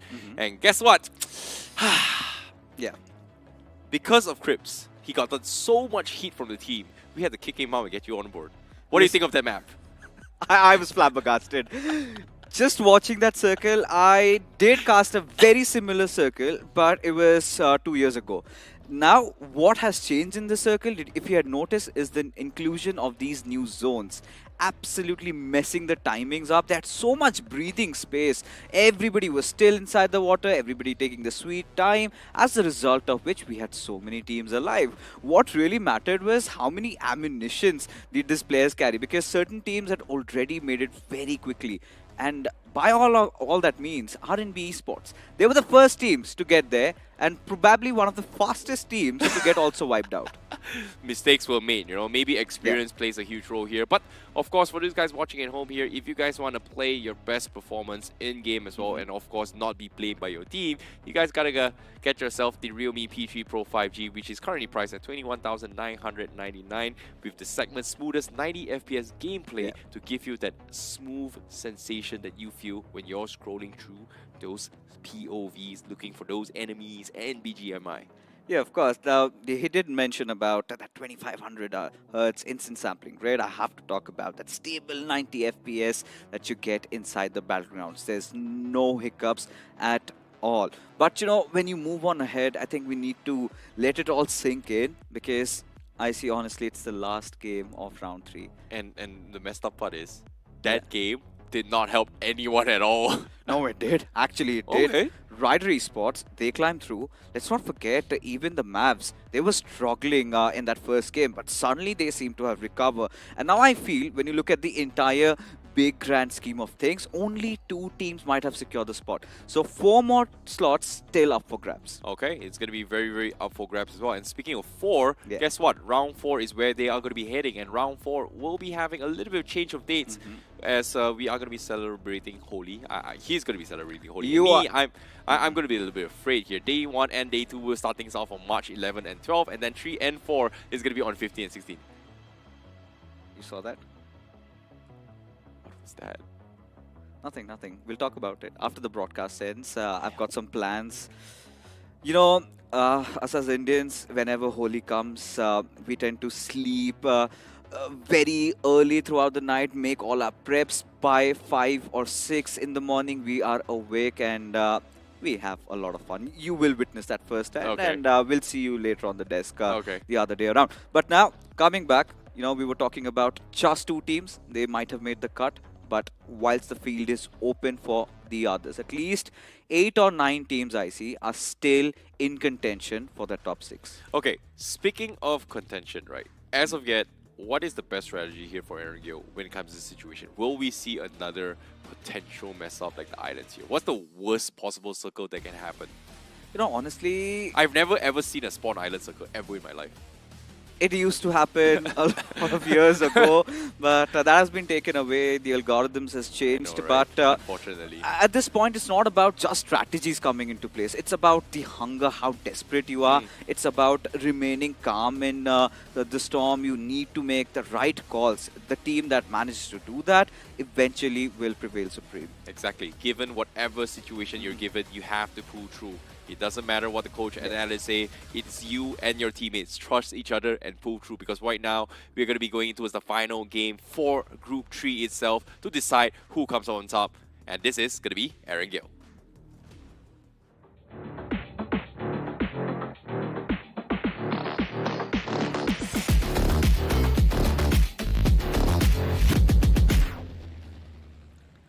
One last chance for all these 16 teams to do their bidding. The final game of round 3. It is match 6, folks, after which we will have all our teams that have made it through. Round 4 might be day after, but still all these players are trying to get over the tremors of the previous game of Miramar, as the flight path trajectory cruising all the way from around Zaki towards Ferry Pier, heavily skewed towards that western side. So we might anticipate some early turbulence for all these teams heading towards the eastern side. And this is what we would love in the final game of Wrangle. Hey, I want to see some spoilers. In this case, Oblivion Knight. Are they going to be spoiling any of these teams? That's going to be the question. Because so far, Oblivion Knights, they have been kind of oblivious in Sandhawk, but in Miramar, they were one of the first few teams that got eliminated. So, I don't know. What do you think? I hate to bring this up. At this point, I feel like Oblivion Knights aren't really safe. They need a couple of finishes. They need a couple of position points. And this is going to be such a gutting blow if they get to be the first team to get eliminated. But look at this, Wild Tempest. They had nothing to lose. Going up against the big dogs, Gujarat Tigers. A couple of shots on Gods. He's been softened up. Needs to somehow find his footing as Gujarat Tigers really did not anticipate this fight. Well, a man with no fear is a man you should fear. In this case, both these teams have nothing to lose and nothing to fear about. Yeah. And in this case, what's lost is already lost for Wild Tempest. As Gujarat Tigers is going to be expecting a little bit of a stat check coming in. Not exactly for what, but hopefully we will see something a little bit interesting because Wild Tempest now needs to make a run for it as Gujarat Tigers going to be, lurking around towards Georgia for containers. This is something that I don't think we see Gujarat Tigers do too much. This is not something that we see too often, I see. I think Gujarat Tigers plays Georgia Poe. It's just Wild Tempest is Yeah. like, why are they doing here? So what is not really common over here is the fact that we haven't seen a lot of these teams actually engage around containers. It's been quite some time, and it seems like whatever Crips has been demanding has been fulfilled lately. But look at this, Fury just surviving somehow as he does not have any weapon on him. Headhunters to get out of the vehicle, but they don't feel safe at this point. They feel like there's somebody around them as Hyper will still run over Fury, and for Dragon Esports, making things all the more difficult now. You know what I saw coming from Hyper? Like, he got out of the car, he wanted to push over his tree, but there is a potential chance that when he reached the tree, the guy would juke him and then steal his car and go drive away. I could see the hesitation. That could be the case. We'll just get back to that. I've got a thought on my mind, but look at this, Junaid. Does he have any weapon? I see he does, but with the entire horde of Rider Esports, and what a day these boys have had in the office. Does have just that shotgun to play it around. But it is also Hyper anticipating maybe Fury might have a weapon which he either, messed up while trying to go for a run through and was scared to death. But whatever the case, it was a sketchy one as Team TSR had a great start in the first game. But Miramar wasn't the same. Still in contention. They need not lose out on numbers. Speaking of numbers, Varun here actually getting knocked inside Pochinki. Old Gods going to be able to find a couple picks here, but they are not in contention for the top 6 here. So we are going to be seeing a little bit of a rival crashes everywhere here and there. A lot of eagle checks, stat checks throughout this entire map. So a little bit of a chaos map coming in here, Fixers. It indeed is. For Only Gods, it's always been those first few skirmishes out of which they come alive. This time against Team Zoo, have always cooled them down. And for Team Zoo, they have struggled throughout round 3. The lack of confidence clearly visible as Varun, he gets confirmed. And look at Only Gods trying to surround them. King Skull does have that shotgun on him, does land that perfect shot. Laying down on his knees as King Skull, a little bit of a breathing room, but still not out of harm's way yet. Oh, with the nades coming in, the flush comes true. Team Zoo, only King Skull remains. And the flush comes in. They saw the pixel, but he cannot pull out the shotgun in time. The prone block coming in from the door frame will be his demise, and that's going to be Only Gods that takes him out. And that will be it for Team Zoo's journey here in the realme BGIS 2025. And this is the only thing that Only Gods have always celebrated. The first strings of success. The first strike of every game. Yeah, the first strike of every game, and I don't know what happens to them later on. And the same goes with even Team EVOS. I think I might have spoken a little too sooner, especially after watching them play so well in Erangel. And they have struggled throughout in all the other maps. And at this point, there's nothing really left for them. Either they go big or they go home, and the chances not looking that great as they are chasing down the players of Team Rider Esports. And that's a huge blow. Right from the running car, the trace was perfect. And for Rider Esports, now this looks all the more interesting given the fact they're in the race. A lot of these teams really close to them. 36 points is where they're sitting at, right at the 6th spot.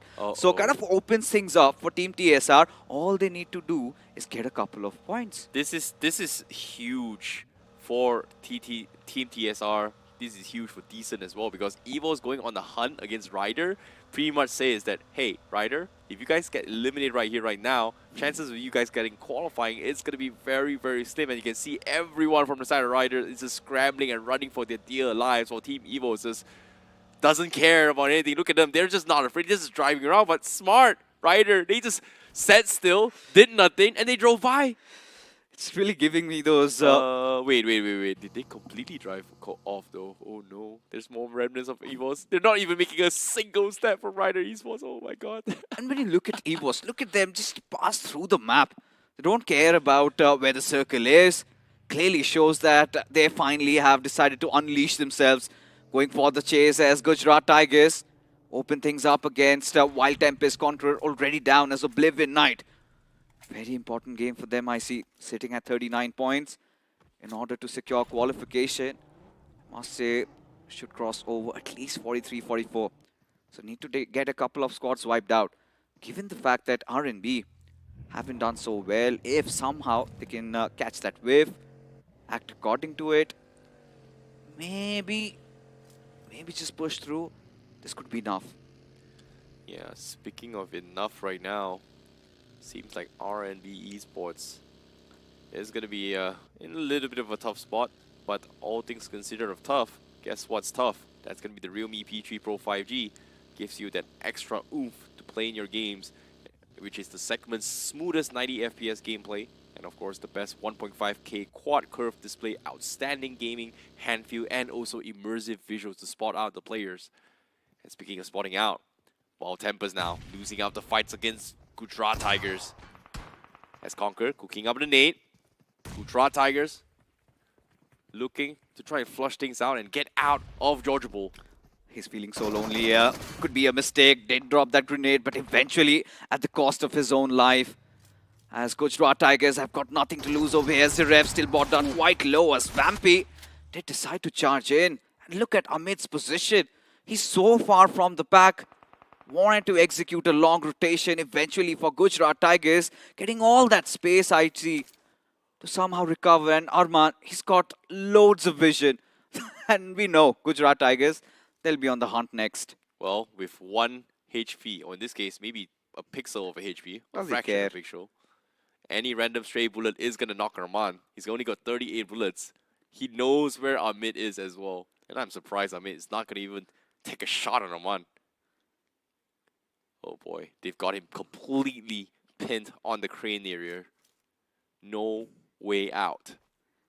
And Gujarat Tigers gonna be finally going for the flush. Gods gonna be taking those vehicles to try and rush their way through Wild Tempest's journey. Might just end here and here in the realme BGIS 2025. On the last place here in round number 3. His dying moments.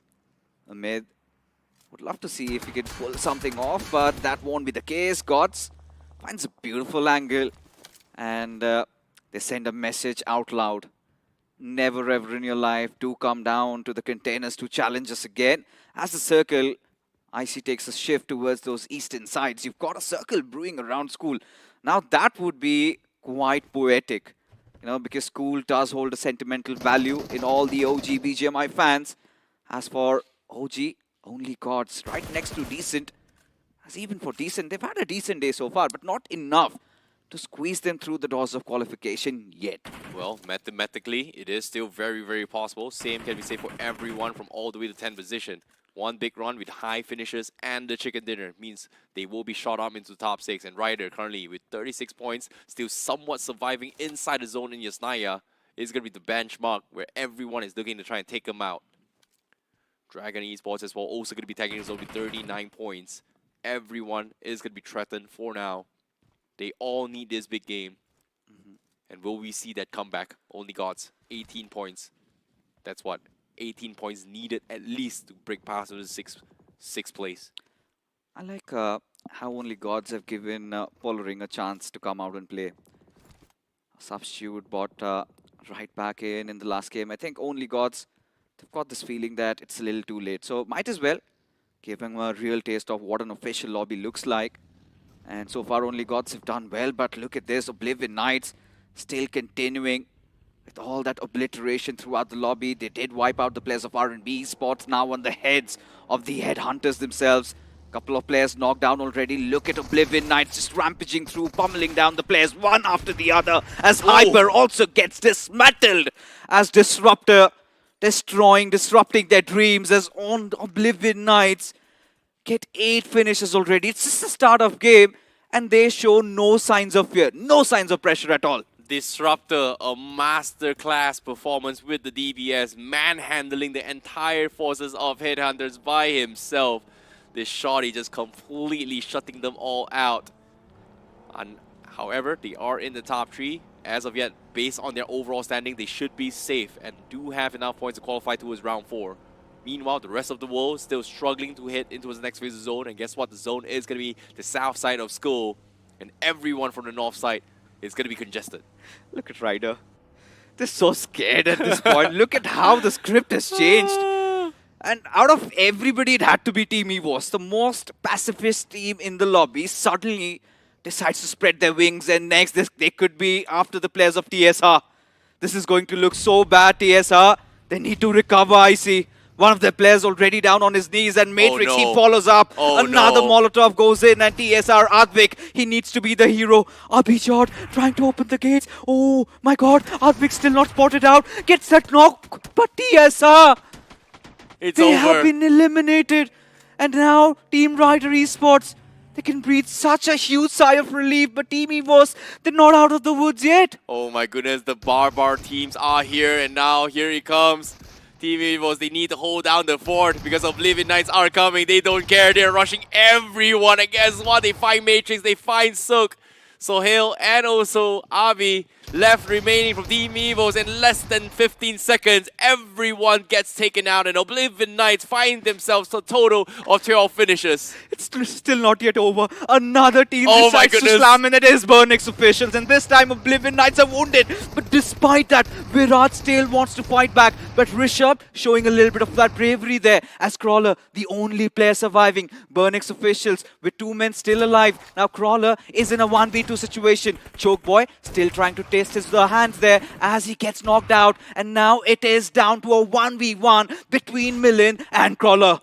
Oh my goodness, Crawler looking to clean up. But guess what? Another third party. What is this? This is 6th party. Oblivion Knights, they hold down the fort, but it's only 1 man left. EMM is coming to say hello. And Mastermind, the biggest Mastermind, will reap the reward. 16 finishes for Oblivion Knights. They bow out on 9th place, but 16 finishes in this small little shack. What have we just witnessed, Fixers? This is ludicrous. This is insanity at its peak. And Oblivion Knights, they march through. The Knights in shining armor from the Oblivion. They will sail through round 4 and would be such an exciting prospect throughout this realme BGIS. Whilst for Mastermind Mavericks, they've also done their bidding. 41 points secured. Just a little bit more to ensure that smooth cushion as Rider Esports. I mean, they would be thanking their stars at this point. Oh, EVOS. Oh boy, it's still not over yet though. There's still 37 points. Decent and PSH still have a chance, but they do need those chickens. But as soon as I say this, PSH taking some serious fire. Shri is going to be knocked off, and Rolex finds himself the pickoff. And PSH will lose another member. And they're down to the final 3 teams. They're outside the zone. And as of yet, only Gods is going to be the biggest obstacles. It seems to me they will back off to the next phase of the zone to try and get even more control as of yet. All these teams Wait, showing... what? Why is everybody in this compound? They suddenly realize there's so many cars, which means a lot of death crates lying around. So might as well just replenish yourself with all that juicy loot lying down around.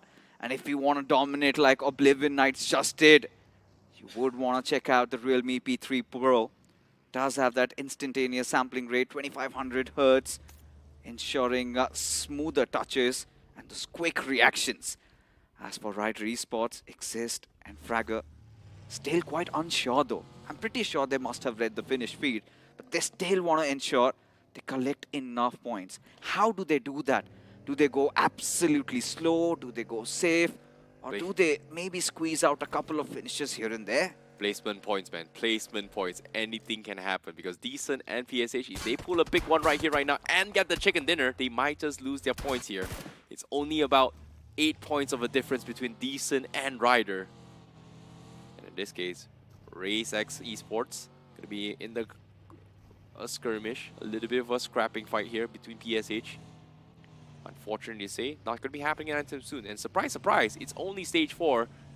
And we are seeing so much space because there's only a team alive in this lobby.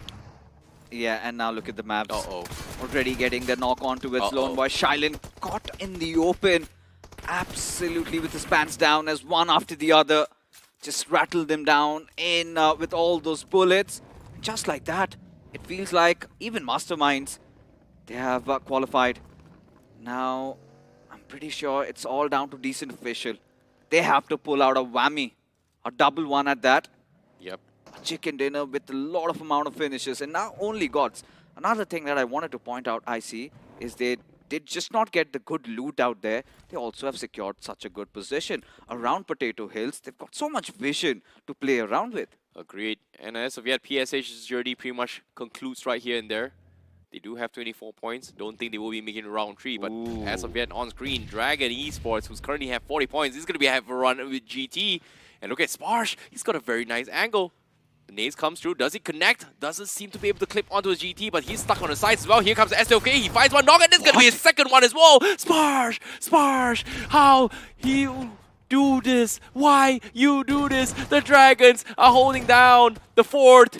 And 2 down, the Tigers are getting completely engulfed in flames. The rush comes in, and Sparsh almost takes out Zeref, but Zeref saves the day. But eventually, Spray God will be the ones to wipe the floor with Gujarat Tigers. It's still not over yet. You do see some colors roaming around. Dragon Esports might have survived that onslaught, but yes, Sparsh deserves all that limelight. The way he handled Gujarat Tigers, just taming them down, caging them, and sending them back to the zoo from where they came from. At this point, Dragon Esports, lovely rivalry building up. Of course, if you look at the big picture, Dragon Esports securing this 4 points, considering 6 teams are still alive, already have decent amount and might have already qualified. But look at Only Gods. Can they actually pull off an impossible game here? They have to. They have to. They need every single finish in this lobby to qualify. They need the chicken dinner on top of it all. And they need at least 12 finishes. They are currently in 2 finishes. And I don't think they can find any more.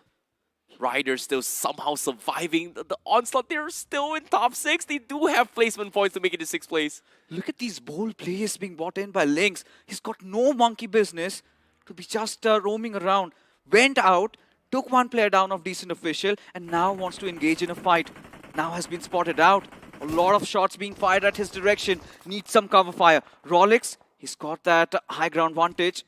At this point, Decent Official, we want them to have a good game. All they need is a chicken dinner and a couple of points, but now they are looking quite shaky. Rolex, you know, almost clipping one of my members coming from Decent Official. It's got 80 bullets in the Dream, 40 bullets in the magazine, 40 on spare. But I don't think he's going to be able to continue his spray here, as the rest of the teams need to regroup because the rest of the wall is going to be climbing up as well, down towards the final 6 teams. Thor now sees up Fragger, he's got his hit exposed a little bit. He's getting a couple of love taps from across the map, but that's going to be Dragon Esports taking a couple pot shots. But Ryder, guess what? Exis is going to be taken out, and it's only Fragger that remains on the 6th position with 38 points. It's still not over yet. For Ryder, they literally have their hearts out of their mouth. Oh, Fragger getting spotted out. Oh my god. Suddenly, Ryder, they are out. And this is where Decent can start believing, I see. All they need to do is just survive. All they need to do is somehow make it inside the top 3 with decent amount of finishes.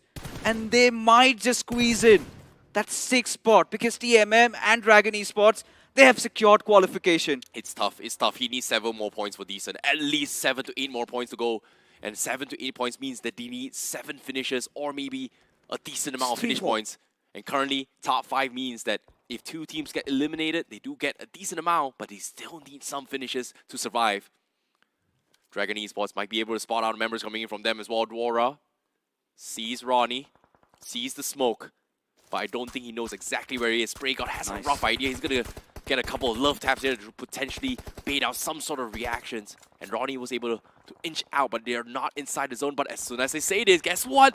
Oh gods, they're gonna be third party on Decent. They're caught out in the open. The nades comes in. Zayan might be completely finished off, and the nade does finish him off. And a second nade from Oh gods. Decent might not be able to qualify just like this. And now Oh gods coming to clean house and rack away all these finish points. 9 finishes strong, and if they get the chicken dinner, who knows? They might pull off the impossible as Decent. Oh my god. They get wiped off. Any lingering doubts about the qualification of Rider Esports has been put to rest, as now still only gods can change their fate. 10 finishes already, entered inside the top 4, and almost on the verge of pulling out something really, really special, I see.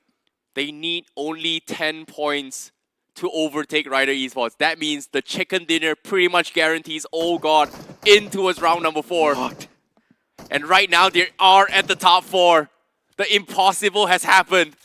God among humans. What are we witnessing? 4 teams remaining. TMM, Dragon Esports, and RCZX. 4v3, v3, v2. And currently, Mastermind Mavericks, they were the previous chicken dinner winners. They've got 5 finishes. They are pretty much secured towards the next round.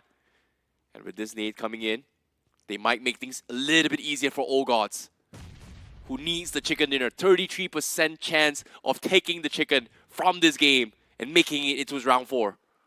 The biggest hurdle would be Dragon Esports. Only gods living up to their name, have the highest altitude position, can see every mere mortal down below. All they gotta do is let them fight amongst each other as Filter trying to maybe take down Demon. Did fire a couple of shots.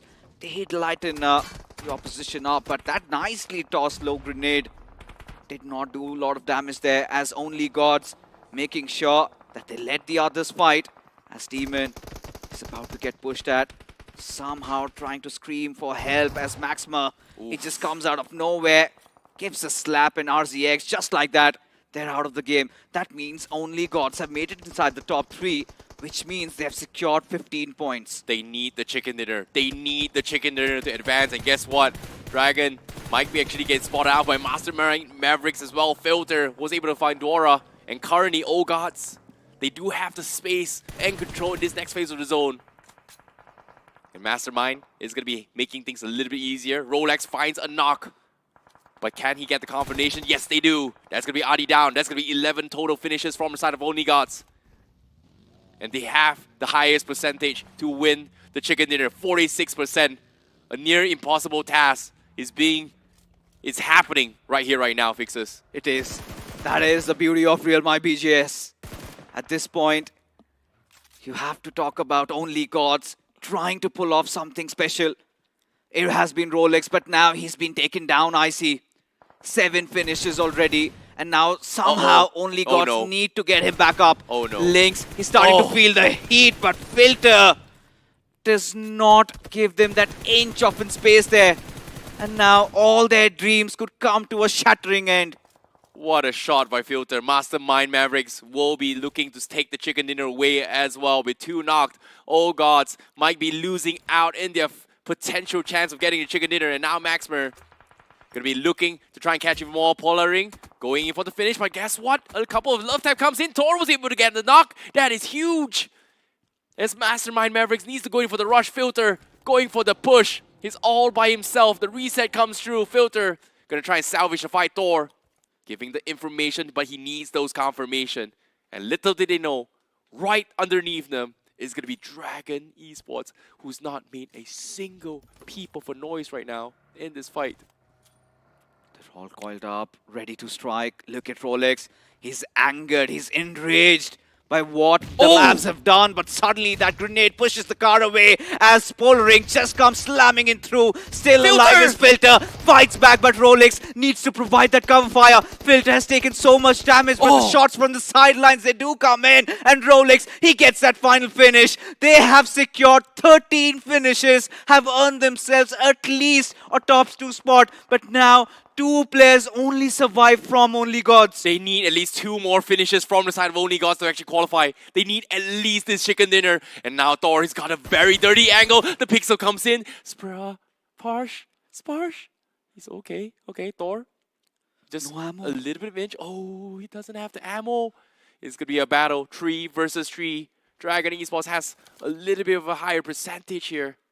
But Only Gods doesn't have the ammunition. Thor, 40 bullets left. He's got to make every single shot count. Smokes coming in. Shots fired. Sparsh not connecting the shots. And they have this sniper tower, but they are all right at the edge. Dragon is stuck. They can't get out. And oh gods, might just do it here. They might just make history right here, right now, to make a comeback and advance to round 4. But they need this chicken dinner. 13 finishes has been made. Can they get more?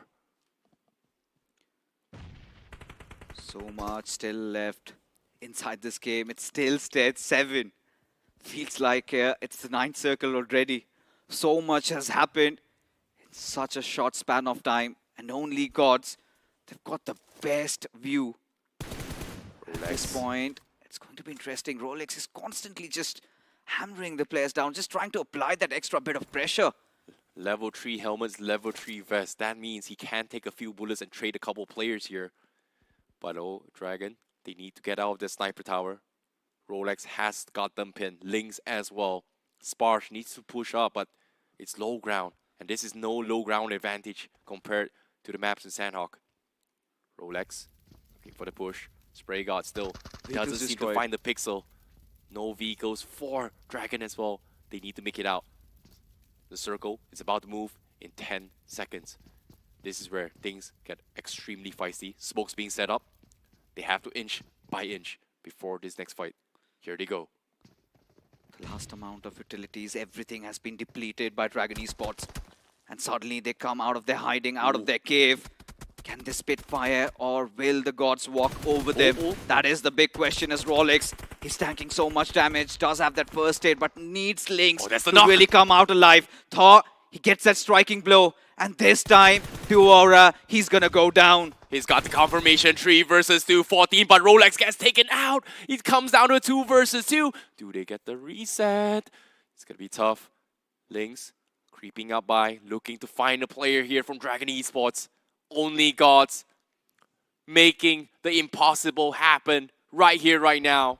Can they survive? Rolex needs to be picked up, but I don't think they can save him. Thor is gonna try and make an attempt, but the spray comes in. Spray God. 1 HP, but Lynx, he fights him! 2 versus 1! Sparsh remains. Only Gods just might be able to do it. Just a little bit more. He sees Sparsh. He goes for the spray. He looks good. And Lynx, he almost connects the dot. He needs this one final finish. He's got him pinned down, Sparsh. Nowhere to run, nowhere to hide. The nade. That last first aid also used. Clearly out of options. It's a 1-on-3 situation. Only Gods have already tasted victory. Just one step closer. There you have it. There you have it. A miracle pulled off. And what a way to break through the doors of qualification. Only Gods could have pulled that one off. And they actually did. What a game from Only Gods. What a game. Who would have thought in this final map we will see what a big comeback from Only Gods. The near impossible has happened. They needed the chicken dinners. They needed the highest finish points possible to qualify. And Only Gods has done it. That's how you call living up to your name. Just when we were thinking that they were turning into demigods or mere mortals, or maybe this lobby was too much for a challenge for them. Or extinct. Or extinct. And imagine, this particular game, they had a substitute player coming to play in. Polering comes out of nowhere. They had no hopes that they would qualify. It was like, you know what, just have a taste of the lobby, just feel what it is like. And that's a good feeling to have.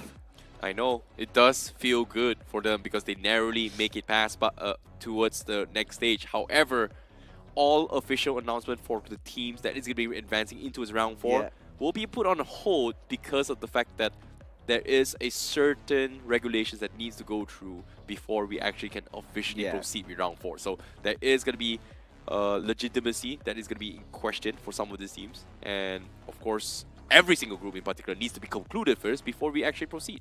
Yeah, of course. I mean, all the due diligence needs to be done, but still, at this point, I want to enjoy this moment. I Yeah. just want to enjoy this moment with all you watching this broadcast because, honestly speaking, this group has been such a wild, wild ride. I see it all begun with Team Evos just going berserk inside the lobby. They went after Team Riders first, 2 of their players taken down. Then they went on to wipe out TSR.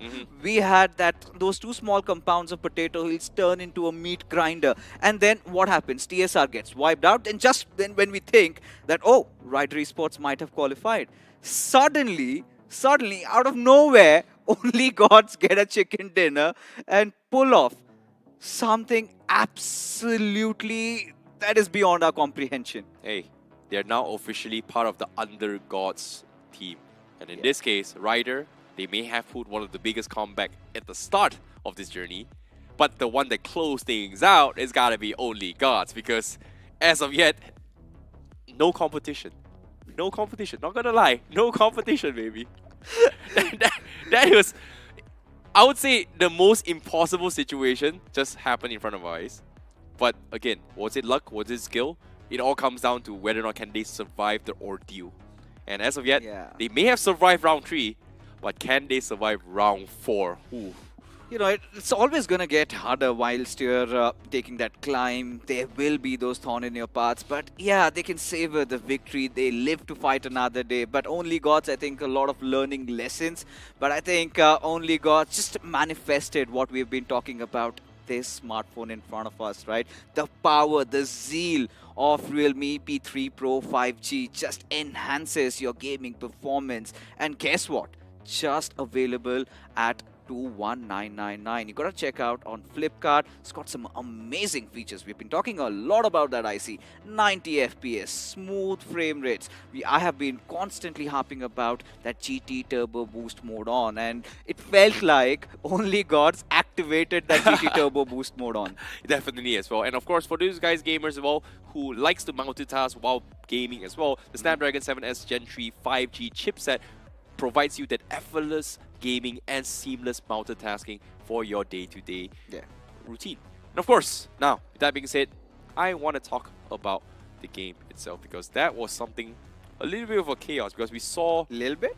well, absolute pandemonium, especially in the shack on the northeast side here. Like, Right, we saw true. like 8 to 9 teams just crashing to one small little compound. And of course, when we talk about table toppers, I think Oblivion Knights was able to get themselves 14 finishes in 16. total. I think 16. Or Whatever I the think case 16. is. It was 14 to 16 finishes Yeah. on that small little shack. And they actually died out in about, what, 9th, 10th place? Which was insane.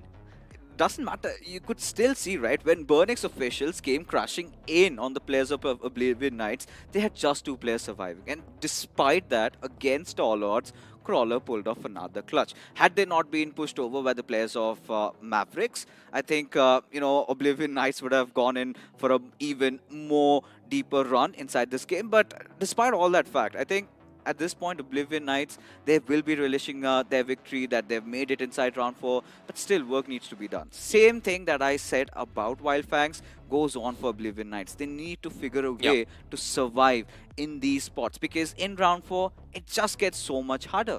Exactly, and every single round it gets progressively higher. The skill cap increases as well, because we are eventually filtering out lucky teams or lucky players, quote unquote.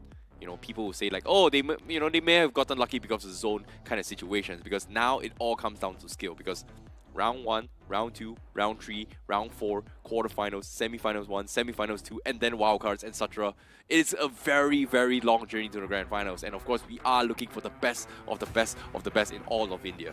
And this is where in round 3 it was a gauntlet. There's no second chance. There's no second chance of life that, yeah, you get another try maybe in the wild cards or maybe in the semi-finals too. But from round 4, you might have a little bit of a breathing space. But at this point, we did witness all of that happening towards the end. We saw how good only gods were in securing that vantage position. But I want to talk about Rider Esports for a little bit, because we know that the top 6 teams only make it, but despite that, there's a little bit of a caveat throughout all those groups that are coming into play. If Rider Esports have earned enough point IC, who knows, they might be one of those top 6 teams, barring the top 6 from every individual group, who might have actually made it. Exactly. But at the same time here, the MVP for that match is going to be Rolex here with a total of 9 finishes from that match. He has showed up his bling, showed him why he's the best, and guess what?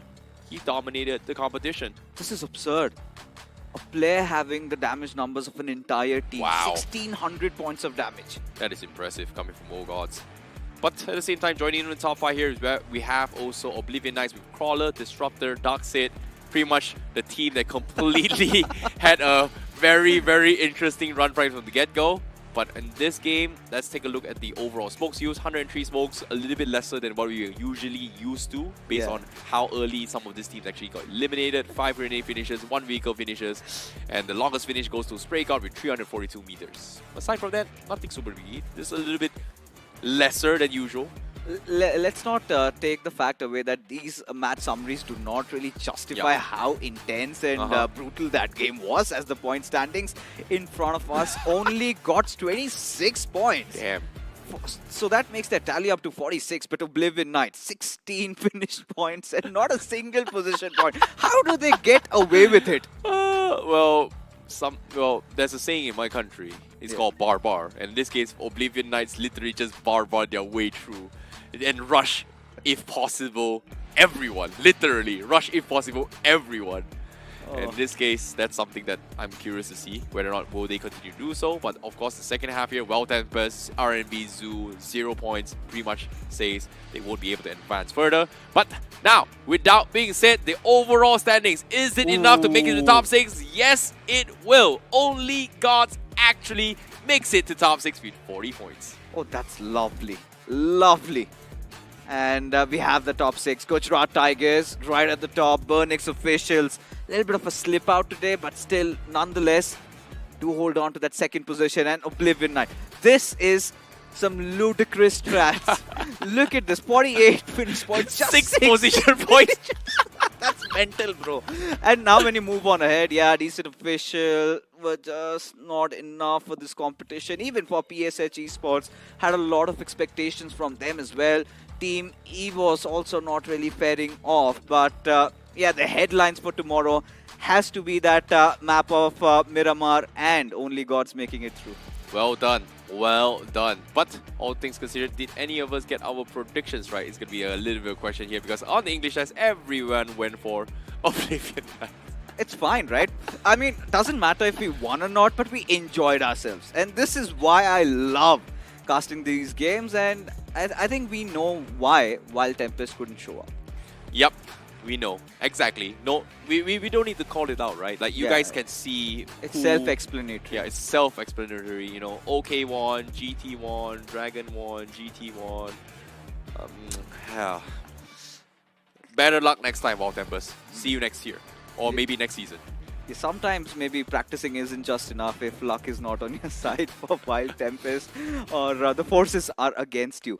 But that sort of marks the end for round 3, and what a way to close things up. And imagine how exciting round 4 will be. I'm curious to see how it goes as well, because round 4 is going to be starting in about 2 days' time, because we have pretty much changed the dates here for round 4 for day 1 and day 2. So that is going to be happening in 2 days' time. And of course, in between, we're going to be taking a break and then proceeding with day 3 and day 4. However, none of the groups will be given a break at all. So they will be playing all their matches in their respective day 1, day 2, and also 3, 4. This is absolutely fine, and it's a good thing that we do not have that little break in between, because all the teams that have qualified are pretty much feeling themselves. You know, a couple of days of break is enough to maybe make you lazy, maybe make you wonder that, yeah, it's tomorrow, so let's just hold on. I think everybody will be on their toes just to make things more exciting, because we'll have a lot of teams also coming in directly from the grind, so that is going to be so much fun. Exactly, and speaking of which here, now, one more time. I know it's annoying Yeah. to hear us say this again. Let's talk a little bit more on round 4, which will be happening in 2 days, and that is going to be happening day 1, day number 2, March 11th and 12th, and then day number 3 and 4, we are going to be having it on March 15 and 16. So why the break between 12 and 15? Can you explain it to me again, and what's happening again, Mr. Fixers? I'm not going to explain you, rather I'm going to give you a demonstration. Okay. So that will be done after we come back and you see IC's face. I'm going to ensure that happens. I hope you have to put a mask on because you would not want to show your face to the audience after that. I'm genuinely scared now. Please help me. You don't have to be. I'll make sure it's as safe for you. But regardless, what a day of BGMI has it been, IC? To be honest, who would have thought Only Gods pull a comeback? No one expected this, okay? Expected and unexpected, but all things considered, you guys have to wait for the official results on who advances round 4. Yeah. Most of the teams will be waiting for it, and I hope you guys make it because there is going to be a lot of intense moment and suspense that may or may not go through. But all things considered, this is the realme BGIS 2025 round 3. This is over. We are ICBB, here's Crips. See you guys 2 days time.